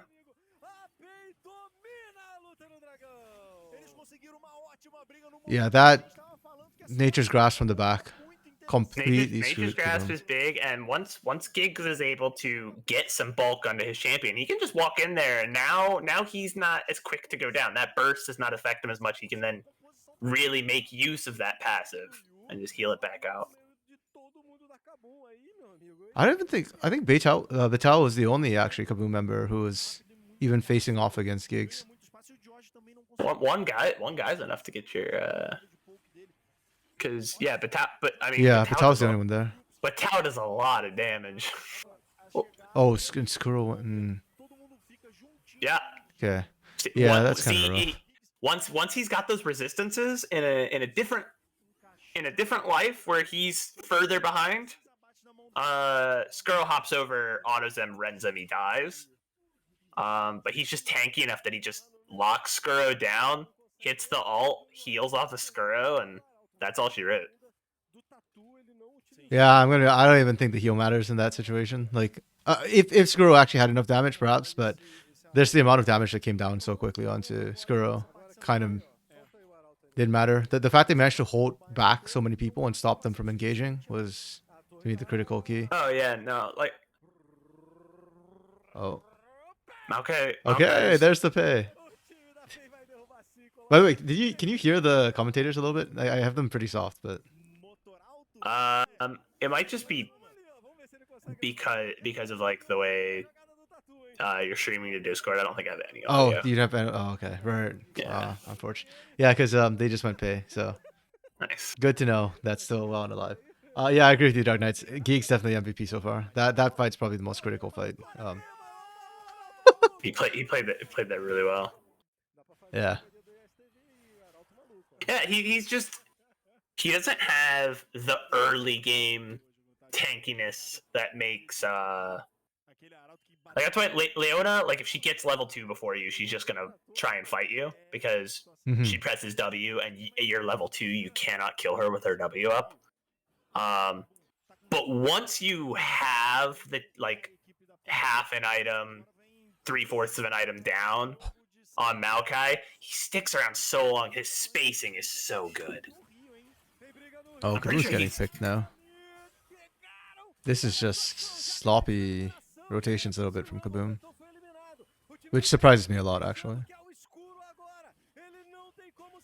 And man, what if he can just?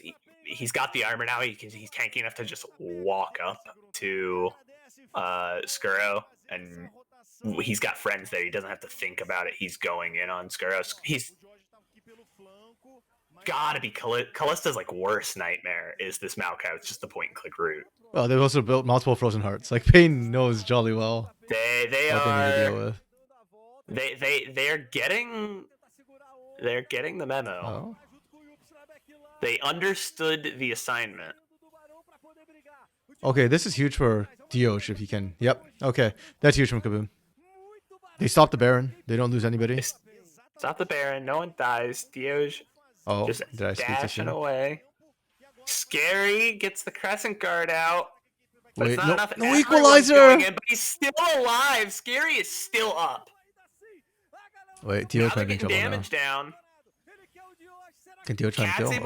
Cat's able to put some damage, and I think he holds up Batal and Krastial long enough that this fight is okay for Pain Gaming. It could have been a disaster.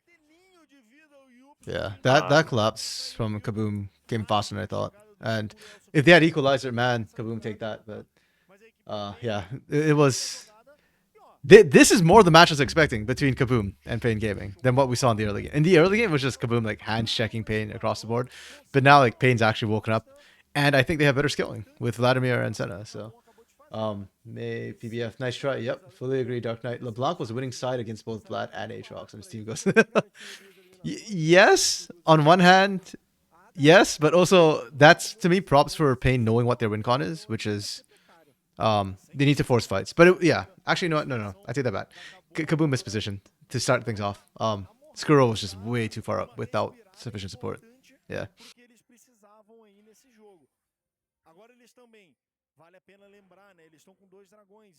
Ooh, another team fight. This time Equalizer is available.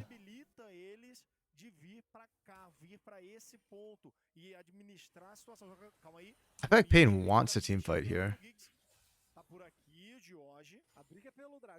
I forgot what items everybody's Kaboom saying. have like the ultimate death bush. Oh, that's saplings though. Gigs is so annoying for them. That death bush was really good, but oh yo, Cats is just charging into them. Cats has done it the last two fights where he just sprints at them, and this time it was he's going to get onto them while they're trying to get away, and that's just kills. Last time he was able to buy a lot of time. He's actually getting pretty good value out of this Vladimir. Yeah. And I guess teams have forgotten how to deal with Vladimir because, yeah, they just did not focus fire whatsoever. 5-1-6, man. Oh, wait. No way. Oh, he's doing the Callista thing. Okay, this is insane from Kaboom. That Kaboom just lost a massive fight. And they're still pressuring Pain. So many spears. Still didn't quite rend it. Unfortunately. Man, Rend is just that is just scary. It's not scary. Scary is the jungler. I gotta find a new word when Kaboom's playing. Terrifying. Mortifying. All right. I just want to track where this equalizer went down. Like I didn't even see it in this fight. Okay. Yeah, you know what? Dark Knight, I kind of see where you're coming from, not being a fan of this Rumble. It's certainly not having the impact we'd have loved to see. But at the same time, I feel like a poorly positioned ult. It just felt like it was just too late. Yeah, I mean, it effectively sectioned the fight, so it wasn't. It was probably actually a good out given the situation. It just feels really bad that it had to be used that way. Yeah, it did one of the things Rumble was supposed to do, which is like, hey, here's this space. Everyone needs to separate out away from it. Yeah. And hopefully, I'm gonna split up your team.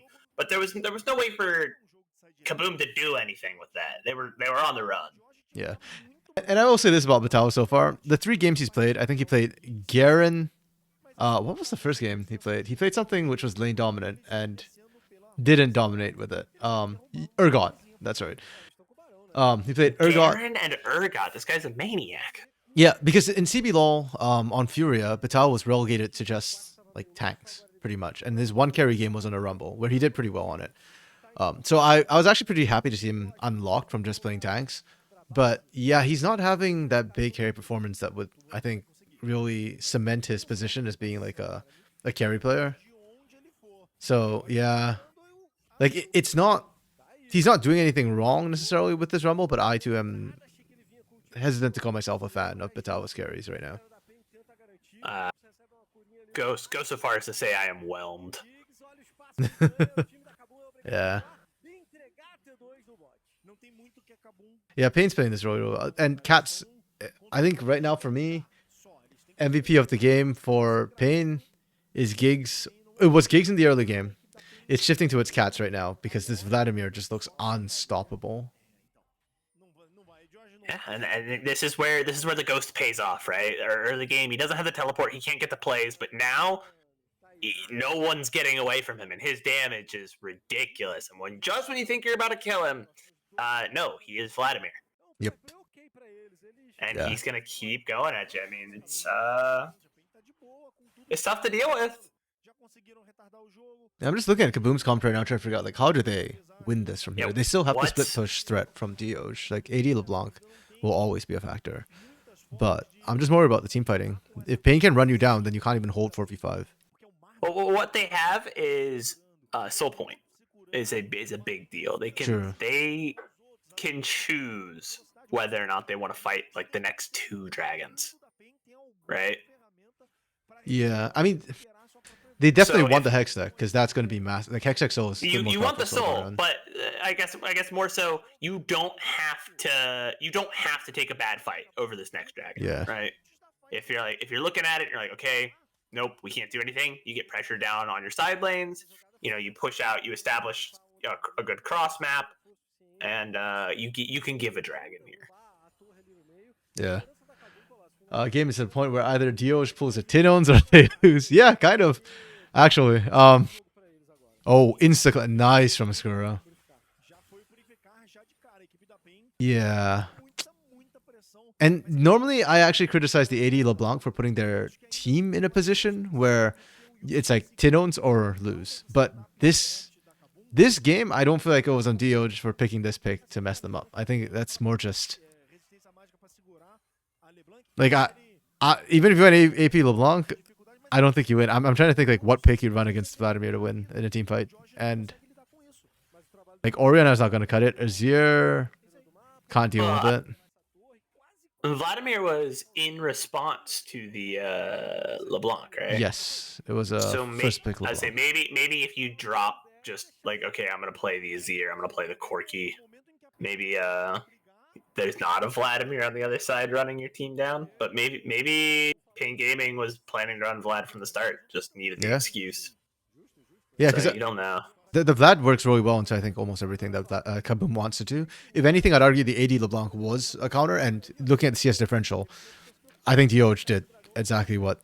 Like, it was the counter. The AD LeBlanc was winning out against Vlad. That's a 70 CS diff. Yeah. So obviously, like the AD LeBlanc worked. Like I don't think you picked the Vlad to actually handle. Well, like I said, it would be good against AP LeBlanc. So maybe they did think running it into LeBlanc was a good idea. It's just the dual build opportunity or options from LeBlanc makes it hard. Yeah. This game gets so incredibly hard for Kaboom. Like you said, Bren, the fact that they've got Soul Point means that they can see 2 dragons, but that buys them 10 minutes. They've got to threaten Nexus within the next 10 minutes. And just who are they doing that with right now? You know, Dioj. It's all just can Dioj split push real good. It doesn't feel like Skuro has enough space to do the Kalista things. Once 2 Frozen Hearts are out of the field, look at that lockdown. Okay. Giggs has 2 separate routes and a knockback and a slow. Oh, the insta turn. Marvin has a root and a slow. Tatu's got all of the Katz CC. is soloing the Yups entire has all the backline. CC. Yeah, Katz is unstoppable. Holy crap. Yeah, okay. Usually, That's good. you usually don't see that when someone's down 80 farm, them just walking into the other team and being an absolute menace, but Yeah, I guess that's just Vladimir things, right? Like it's one of those timer champs. I think it's the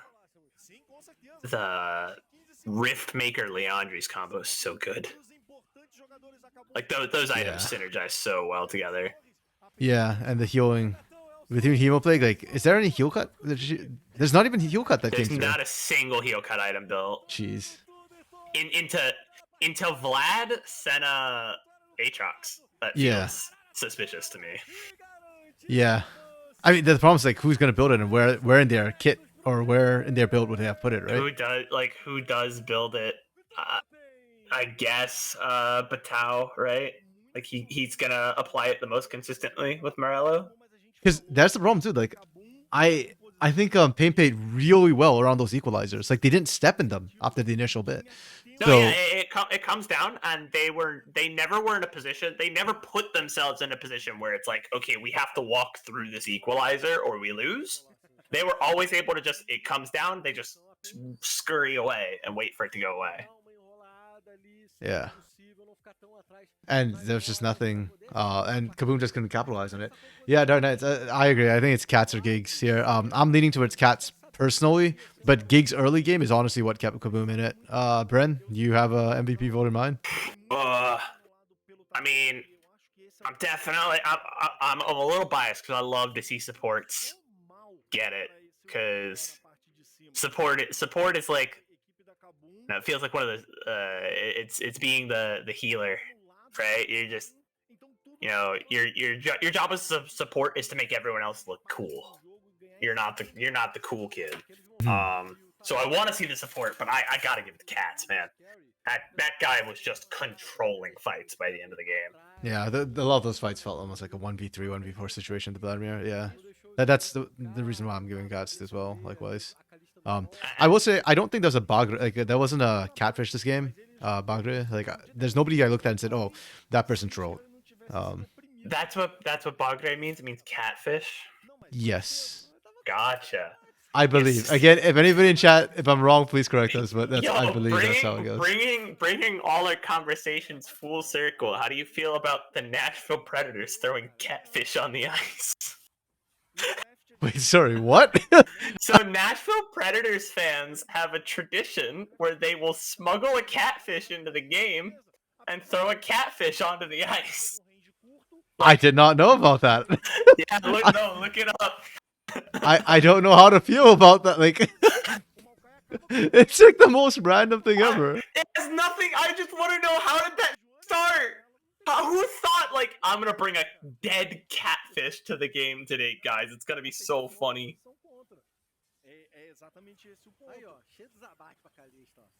I don't know. It's just like they played around Skuro being the damage, right? Skuro's the damage carry. Really, like, they just itemized against him. They picked against him. It was like very well done. And normally in that situation, okay, you're gonna like, okay, they're playing around Skuro. We look to Batao to pick up that slack, right? If they're playing around Skuro, they can't also play around Batao, but they did. They played around Skuro and they played around Batao. Because Skuro's a lot of his late game damage is locked up in that equalizer, and they just were not having it. Like that replay is a perfect example of like the equalizer came out and they just stepped around it. Yep, and they do that. I think every single fight after this as well. Like where it's just Batao. The problem is Batao is not getting set up to use the equalizer. It's almost like it's being used responsibly every time. It's just a I don't know tool. if there was a single proactive equalizer. See, again, it drops here. Look how the rest of Pain just play around it off on the side there. Yep. It's because I think Pain is the point they know, like, he's going to drop that ult as a defensive tool, and they're going to be on the back foot, so we can position how we want. Pain is not being forced into a choke point where then the equalizer comes down. That sharp drop off there, just short of the 20-minute mark. Man. That's brutal. I mean, Batao still did the most damage in the team. Oh, yeah. They hard itemized against Skuro, and LeBlanc is playing for split pushing, so you'd expect that. But he did the most damage in the game. Like, I'm not saying like Vital was hurting, but you're hurting into that chunky comp that's just gonna heal it all back. We Yeah. spent a good chunk of time talking about you know, how late game Maokai is just gonna keep proccing his passive multiple times in the fight, right? Aatrox and Aatrox and Vlad obviously just are heal bots. Like, they just do not die. Your jungler is Sejuani. She's just incredibly tanky. What? How are we picking MVPs? I gotta say though. Oh, so Bagra is like Wait. specific to League of Legends then? If it started with Tahm Kench? That's kind of crazy. That's kind of cool. But yeah, this is crazy. Yes, pop off. I gotta say, I don't agree with the Tatu MVP, but Tatu cooked that MVP photo. That's amazing. Yeah, literally. So I don't know if this is actually what it means, but like when I saw this, I was thinking Ratatouille. I was like, Tatu? Ratatouille? Ratatouille. Like, is that why they did that? I don't know. Yes, like, Tahm Kench is a catfish in PBF, as far as I know. But Tahm Kench I don't is know a if it's like a catfish, specific term to League of Legends, Bagra. But like, why would we inherently just call someone bad Tahm Kench? Tahm Kench is pretty good. True. Well, was he bad when he came out? I don't remember. I thought he was good. Yeah, I don't know. I don't remember. Give him back his global R. I mean, I think he's great against Vi. It's a 60% win rate Vi. Pick Tahm Kench. True. I want more Tom. I want old Tahm Kench back. Bench the Kench. I want him to be able to eat people on W, which is like a 15-second cooldown, and then press R and travel the entire map away. That was so messed up. I hated that. That was too much. Dude, I loved that so much when I was playing Kench. I played a little bit of Kench support back then, and then they changed it, and he's like objectively a better champ now, but I don't care. He is a less annoying champ now, and I think that's the more important thing. No, yeah, I don't know if he's necessarily like stronger. He's definitely just better designed, though. Yeah, that's true. It took a while, but they finally, I think, got him to where they've got more levers to play with. Okay, so TXV, this is the first organization I am not familiar with. Can you fill me in? So them and Flamengo are the teams that qualified through the Tier 3 tournament. And Tropa XV is what TXV is. I don't know if that's Tropa 15, but Tropa XV. They've got some Academy and in CB Law before. So Soweto was former Red Academy. Avenger was former Red Canids, and then played for Liberty and then Liberty Academy. Both the bot laners was Avenger Liberty that. Because I remember when Liberty did the F it we ball, we're bringing our whole academy up. He was sent down from that, right? Yes. Okay. That's the roster that Avenger was on, and he was a Red before that where they didn't do anything and then got replaced by Grefthar. So Avenger has actually been to Worlds and played at Worlds and won a game at Worlds. So, yeah. I mean... But here he is. And then Oroboy and Tominias are newer to me. I know that Oroboy played in Pain Academy 2022. I don't know. I don't recognize his name, unfortunately. Improve. I don't remember this player, but the name sounds familiar. I think I might have heard of them from their 2022 roster. So it's a very interesting mix. Not a lot of like current players or players who have played recently. It's mostly just Avenger and Soweto. Or anything else. The extra team gives them a good chance to get back in, I suppose. Yeah. And in the first place, that tournament was I think like 128 teams or something like that played in single elimination tournament. Two single elimination tournaments. So Tropa and Flamengo, who was playing under the name Team GE at the time, like placed high enough in both those tournaments to qualify. So Team GE won the tournament, and then Flamengo was like, "Hey guys, how would you like to be Flamengo?" Yeah, so Flamengo has been looking to get back into the game. Flamengo is actually an old team. I've heard you guys talk about Flamengo in CBLO. Who did they lose their spot to? They sold it to Los Grandes. Okay. So there was a split where it was Flamengo Los Grandes, where they were like, kind of sharing the spot, and then that was the transfer year when Flamengo was selling to Los Grandes. So, Gotcha. yeah. Boy Skybart. Oh, thank you, Dark Knight. Thank you. Okay, I have heard of Boy before.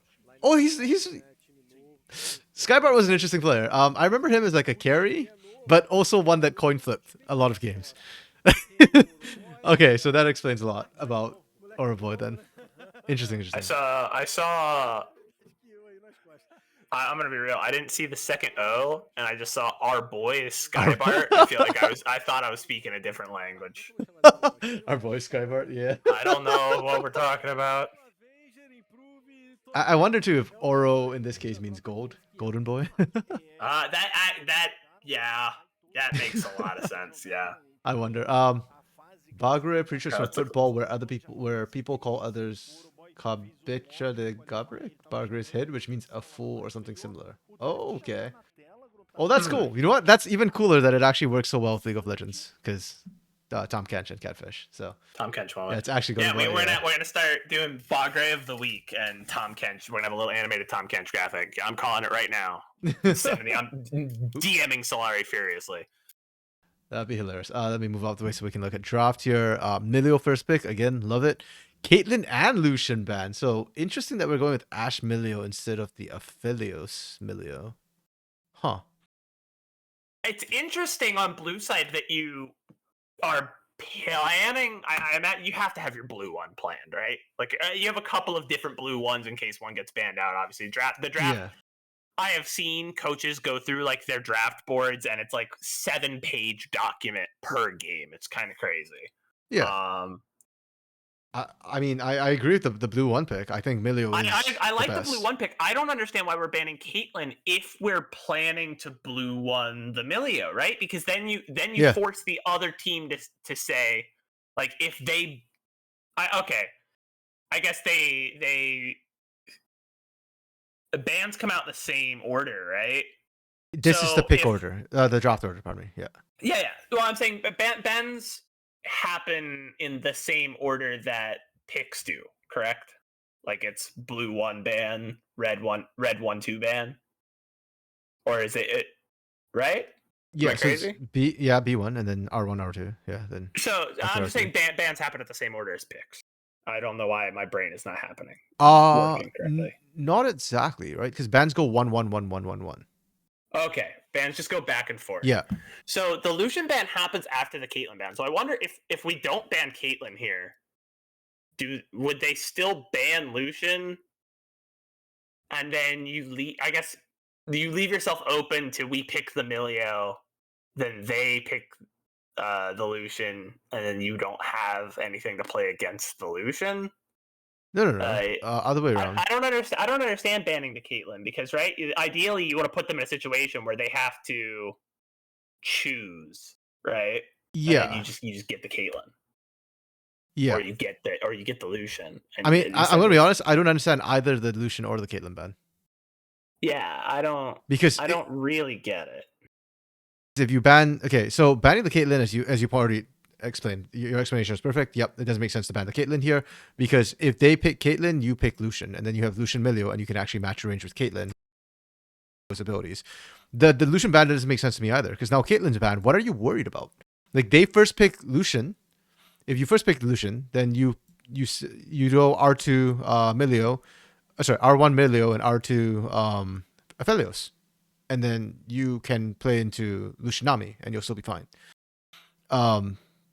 Yeah, so why are we banning Lucian here? It doesn't make sense. Like if they R1 Milio, then you run Lucianami and they run Milio. Exactly. I feel like it's just like both teams handshaked and said, "Nah, we don't want to deal with that." Yeah, it's kind of weird. I'm interested to see Milio Ash. I can see it on paper working really well because you've got extended range and then you just chase people down super long range. Yeah, you take the inspiration rune that just lets you run people down once they CC'd.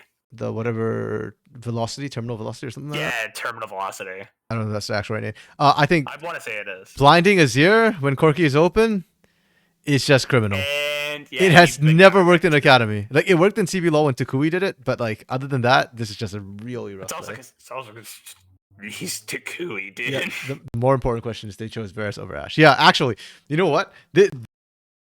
What Tropa should have done is just picked R1 Varus, R2 Ashe as a bot lane. Because they already picked their support. So now you horrifically and then outpoke you have this. 2 ADCs banned out. Who are you putting with Emilio? You're putting Exactly. Then Aphelios. You're putting the Aphelios in there, and then the Aphelios just gets hard bodied by Varus. Yeah, and then you don't screw yourself by blinding Azir here. Like I just really don't like what Tropa did with better options. You could have denied the Ashe by doing that. Ashe is high price. AD carry flex. And then yeah, sure enough, Red Sea. Oh, you picked Azir, we picked Corki. We win this. Yay. Okay, so but that's a good pick. what I do like And from then we Tropa is have the Pike though. I like this a lot. You like the Pike? Yep. The Great Pike, answer. The Pike concerns me Why? into the Emilio. Why? Because it does get. I mean, I've only seen the only person I've seen in CB Low play Pike is Zai, and I think that works when it's Zai because he's just a maniac on that pick. When like if you get your stun down, Milio's like cleansing it, like the healing. You have to be very sure like you are going to get the full combo and then drop your ult. And you get you're just kind of squishy, I guess. You know, and that doesn't matter till team fights and you're getting popped by Corki, but it feels like he's gonna sink or swim. Like he's either going to pop off or do nothing. But I feel like that's always the case with Pike. So to me, I'm just like, okay, well, I don't think Pike's a very good pro play pick in the first place. It's not just here. It's just I put it in the same category. Fun, but like a statistical standpoint, like I don't want to coin flip my game on my support. I put him in the same category as Blitzcrank. So I like him into Milio. I like Pike and Blitzcrank into Enchanters, where you can find the pick and get the kill. Yes. So I'm happy with the Pike in this situation. I like Blitzcrank over the Pike for the reason of we just steal your ADC or we just steal your Enchanter and they are dead now. Pike does have to do a little bit of going in. Yeah, and he's far more readable. I would argue he's harder because he goes invisible. Whereas Blitzcrank, you see him coming. You know exactly what angles the hook comes from. Whereas with Pike, a lot of times like you don't necessarily have that. We've seen a lot of times the stun into the pool coming through from a Pike as well. And for Emilio, if either of those come in, if you don't knock them back when they're coming in invisible, you don't get the opportunity to do so. Because the CC chain comes through. That is a very good point. And Emilio's going to have to use the Ultra Mega Fire Kick on Rel in team fights. Right, Rel's going to dive in, and so you have to. You are. Is a thing in maneuver warfare and American warfare doctrine. I took a class on this. That in the Marine Corps calls it the fundamentals of maneuver warfare, and the idea is that you put your enemy on the horns of a decision where they are forced. They are not given a correct answer. They are forced to choose, and both options are bad. So either you Ultra Mega Fire Kick out Rel and let Pike go in and hope you can R and cleanse Pike, or you Ultra Mega Fire Kick out Pike, who's arguably harder to hit, and then you try and cleanse Rel, but Rel has so much CC that is it worth cleansing the Rel CC? Yeah, the other benefit I think of running the Pike over the Blitzcrank is later on in teamfights, we've seen many a game where the Blitzcrank, and I think Kate Stars exemplifies this a lot in the RCB LoL games, is when if you hook a tank, then it's like, well, that's a problem. Whereas as a Pike, you don't have to hook the tank. Like you can just go in solo in the back line. Like Corki squishy, Ashe is squishy, Emilio is squishy. As a Pike, you can one combo them. So True. Yeah, I do think the laning is very, very dangerous though, and we're about to see that happen here. Yep. Barely gets out, but I don't think Soweto is going to be so lucky. This is going to be a Soweto? Soloed. Oh, that's nutty. God! My goodness! Wait, Soweto's still breaking out? Oh, okay. I was like, if Soweto gets out here, I'm going to lose my mind. Like, what the hell? Oh, that's a kill mid? A little bit cocky. Why? What? There's a kill mid. We're just seeing what happened. Oh, there was a kill traded back in mid lane. Don't pick Azir without banning Corki, please. Yeah, and this is only 14.23. 14.3, Corki has some interesting auto attack builds instead, since the Malignance Eclipse thing. The Malignance got banned, or not banned, but nerfed. Yeah, and the Eclipse bug or synergy isn't there anymore. They patched that out. So, Dark Knight, why not wait for your teammates? I'm not sure who you're yelling at because both teams kind of pulled the trigger really weirdly on that one. He's talking about Cirillo. So Cirillo Okay. got really cocky. He said, it's a level 2 rel. I am going to sprint at this guy, and I'm going to auto him in this bush. And Rel said, hey, buddy, I have a knock-up that gives me a shield and extra auto attack speed. You are going to the Shadow Realm. Oh, improves that here. Nice, nice. They donate to the right person. Yeah, okay, yeah. You know, that's fair. Yeah, Cirillo obviously was not familiar with the Rel's game. Yeah. That's unfortunate. But you know what? Mistakes like that, for me, when they happen in Academy, I'm actually quite okay with it. Forgivable. I think it's forgivable. To me, it's like, okay, these sort of mess ups I expect from Academy players. I don't know how. Just don't make it next time. Cirillo is, but I imagine most Academy players are fairly young, and that definitely feels like that is something that goes away with like age and experience. Yeah, I think Cirillo's new. A lot of this red roster is actually kind of new. So. Because like you're like, oh yeah, I'm gonna get the kill and I'm gonna carry and I'm gonna be the guy, and then someone who's just a little too tanky for you reminds you that you're level 2 ADC, man. Yeah. You're not legally allowed to play the game without a support. It's okay though, because I think Pico answered with the kill mid, and that's the carry, so it's okay. Giving it over to Soweto is not gonna end your game. I hope. Yeah, it's his first competitive. Yeah, because I think Zintz, Cirillo, and Peko are newer players for Red Academy, but yeah, you know what, I in a way care less about age personally. Like, I know that some people say, oh, you're older, reflexes are slower. It's like, Alorum's still playing in the top of tier 2 North America. Faker's still the best player in the world. Yeah, it's like, it'll be fine. I think it's more about experience. No, I meant more. I think for me, I think a younger player has there is something about maturity, right? I think if you're 17 and you're brand new to the scene versus, you know, you're 20 and you're a rookie. There's a difference between a 20-year-old and a 17-year-old. It's not a huge difference. There is a difference. Mm-hmm. The rules? So source, current 21-year-old that looks back at his like self 2-3 years ago. I was like, what was I doing? That's 10% of your life, though. What rules about exactly right? Academy? When you're really young, something you're like, oh, you have to wait till next year to do that. You're like, that is forever away. That will never come. And the older you get, you're like, it's a year. I think to me, like, impatience goes hand in hand with being younger. Yeah.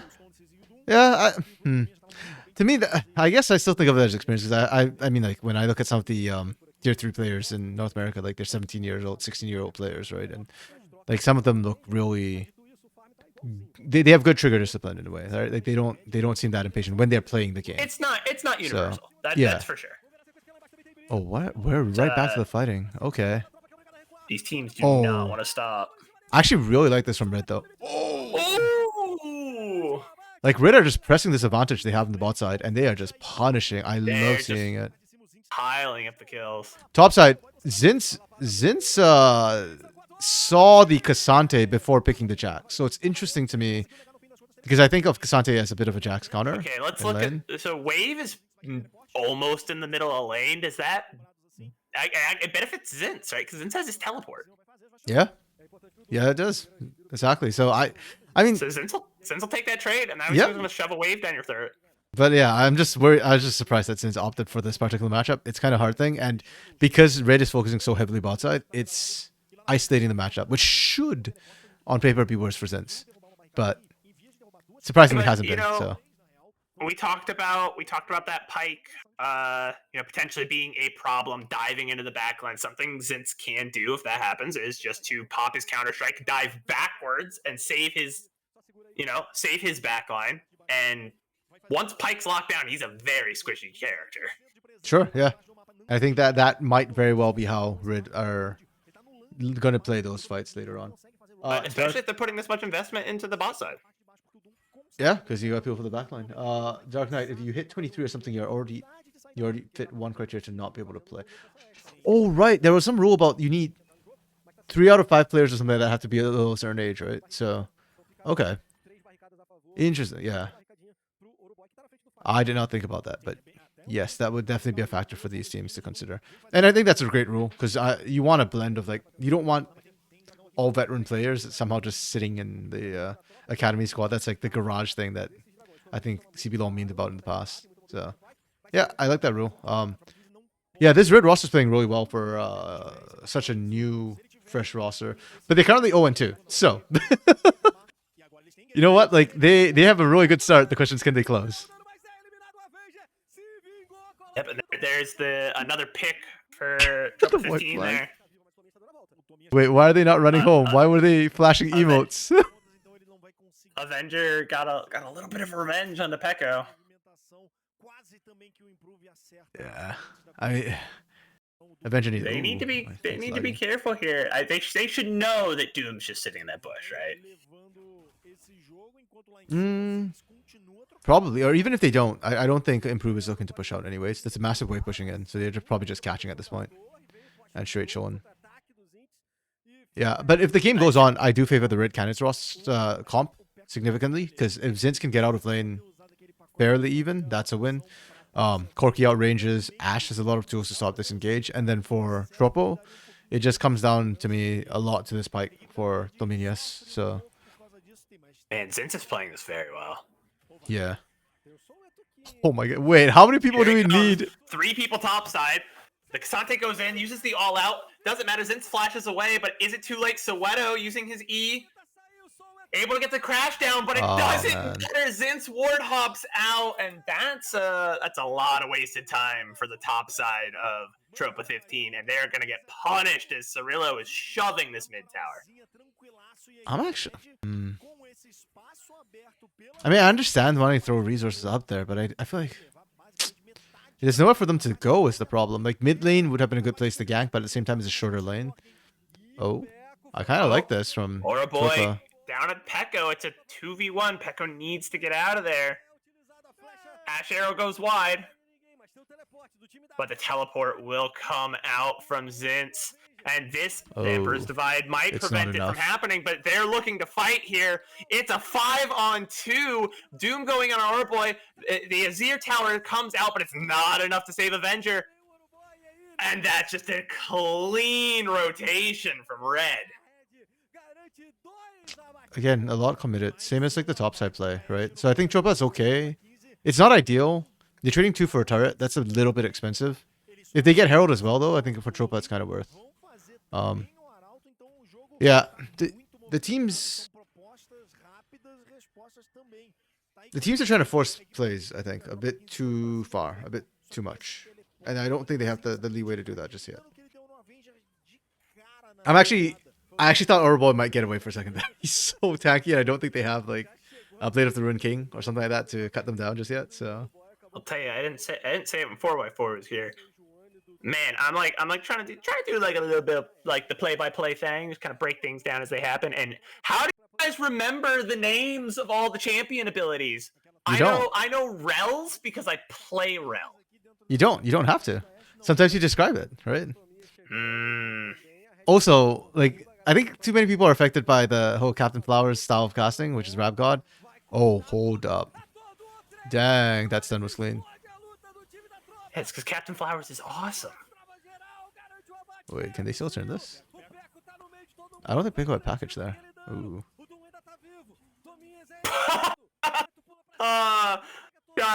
That's what I said was gonna happen to the Pike, right? He's a squishy little guy. He's got no health, and here comes Zinz, just bonk.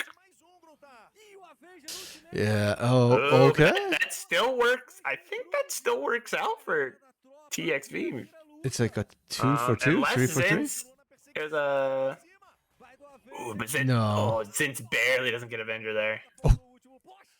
Okay. Chanted Crystal Arrow goes wide as well. That was a nice fight between the two teams. Like, that's definitely like a mechanical feast. But yeah, going back to the point, like, you don't need to memorize like all the abilities, right? Like, you can just have like, 3-man stun coming through from Tominius. There, and the other thing too is like the whole Rap God situation. Like, a lot of people want to be Captain Flowers. Not everybody can be Captain Flowers, and that's okay. Like sometimes you can take the fight slower and focus more on like the important things that are happening, right? Like the slow it down. Like you don't have to call it every single piece of action that happens. Like the fact that Zinz has showed up, taking the counter strike, still going on. Avenger finding himself between a rock and a hard place, able to move the rock, but is it enough? Able to find two, trying to get away, will not be. Actually, Avenger did get away, right? You can slow it down Did get away, and do that. barely gets away. And then Chance Crystal Arrow goes wide once again. Yeah, exactly. All right. So you don't have to. Cirillo, know you'll the hit abilities. one. We believe in you. Did Cirillo not? Okay, I don't remember the Enchanted Crusaders if any other stuff landed. So I shan't go on that. Okay. Yeah, but to be fair, I thought Tominius might have gone pop, but that was a great stun to kick things off. The team just wasn't at the point where they could follow up, unfortunately. Yeah, that's the issue with Pyke is he's incredibly committal with like the Leona, like the Nautilus, like they are going in to initiate fights, but he doesn't have the bulk to back it up, right? So if you aren't killing people, if you aren't getting picks, he's just not really. It's not going to be impactful. He can make good plays, but if there's no one to follow up on those good plays, it's a moot point. Sure. Yeah, until he gets more damage. Yeah. Oh, Totally the agree. Crystal Arrow lands onto his ear. Here comes Zinz. Emperor's Divide out, gets the stun down onto Auraboy. Zinz really wants to kill Avenger here, and he just can't get onto him. And that might be the downfall of the team, because he's busy going after him, and that, Avenger's able to kite out just long enough that they're able to get the pick. And, you don't really get much off the back of that pick. They can look to continue fighting. Good hook. Oh, that's a dead Cirillo for sure. there's no more Pyke ult though, so there's no more. Never mind. Yeah, the Pyke ult So sequence I started don't kinda down. land. You kind of needed the damage from the execute, and it got burnt. As Dark Knight said, yeah, that's definitely not size Pyke, unfortunately. I don't know about say Tropa dominate the slower fights, actually. Because they have Azir, but like Improve is running Hail of Blades and is going lethality Varus, so sustained damage throughout the fights actually I think would end up favoring Ashe and Jax as things go on.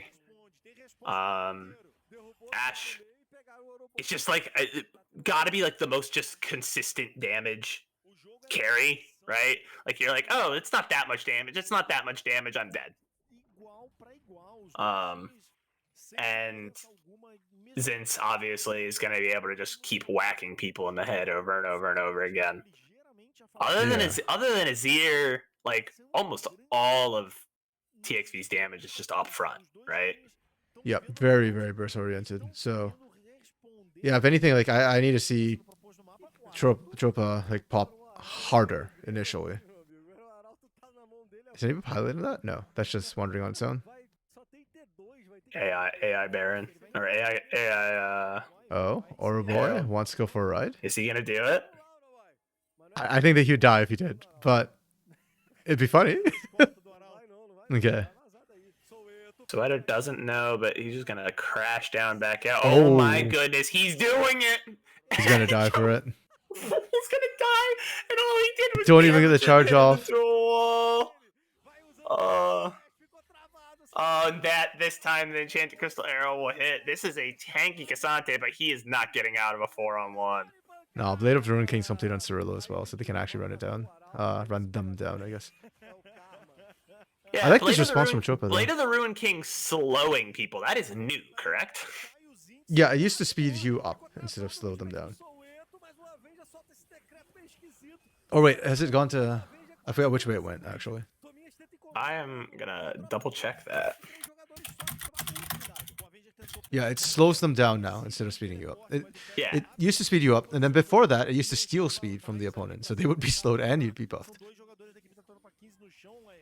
I will say, man, that I had a game where it was a Senna with Bork, and she would Q you, and that slow plus Bork slow, you just stopped moving.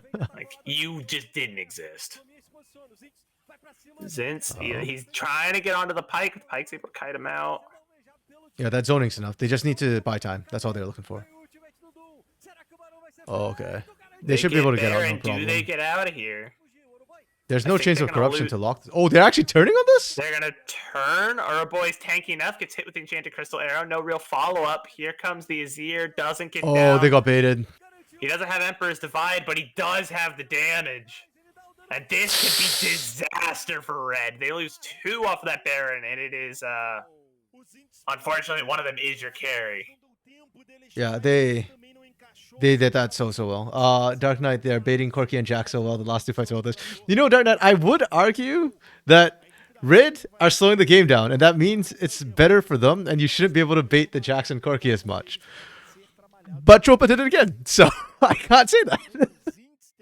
Like, Tropa somehow baited Cirillo and Doom and into turning onto that fight when they really shouldn't have. Like, you got the Baron, just disengage. You have a great siege poke composition, or not poke, but yeah, more siege composition. Play to your strengths. Don't walk into this fight where you're already low from Baron. It's not a poke comp, but it is definitely not a comp I want to be sitting under tower with no waves against. And with the Ashe and Malignant's Corki, you're not going to have waves. Yeah. Oh, this is such a split fight. Here comes the Corki package. Soweto crash downs out. Looking for the hook over the wall. He tags Cirillo, isn't able to clear the wall with it. Soweto has the passive on him from Sejuani. Doesn't get stunned. Has to burn the flash. Red's kind of posturing at the bottom here. They're gonna say it's our turn on the dragon. TXV doesn't seem to like that. And they should have Crystal they found Cirillo. Pike flashes out. Improve is out of there. That is huge from Soweto's Tropa. able to get dragon, and Boy's really looking to threaten here, but it looks like both teams are just going to walk away after that. A 1-for-1 trade, but TXV gets the dragon. That was huge from Tropa and the way they're playing. They're solo. Why is Red pushing up on this? Man, the fact they caught Cirillo there, I think, really decided the fight. Because at that point, like, yeah, your carries are kind of down. And unfortunately, Doom, I think, was more focused on the fight than the dragon itself. So, yeah, that appeared to be the case. Doom gets out with a sliver there. My goodness. Yeah, I mean, they traded carry for carry. Improve actually popped first, but Cirillo was just shortly going to follow. And, yeah, so Soweto was able to smite away the dragon, and if you're TXV, you're going to take that, especially after those 2 kills after Baron. You're just chipping away, and game's pretty much even now. The biggest thing is TXV is set up for Soul Point. Since overextended here, I don't think he knows he's outnumbered by a lot, and not able to hop out, is able to buffer 1 CC, but not able to buffer the Emperor's Divide, and that's going to be the end of Zid's split push. Yeah, that, man, if they get Mountain, Boy is going to be incredibly hard to deal with as well. Ooh, pick. Oh yeah, he's already got such a big health bar. Having that extra passive armor that just exists while he's in his ult form still, it doesn't matter. Enchanted Crystal Arrow comes down a little too late.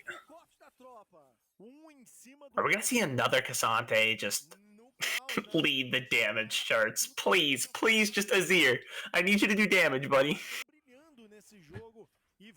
I don't know, man.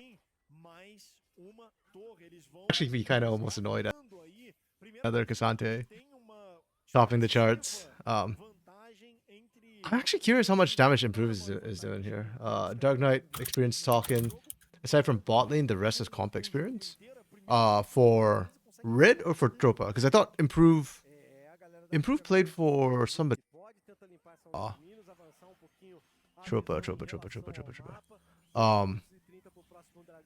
FourY Academy in the past too, right? So, okay. It's just Tominias who doesn't have former experience, right?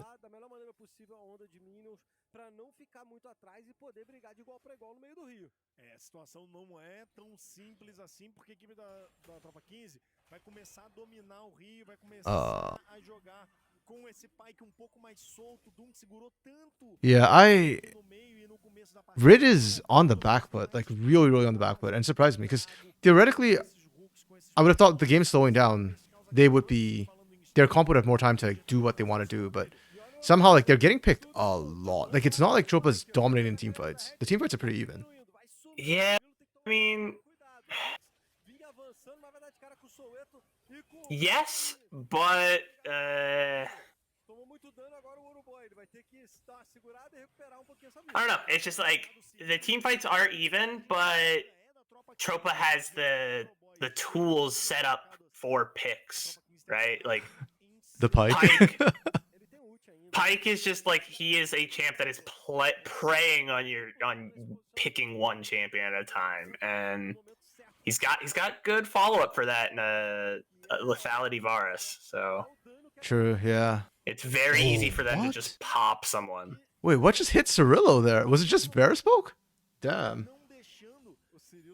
Okay, that lethality started. Did he not catch any soldiers as well, or was it just Varus arrow? That's what I'm wondering. There was so much like clustered there that I didn't. There might have been a soldier, and I'm wondering if it was, because if that's just straight Varus, like yeah, geez, their siege is kind of scarier than I was giving credit for. Yeah, I think Rid's inexperience is showing a little bit with how they got caught out. They still have a lot of control in this game. They can still scale up, and 30 seconds is going to be an interesting thing. They need vision if they want to win that fight, because yeah, if they can't see Tominius, then they're going to get picked again.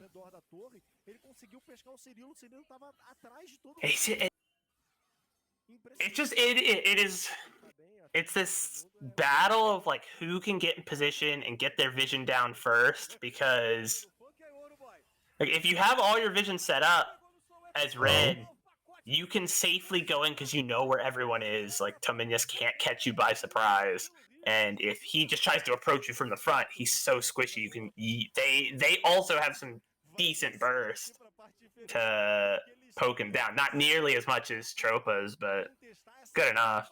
Yeah. Oh, that's interesting. They burnt package there. They got Prio, but it's kind of backfired, I think. Oh, great knockback. This is a poke I was expecting from Rid to play it slow and just kind of grind away at it. But Boy might be too tanky by now.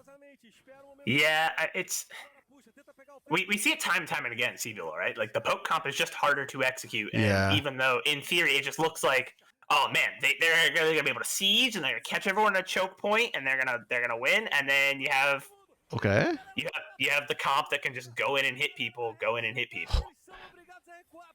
I thought that was gonna be the fight, and then they just disengaged because Boy's too tanky. Boy's still half health at this point. This is sick. And Mountain Soul, that is even sicker. It's a rough look for Red. Yeah, I think this Pokemon might be dead in the water. Mountain Soul might have just torpedoed the whole thing. Wow. Honestly, turning point of the game, right? Yep. Two people dying in Baron. I think Red just walks out, gets a clean Baron. They're so good at sieging towers. Like you cannot sit under tower against this comp because they have they don't have the biggest range, but they have the tools to just sit there and whittle you down, and then Zints and Doom dive you.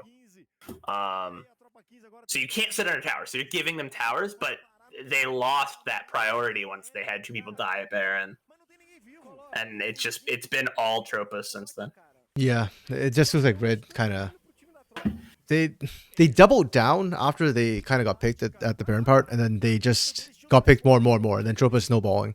And now that Mountain Soul's done, I think it's game over for Red. Unfortunately, the gold gap is only 4K on paper, but it's like way more when you take into account Souls and Baron. And yeah, Tropa, yeah, I guess that's experience showing. They somehow find their way back in when, frankly, they probably shouldn't have been able to come back in falling behind that early. Okay. Dark Knight says... Sorry? Oh, sorry. No. Dark Knight said Adventure or Orb is probably MVP. I mean... Yeah. Yeah. You agree? I think that's just something we kind of do see from inexperienced teams just in any game is holding on to leads is hard. Like across sports, right? One of the signs of like, okay, I'm a big Columbus Blue Jackets fan, bringing it back to hockey. Very, very young team. For the most part, we tend to trend on the younger side of the league. And no like solid coaching staff. We have gotten out to so many early leads and then just so many blown leads. And I think that's just part of that is I don't. It's different depending on what game you're playing, but it just seems to be a universal constant. It's like there's some pressure about being in the lead, and like you want to do things, and sometimes the best thing to do is nothing. Yeah, like knowing how to just play clean games, I think is definitely. Oh, Zins. Oof. Yeah, they are not letting Zins. Ugh. I mean, I liked. Oh. Another one. Oh, Avengers stole that one. Oh, I guess stop the. I don't even want to sit there and say like I liked the draft. I got the draft, but I didn't like it. For which side? Red. But I would say both teams, but definitely more so for Red, because I think Red made the first mistake. In the banning of Caitlyn just is a huge question mark ping for me. Yeah, I mean, you're right. I kind of just like brush past it in draft, or not brush past it, but I excuse it in draft because because we saw Tropa ban Lucian as well, and to me, I'm just gonna pause it so we can talk about this a little bit. Like when these two kind of canceled each other out, so it's kind of like okay, that's fine. What Red did in the beginning, I just don't like specifically the Jax pick here. I think the wanted split push pressure and something that could actually still threaten in team fights, and Jax is strong in team fights, but I just don't think it's okay to pick him to Cassante. Like, did he ever even get a successful split push off? Like the 2 or 3 times we saw him in a late game split push, he got 4-manned and died. Yeah, because he fell behind in lane, right? And that's my problem with Jackson to Cassante right now. It's just that I don't think you can do that unless you've got like a ton of jungle pressure. Actually, he needs to alleviate this lane. If not, I don't think you can blind or you can pick a Jackson. If it's equal 2v2, Cassante still wins out early, and then you just have to scale up later. And they were on track to do it. They messed up, and then their squishies got picked too many times. Game. Yeah. Hey, Dark Knight. Yeah, go grab some food, man. Thanks for dropping by. Appreciate you chatting and all the info you're giving us too. So have a good one, man. I actually kind of split on who I want to give it. I feel like Tominias was giving a lot, was creating a lot of picks, but like Avenger didn't stand out to me, but the KDA was good. So obviously Avenger was doing something. I think personally, either Tominias or to what's the top laner's name again? Oroboy. I think we're seeing another Cassante MVP personally. Yeah, you know what? I think it'd be. I would be okay with that one. What I would not be okay with is Soweto getting MVP. if we're gonna say like, yeah, no, Tominias played pretty well. Like he was facilitating a lot of picks. Oroboy was really just controlling fights. It's gonna be like Varus MVP. You know what? I could see that. I can see that. I think the bot lane, like, my eyes are more to Tominias because the Pyke pick is the more exciting pick usually. But you know what? If it turns out to be Varus, I'm okay with that. You know, yeah, with Tropa it's kind of hard because I'm not quite sure. The turn to me happened on picks, and I guess it's just whoever was there at the picks, you know, that I would think of awarding MVP to. But yeah, so what else? Yes, I think once they established that lead, though, they were just they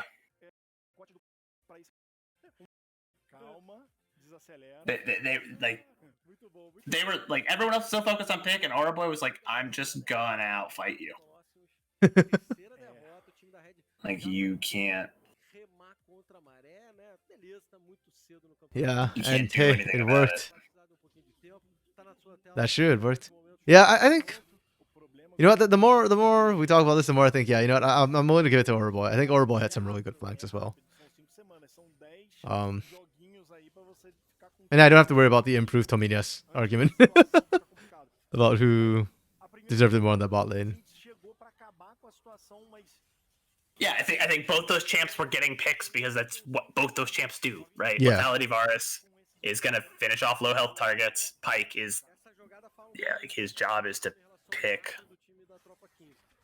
Yeah. But hey, you can be like, okay, well, you know, if their job is just to get picks, Casante's job is just to control fights, but he controlled fights really good. Yeah, especially once he started getting a couple of those mountain drags under him. Oh, he was so tanky. Like even the Soul Point fight, the one for Soul itself, like Orboy was just frontlining like none other, and yeah, like literally 1v4, 1v5 at some of those moments, and still they had problems. Like, was this the one? I think this was the one where like Orboy was just refusing. No, this wasn't Soul Point. Yeah, but Orboy was just nasty in the extended fights. Okay, give me the MVP, guys. I've seen enough clips. This is game 6. Game 6 of the day. So we've got one more game. INTZ Academy versus Flamengo Academy. I'm gonna be honest, like I'm actually kind of tired. This is a long series. Like 7 games is a bit. Right, I appreciate you hanging out with me, Bren. Back. Okay. Yeah. No problem. We've had a good time. Oh yeah. E aí foi o double do Tominhos, né? Que ele foi pegar vai pegar mais o do ali na parte de cima. Aí nesse jogo já tava decretado. Pike voando pra tudo quanto é lado, detonando tudo e todos. Ele queria, dava pra ser um quadra kill. É, isso. Aí ele ainda vai resetar mais uma vez o R aqui no Stoneless, mas ele não consegue pegar o abate. O Avenger pega mais um. O Avenger pegou 2 kills aí, era a quadra do Tominhos. Dava pra ser penta do Tominhos isso aqui. Yeah. Okay. There we go. Finally. You get the post-game stats. Okay, yeah, so it wasn't Orboy this time. It wasn't the Cassante taking over everything. It was Avenger. But I do think one of the reasons too we're not seeing the Cassante be like highest damage is also because there are more tanky members on the side of Red. A lot of times, like when Cassante ends up highest damage, the team they're fighting against is kind of squishy. So there's not a lot of health for the carries to end up cutting through. It's more just like, oh, we cut through the squishy members. Aqui, eu assassino os números constantemente, pô. Será? É 33 minutos.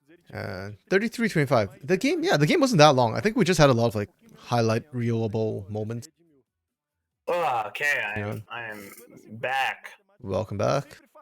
Oh, thank goodness Cassante didn't do the most damage in the game. Let's go!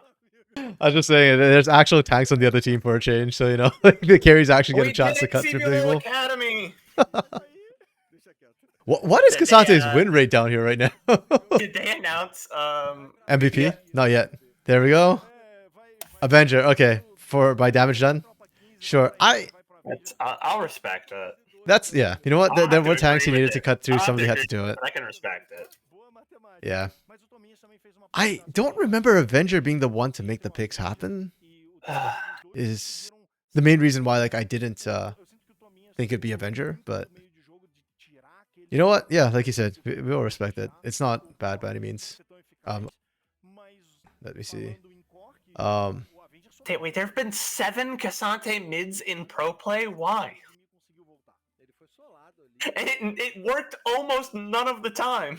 Oh my god. It's the whole like Garen mid and Sion mid trend that's happening. I remember I think it was like LS made a post about like Garen mid, and I'm like, no, please, I don't need to see it in my solo queue games, man. Don't make it popular. Yeah, I hate it. Insanity was inting a little bit with it, Sion mid and the Garen mid. But like I understand the idea, especially with like brand jungle being an option. You kind of want like tankiness somewhere else. And mid is a annoying lane because most mids are, or not most mids. I mean, Azir side, most of them are like bursty. So yeah, but I personally hate it, and I'm glad it's not finding success. So, fun fact: Cassante is 3-4 in CBLOL,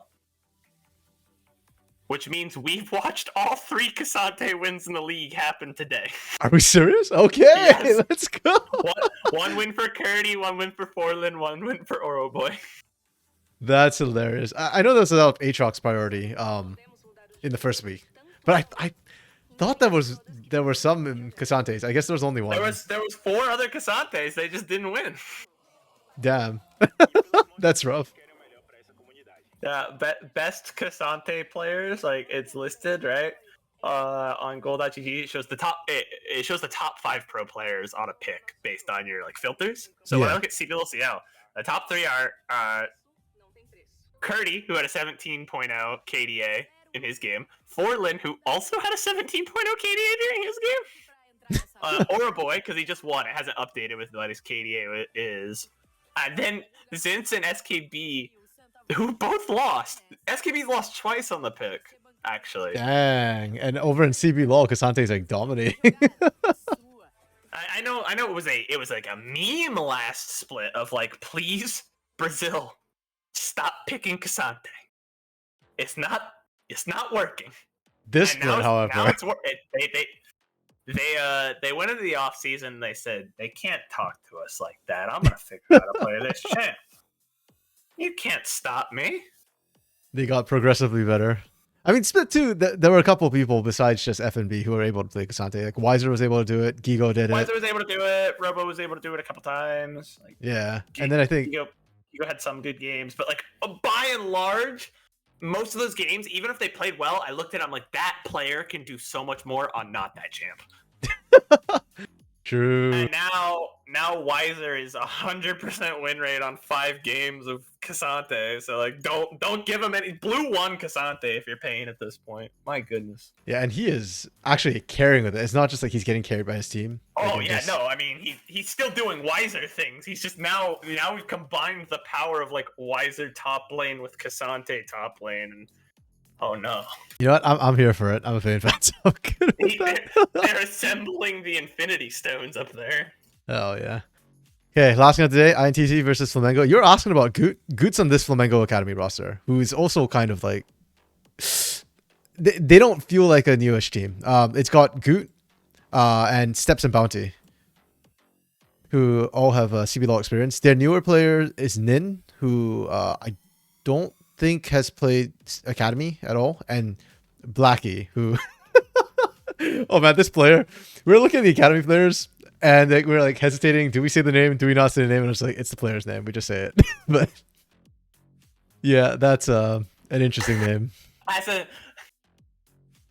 an American, Yeah, right. Like in North America, it's kind of like awkward.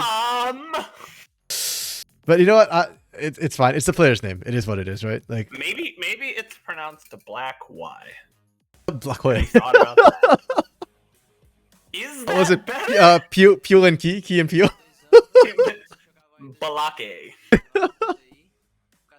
Oh man, yeah. But Blackie played on INTZ Academy last split with Tatu and Eridan, and the 3 of them were like incredibly mechanically insane, but could not seem to work together to save their life. So far in Flamengo Academy, it's looked much better. Blackie's backed up by Goot a lot, and they look good.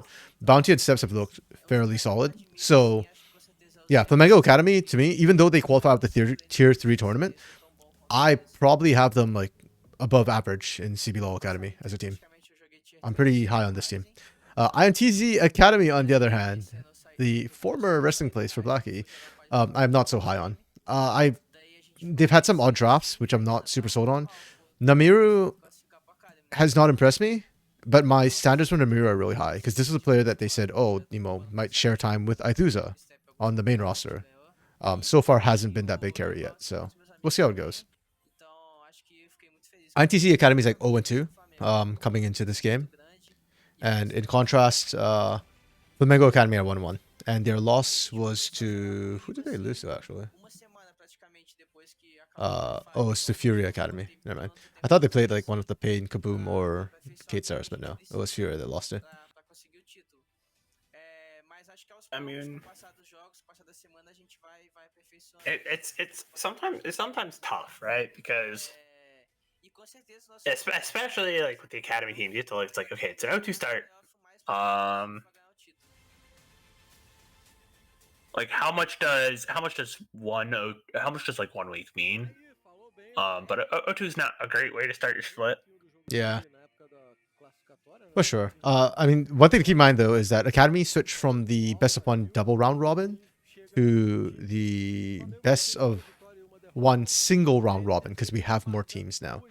So it used to be like, oh, 2 losses out of 18, you're still kind of okay.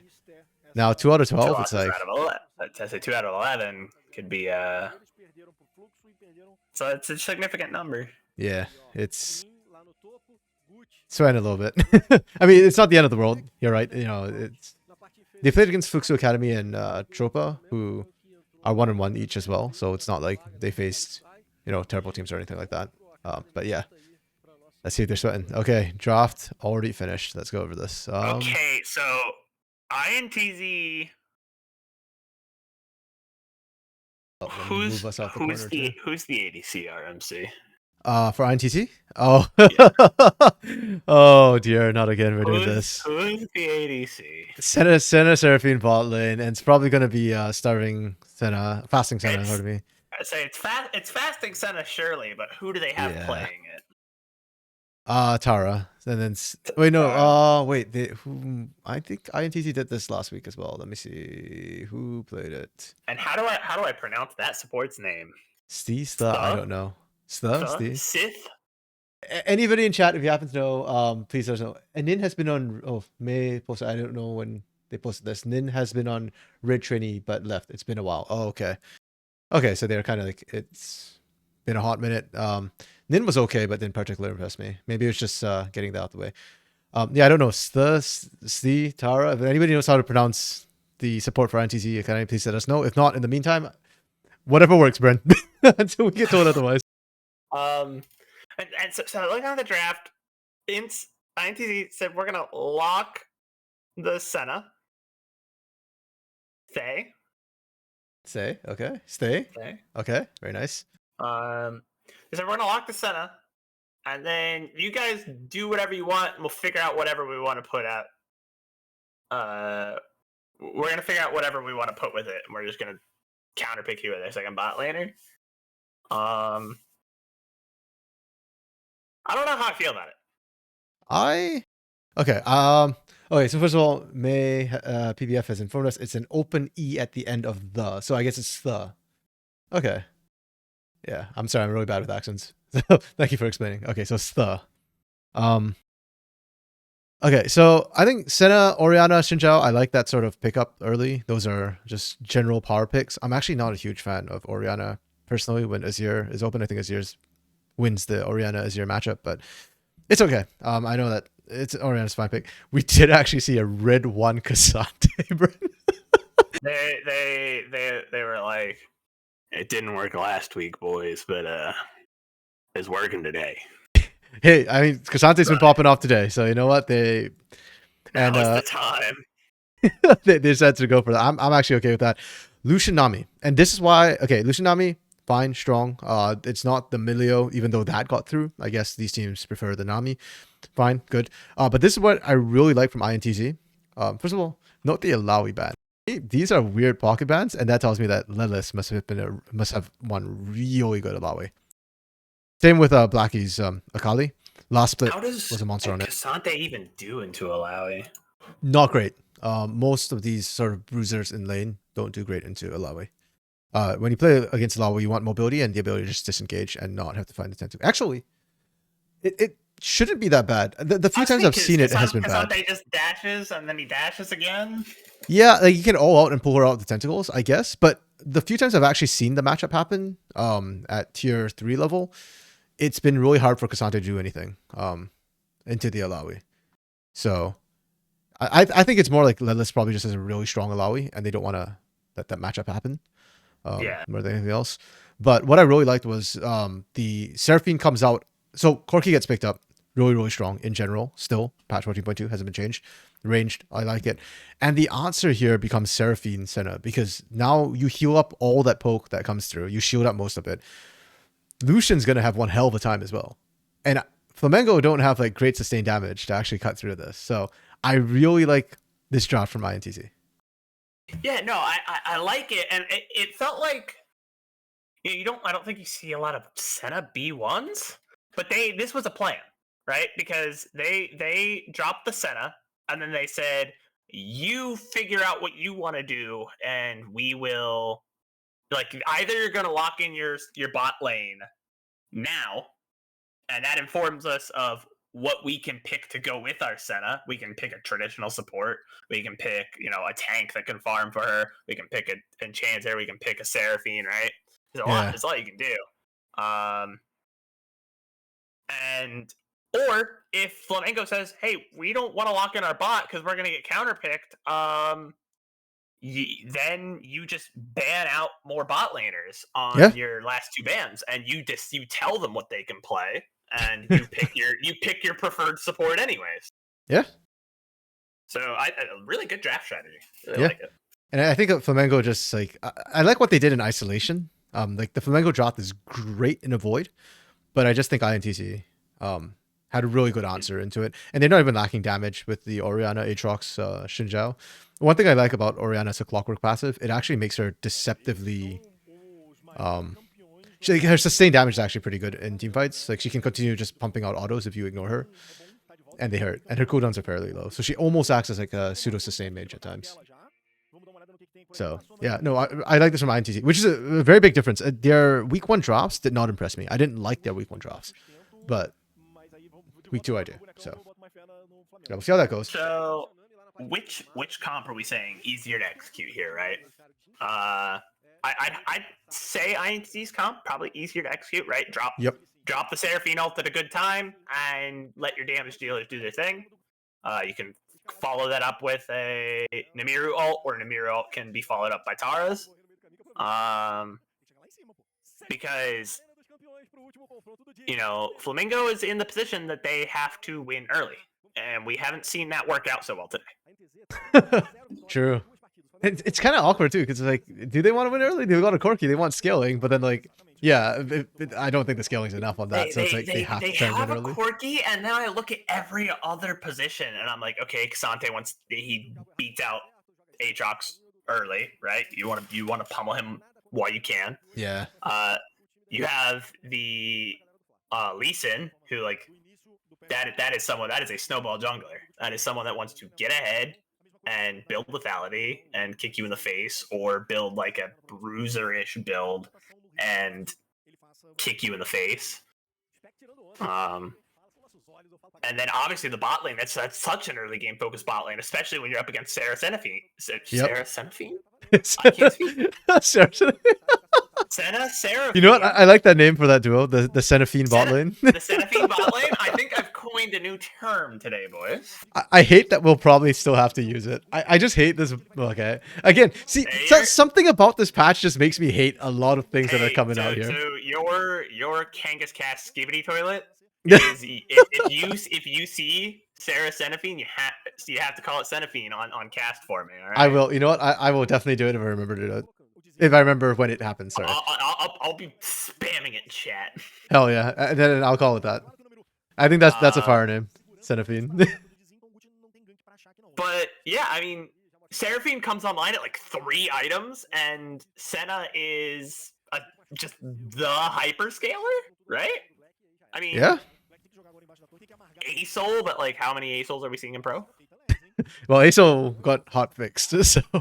Yeah, so my question that I was gonna put on for the podcast for last week was, oh man, ASOL's really strong and he's got like a 58% win rate. Are we gonna see him are we gonna finally see him in pro play? And then he got hot fixed that night and became bad again. And I was like, okay, never mind. We saw him in CB LoL. I think it was either Dinkito or Tinons who played him last year. I can't remember who played him, but yeah, it was either Payne or Lau who whipped it out at some point. Like, I want to say Stinkito. The champs that people look at are like, oh, these are the hyperscaler champs. Oh my goodness. Cassante wins early? What? Nin? Wait, did I have Nin just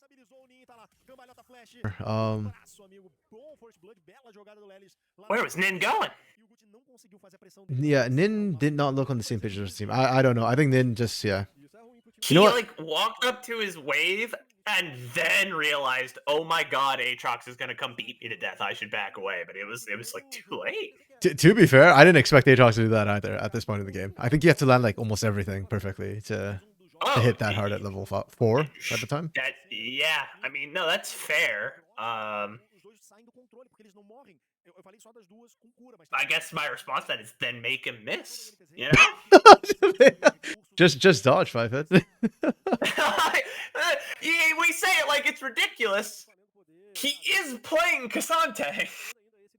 Probably used up all his mobility spells in advance, unfortunately. Oh, he's ghosting for this. Now he's losing. Okay, the first one I can excuse is like not knowing, you know, a little bit of a mistake, you know, not respecting the Aatrox damage. But this time, Nin actually opted into this with the ghost. Like, you were saying that I will run you down, and then he went, oh no, I need to run away. That is. He saw the World Ender came out and said, actually, never mind, sir. Have a nice day. Sorry, I was not familiar with your game, Aatrox. I apologize, Aatrox. I was not familiar with your game. Yeah, that's actually kind of really bad for Flamengo, because now they're losing tempo, right? Like, we saw Void Grubs, I think 1 or 2 were being taken, and now they're going to contest with this dragon as well. Flamengo is going to get the dragon. Okay. Yeah, for a second I was like worried they were going to lose it. Yeah, Flamengo's fine. That's okay. If they had lost, that'd be so bad. But they are losing like timing and tempo. Corky has no mana, so he's about to get this wave shoved in. Yeah, no TP either. He'll miss probably like a wave, half a wave. Bot side's going to lose the entire wave though. Or not. They didn't push as fast as I thought they would. Okay. I thought Seraphine with B-drop would push faster. Yeah, I think INTZ are ahead, and that's scary when we already talked about compositionally Flamengo want to be the ones who are ahead, and they're already trying to fall behind. Yeah, I mean, like, what's the point of power here? What does INTZ? I guess what does INTZ have to watch out for, right? What does Flamengo say? Okay, this is how we're gonna win the next fight. Oh, it was supposed to be right from the get-go, right? Steps Bounty, Lucian, Nami. And then Goot on Lee Sin as well. Goot was one of those players like Disamis, who's like supposed to be good with Lee Sin and these sort of early ganking junglers. And so far, Goot hasn't been able to make anything happen. So that's highly unfortunate. Speaking of early ganking junglers, here comes one right now, and the encore on top of it. Oh no. Level 6, instantly do it. Yeah, Xin Zhao having a better time of it. How long was this in there? I didn't even notice this in the bot side. He was just vibing. Yeah, there we go. It was like a good like 20 seconds of him just like staring, face pressed up against the edge of the bush, like they're gonna step up eventually. And they did, and then they regretted it. Yeah, no, that's he is down 20 farm for that, but I think you'll take that. Yeah, 100%, especially into the Lucian lane. If you're shutting down like the Lucian Nami lane, that's the power point, right? Like top side, you're already fine. Lelis is starting to run away with this one, which is huge for INTZ. Because we talked in, I think, 2 separate games today where we said like, it's like, oh, they want to fight, but it's like, how do they? Their damage dealer is Lucian, and he didn't snowball. Yeah, especially later on. This might be a Serpent's Fang Lucian game. Oh, finally, Goot ganks. Now they get the Goot gets in with the gank. Good tower juggle. Yeah, really good tower juggle on the aggro. Because Goot stays high health now. Is it worth though? It's out on. So they drop the ult. You get the Senna ult in return. You get Tara flash.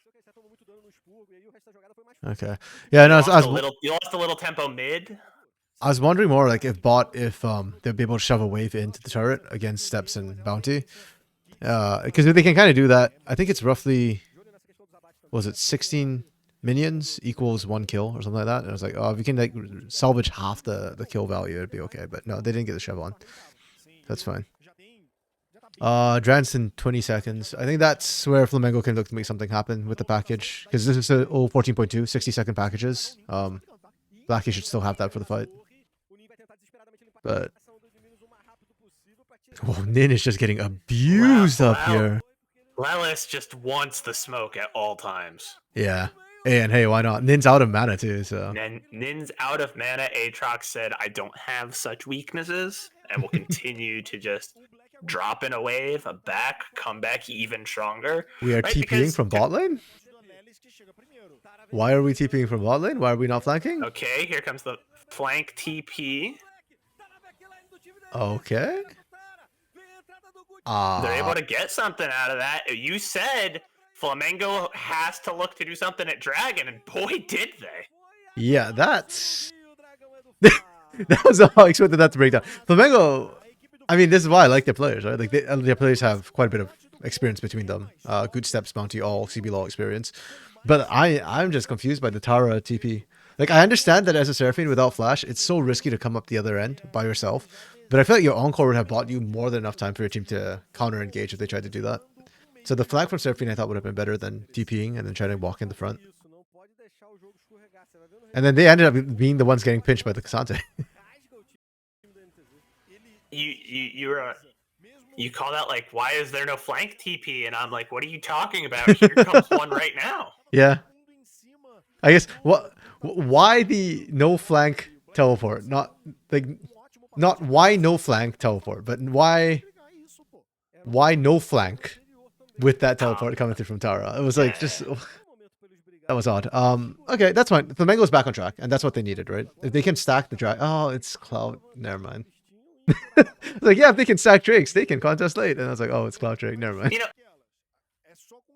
last season I got to an argument with a guy, right? Because we were talking about like relative dragon value, and he for some reason was very, very high on Chemtech Drake, and I'm like, that Drake sucks.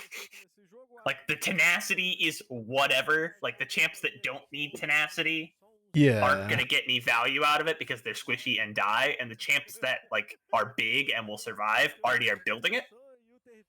So the extra tenacity is cool. The extra heal and shield power is pretty great. But if like we're in a meta where enchanters were less common at the end of season 13, right? We're seeing a lot of tanks. And the only like the people that are really using the Chemtech passive are like Aatrox, right? He gets low, he heals back up. Like, it's not a great value. And yeah, it's a very niche. I was like, nah, man, Hextech. Like, Hextech is the worst or the best? No, as the best. Okay. Yeah. This was his argument for that was his argument for the best, right? Okay. And everyone else chimed in and was like, you guys, that doesn't matter who's the best because the worst is Cloud Drake. But Cloud Drake had the highest win rate as a soul in season 3.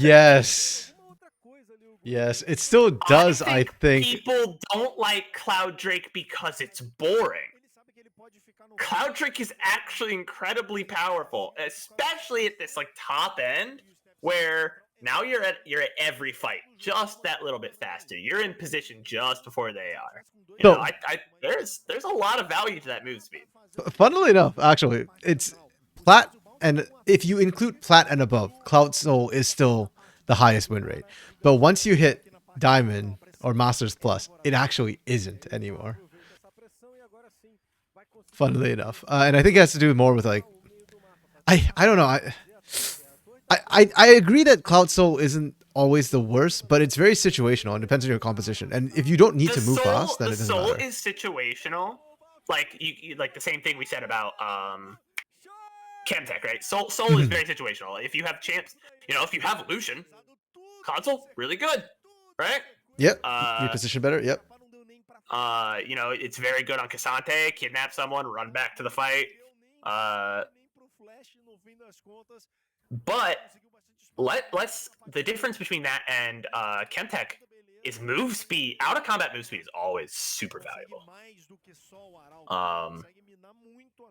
So I think the individual stats are more impactful than people give them credit for.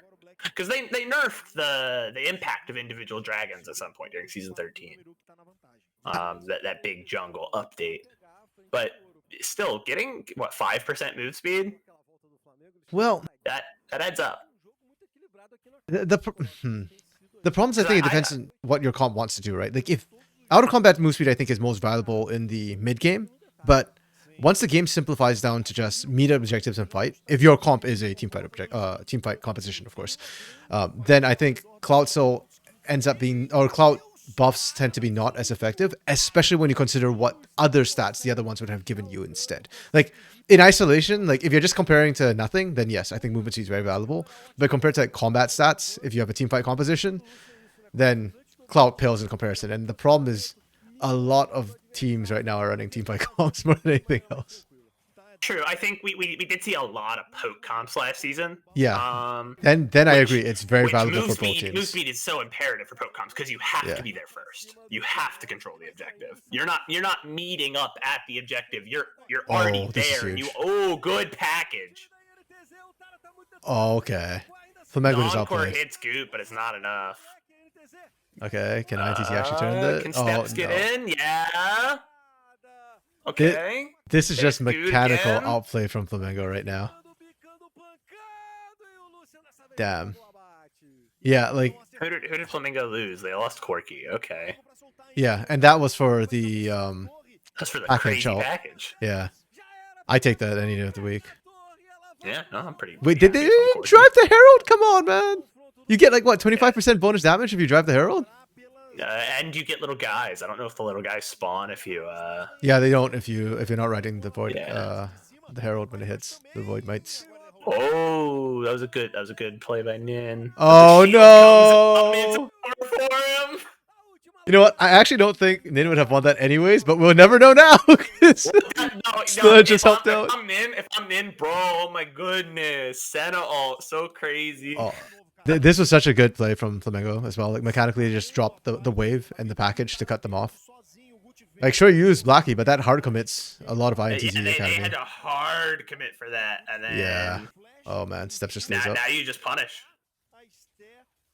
That's really good from Flamengo. And yeah, again, maybe it's an experience sort of call from this team. Like they see the angle, right? And obviously INTZ didn't see the angle. Like INTZ was thinking like straight up front to back, right? Walk into river control. They were doing things by the book, you know, solid. Nothing wrong with what they did, but Flamengo saw the better angle. Yeah, that's why like I think this Flamengo roster is yeah, some of these teams don't feel like they should be, or they feel like better than they should be, because like Flamengo and Tropa, technically they came up from the T3 side, so they should be weaker on paper, but they're not. Okay. And it has some praising Flamengo. I think, weirdly enough, that's like it feels. I correct me if I'm wrong. It feels almost like localized to like tier 2 League of Legends, because the same thing just happened with Disguised in the NACL last split. Sorry. Yes. Yeah. Where they came up as like the new kids on the block, and then they just won the split because they can. I think for Disguise specifically, North America has some weird things going on. Where right now, Actually, true, they bought C9 spot, didn't they? Yeah. Right. Yeah. They took over, and also like the academy teams pulled out, so there aren't that many LCS franchise teams, or if they were, very few of them actually had any money and resources put into them. So Disguise actually pumped money into it, and also Disguise is a great brand. Well, Toast has a great brand, which applies to Disguise as well. So, yeah. So, like, North America is kind of weird that way because our franchise teams don't want the academy teams anymore. Yeah, it's. I think a lot of people are like, oh, it's just a money sink. Which but is so, like, it's been discussed so many times and shown to not be true, but yeah. Yeah, I mean, I guess I get where they're coming from, but look at, I mean, you talk about Toast brand, like, I will sit down and watch because I see Disguised is playing. Yeah. Now, I wasn't a Tomio fan. I became, fans of their players, but Yeah. they made that happen, and I think other teams just need to do a better job of that.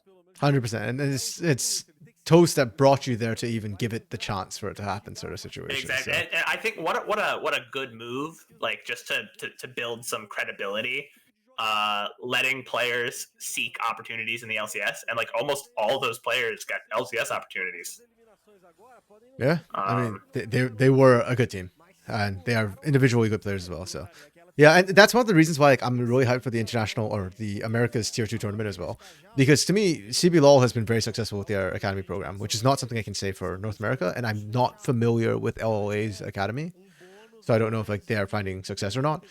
But I want them to like. I'm not familiar with LLA. Yeah, LATAM side. Yeah, unfortunately, I've never really tracked much of their stuff. But yeah, I want like NA to see that, hey, Brazil's got it figured out. Like we need to learn from Brazil and actually build up proper talent. Yeah, I mean, if a team from Brazilian tier 2, which people make the jokes, Brazil is just like, I think someone said Brazil is LPL if all of the LPL players were silver. And I'm like, while that's actually hilarious, how dare you? Also not true, but it's not true. It is funny. It's not true. Yeah. Like we have incredibly mechanically skilled players in the CBL. And Yeah. a lot we talked very earlier today. We talked like how many of the talented players come up from the academy and then just immediately are good in the tier, in the top league. So, and that's not quite as common an occurrence in NA. I think what JoJo is like the example of it. Sure, yeah. And we just saw that. So like, if Brazil comes in and like punches the LCS in the mouth, or the NACL rather, could be good for the system as a whole. 100%, and that's what I'm hoping to see as well. I mean, that said, I do think the NACL this split, like FlyQuest Challengers, which is probably the top team, dangerous. I think in the first place they could play in LCS and not be ranked bottom. So it's a little bit unfortunate that NACL is really, really strong this split. So if CBLOL ends up playing against them, well, it'll be in summer, or split 2. So we'll have to see what the rosters end up looking like then. Some of these players might be picked up, moved up to LCS, and therefore create like a bit of a weaker situation. Same on this end, right? Like true. We can see, good encore. Yeah, the INTZ comp is starting to come online already. Unfortunately, there's no Serpent's Fang. There's no heal. There's heal cut on Nin, but Is Lewis already MVP because he doesn't have team fight impact, but he's just 1v1'd everyone, and he can't be stopped. might actually be. Like he just said, like, listen, guys, winning the team fight is for nerds. I'm gonna find this guy over here split pushing. I'm gonna beat his head in. I'm surprised Lewis didn't actually try and fight up there before taking the blast comeback. I would not have surprised me. I would not have even questioned it. Wait, if there is a place for NTZ to mess up, it'll be at Baron, because it's a very slow Baron take. They don't have a AD carry. Ooh. Oh, that was good. That was good damage, but just not enough, and Steps gets deleted. My goodness. Oh, wait, Goot just 1v1 Bloodless, so...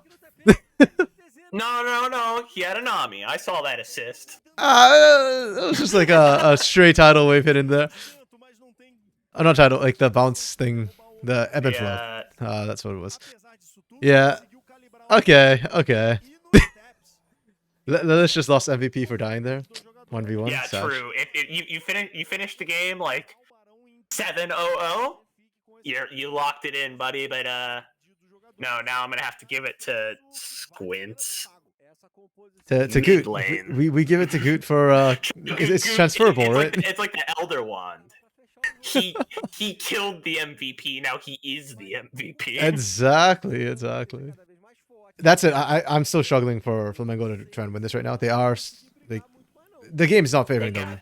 They have drag advantage, but a relatively weak soul. It's not a bad soul for them. I don't think it's good into INTZ. Exactly. Yeah, I fully agree with that. I mean, they would normally want to move fast, but as long as INTZ group up, like, what's moving fast going to do to them, right? You need to. You're gonna run into Lelis faster. Well, maybe you can run past Lilith, but even then, the shields and heals are just gonna be. What's gonna happen is they're gonna like be like, ah, guys, we're so fast, nothing can catch us, and then they're gonna get hit by one Namiru ult. And it's like, I don't think your move speed matters anymore because you exploded. Yeah, I'm here for that, man. Like I was sold Namiru stocks early on in the season, in the off season. Like this guy's supposed to be amazing. We're just waiting for him to be 17, you know. Like it was General Sniper all over again, but so far I haven't seen it. So Could be nerves, lack of experience. There's yeah. like I said, lot going on for new players. And they have no comp experience either. So to be fair, like this will probably be the first time. What are we doing? Why do we keep coming back to this? That's another thing is there's feels like North America has no good pipelines to take really good players and give them comp experience. Right? Like CLOL, like collegiate is pretty good. But the problem with CLOL, it feels like at that age, like once you're in college, you're hopefully already on a tier 2 team. yeah, and on top of that too, it depends on which schools you go to, right? Like you're forced to physically move to attend a school in order to get a good team. Mm-hmm. Exactly. And personally, I'm actually for CLOL. I think it's better to get your degree and actually like do that while, like, it makes you a more well-rounded person. Because I think like if all you do is play professional league, sometimes like certain aspects of your development might not be developed similarly to the rest of society. I think you see an issue when like when basketball did not require you to go to college before you're eligible for the draft. Mm-hmm.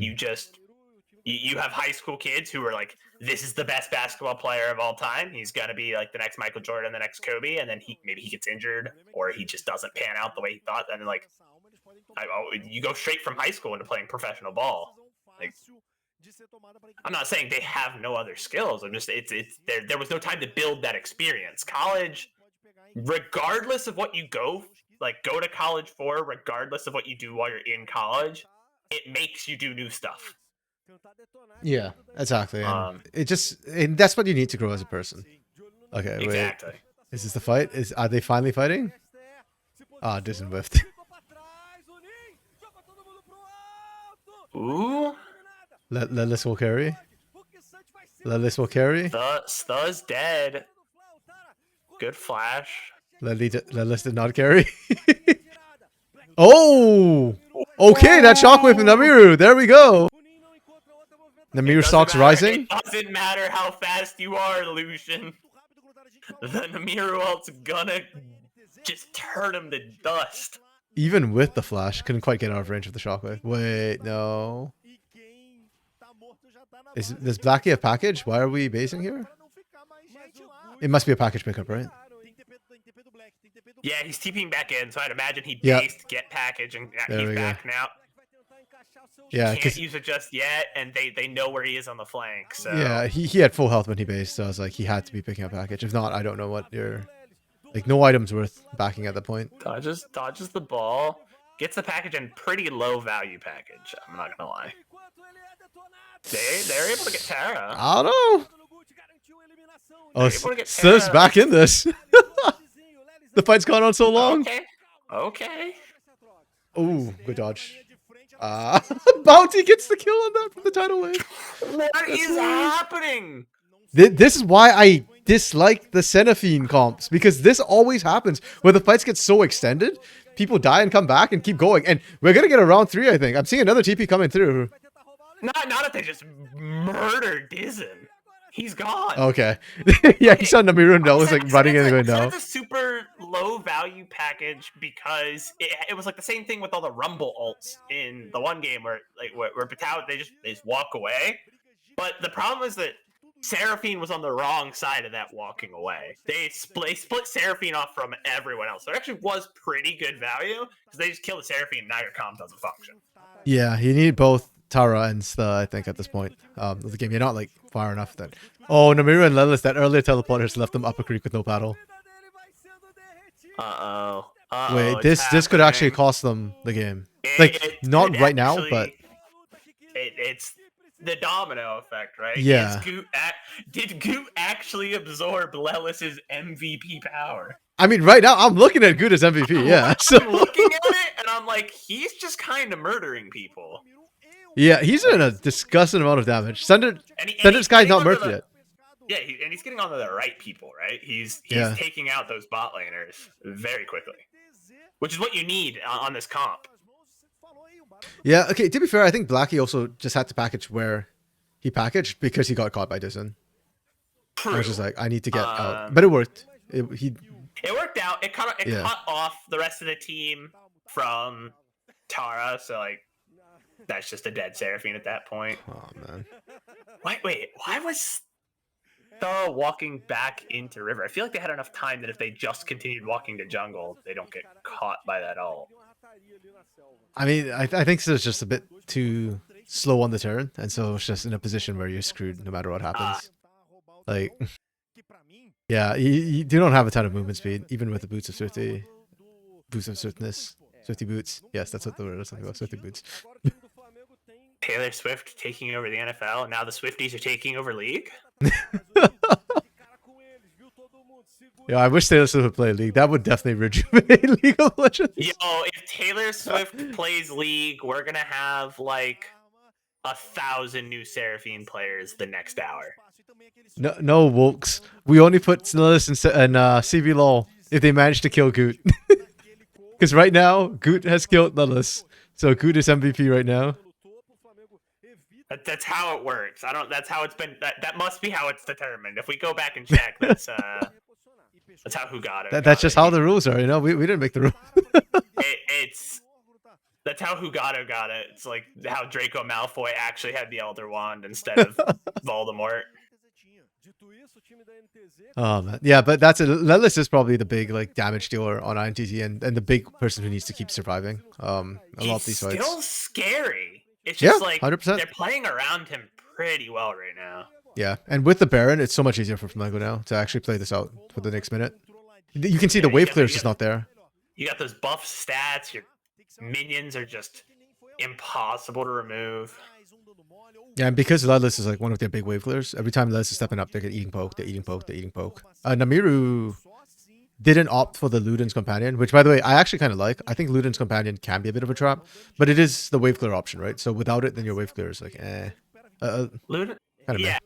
Luden's Companion, it's so hard to tell if it's a trap for burst champions, because on one hand, so many burst champions need that early lost chapter. Like that is their mana.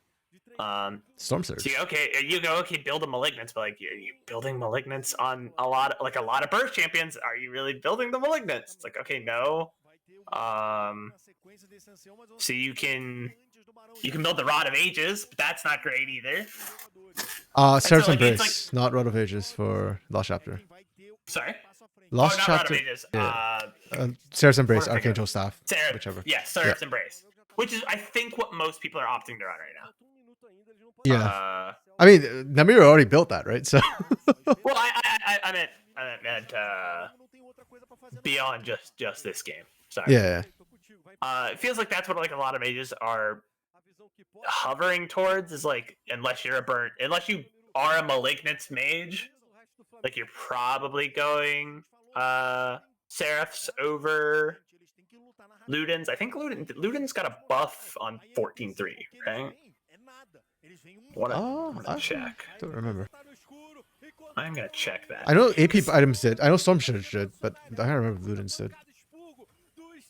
Storm Surge is about a yo-yo back and forth between like best item in the game, worst item in the game. Yeah. That's the thing, right? If you're a burst champion that didn't have early mana struggles, you were just running Storm Surge. Yep, that's why people keep calling Luden's a trap, and I agree to a certain extent. I think if you're single target damage, Storm Surge is better, but yeah, to me, Luden's was the wave clear case, right? Like when you need a bit more wave clear. Yes, I think it gives good wave clear. Like, I think one of the, you're not gonna see it in pro play, but like one of the sufferers of the Ludens Package time. was the. Uh-oh, here it comes. That was a pretty good one. Yeah. And they got Disney out, so there's no real front line. Yeah, Lindless isn't really front and line. they just can't. They can't my get over to help goodness. Nin, and they're just gonna pick him off one by one. Okay, that was really good by Nin and Blackie to remove Dizen. That might Yeah, actually it's end the just- game. Oh yeah, just, Elder's it's been picked up. one by one, like a horror movie. They're just getting picked off by this big, scary guy within tofus. Here he comes. He's gonna beat your head in. Okay. This Okay, then here comes the hard part. Because who would we say is MVP of Flamengo? I know I joked a lot about Goot, and Goot's early game was cracked. But this late game, You know, Like- and it's fun. It's funny. We said, "Oh, okay, like they have illusion. They're not ahead early. Like, what do you do late? I guess win. You know? I don't know. I'd still probably give it to Goot. I'll be real. Because Yeah. actually, for the reason of Lelis was terrorizing your team, and Goot just came and said, "No, it's not. It's Oh? not over yet." oh, RMC. Bounty got stopped. Yeah, I thought it was. Uh, No way, Bounty dies here, right? No way, Bounty dies here, right? Okay. That's insane. They just got Elder. Like, the Elder buff is too young to die right now.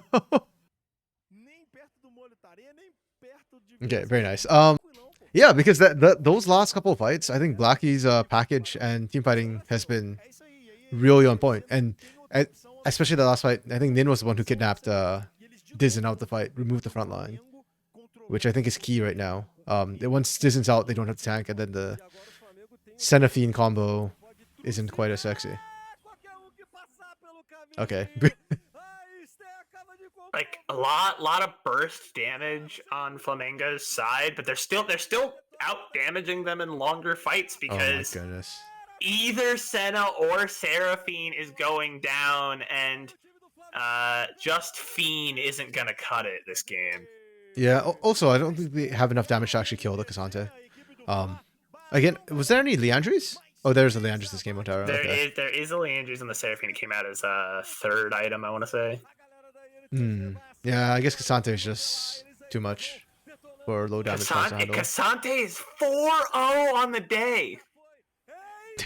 And my he goodness. started the day 0-4 and is now 4-4. I kind of hate this. I am not a Cassante enjoyer, personally. Okay. So good. Checking Ludens went from 3,000 total cost to 2,900 total cost. It got 5 more AP. It does 5 more base damage on the passive, but has half as much scaling. Okay, 8% to 4%. That's honestly probably like a super tiny nerf in terms of the fire damage, but your ability power went up, so. Yeah, so I think it's a good choice for those who need it, but I don't remember. I don't think I got to it earlier. Like the exemplar of like Ludens was their one item last season, and now Ludens is not the same item, right? It's like a wave clear item now. It is not a it's not like a pick item. It's like Lux.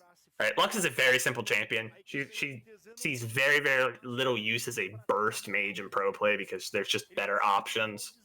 But like as a burst mage, like the one thing she did, she starved for mana early, so she builds a Lost Chapter.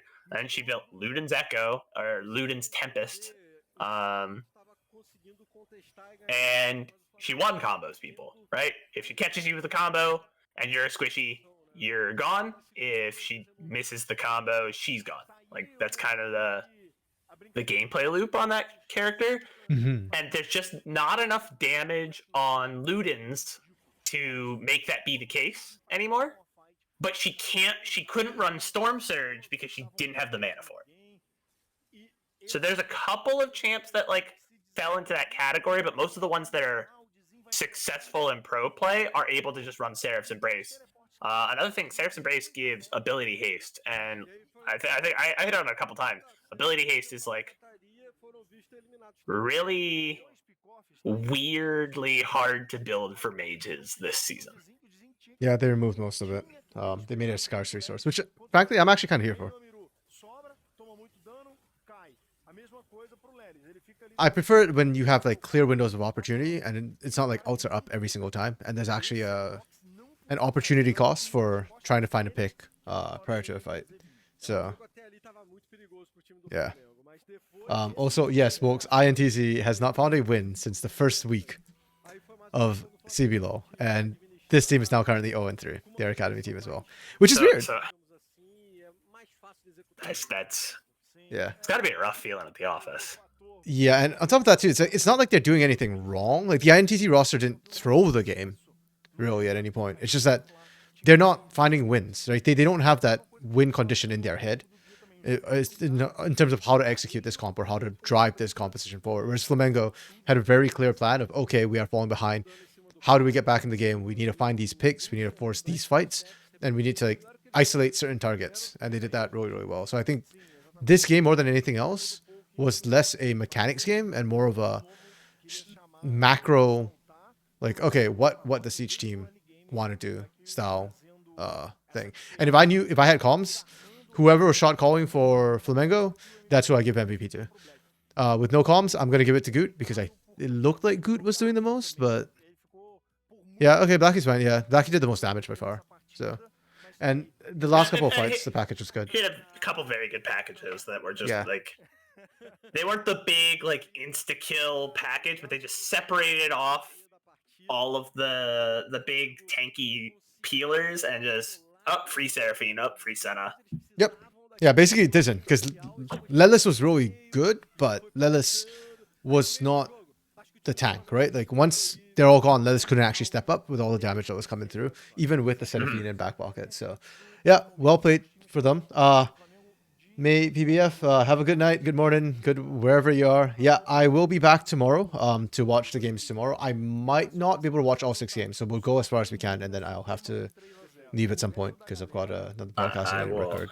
I will unfortunately not be back tomorrow. Next week, Bren. We'll get you on I have next work. week. Rip. Well, thanks for joining me though, Bren. I really appreciate it. And sticking out all 7 games. That's kind of nutty. So thank you for dropping by. I appreciate the good times. Got to sit here and chat about, kind of whatever, but mostly League of Legends. Yeah, well, we did a lot of flesh or meat sports, flesh sports, especially when FourY4 was around. So I go with meat sports if you have to choose one of those two. What, flesh sports not doing it for you? Yeah, okay. not quite doing it for me. Okay, with that, we are just gonna sign out here. The standings will be shown. You can go take a look at the main stream, the Portuguese broadcast stream, or it'll be on Wikipedia. But yeah, I'm gonna check out. It's been a long day, so thank you everyone. Peace and have a good day. Actually, before we go, SuperBren, where can we find you? Any plugs you want to do? You can find me on Twitter at SuperBrenCast. You can also find me regularly in the CBLOL English Discord, which you should join because that is where like all the notifications for CBLOL, like you anytime we post anything, you will know. And there's a lot of good discussion between fans, like learn about the region, like see what's going on. Very good community. So. Yeah. I think the link is in the CBLOL English Twitch channel. It is. I can also drop one in chat if people want. So perfect. Yeah. So Ben will drop it in chat. Please do feel free to join us. And yeah, a lot of times like you can find us in there as well. So thanks everyone, and have a good day, good night, good whatever. Peace.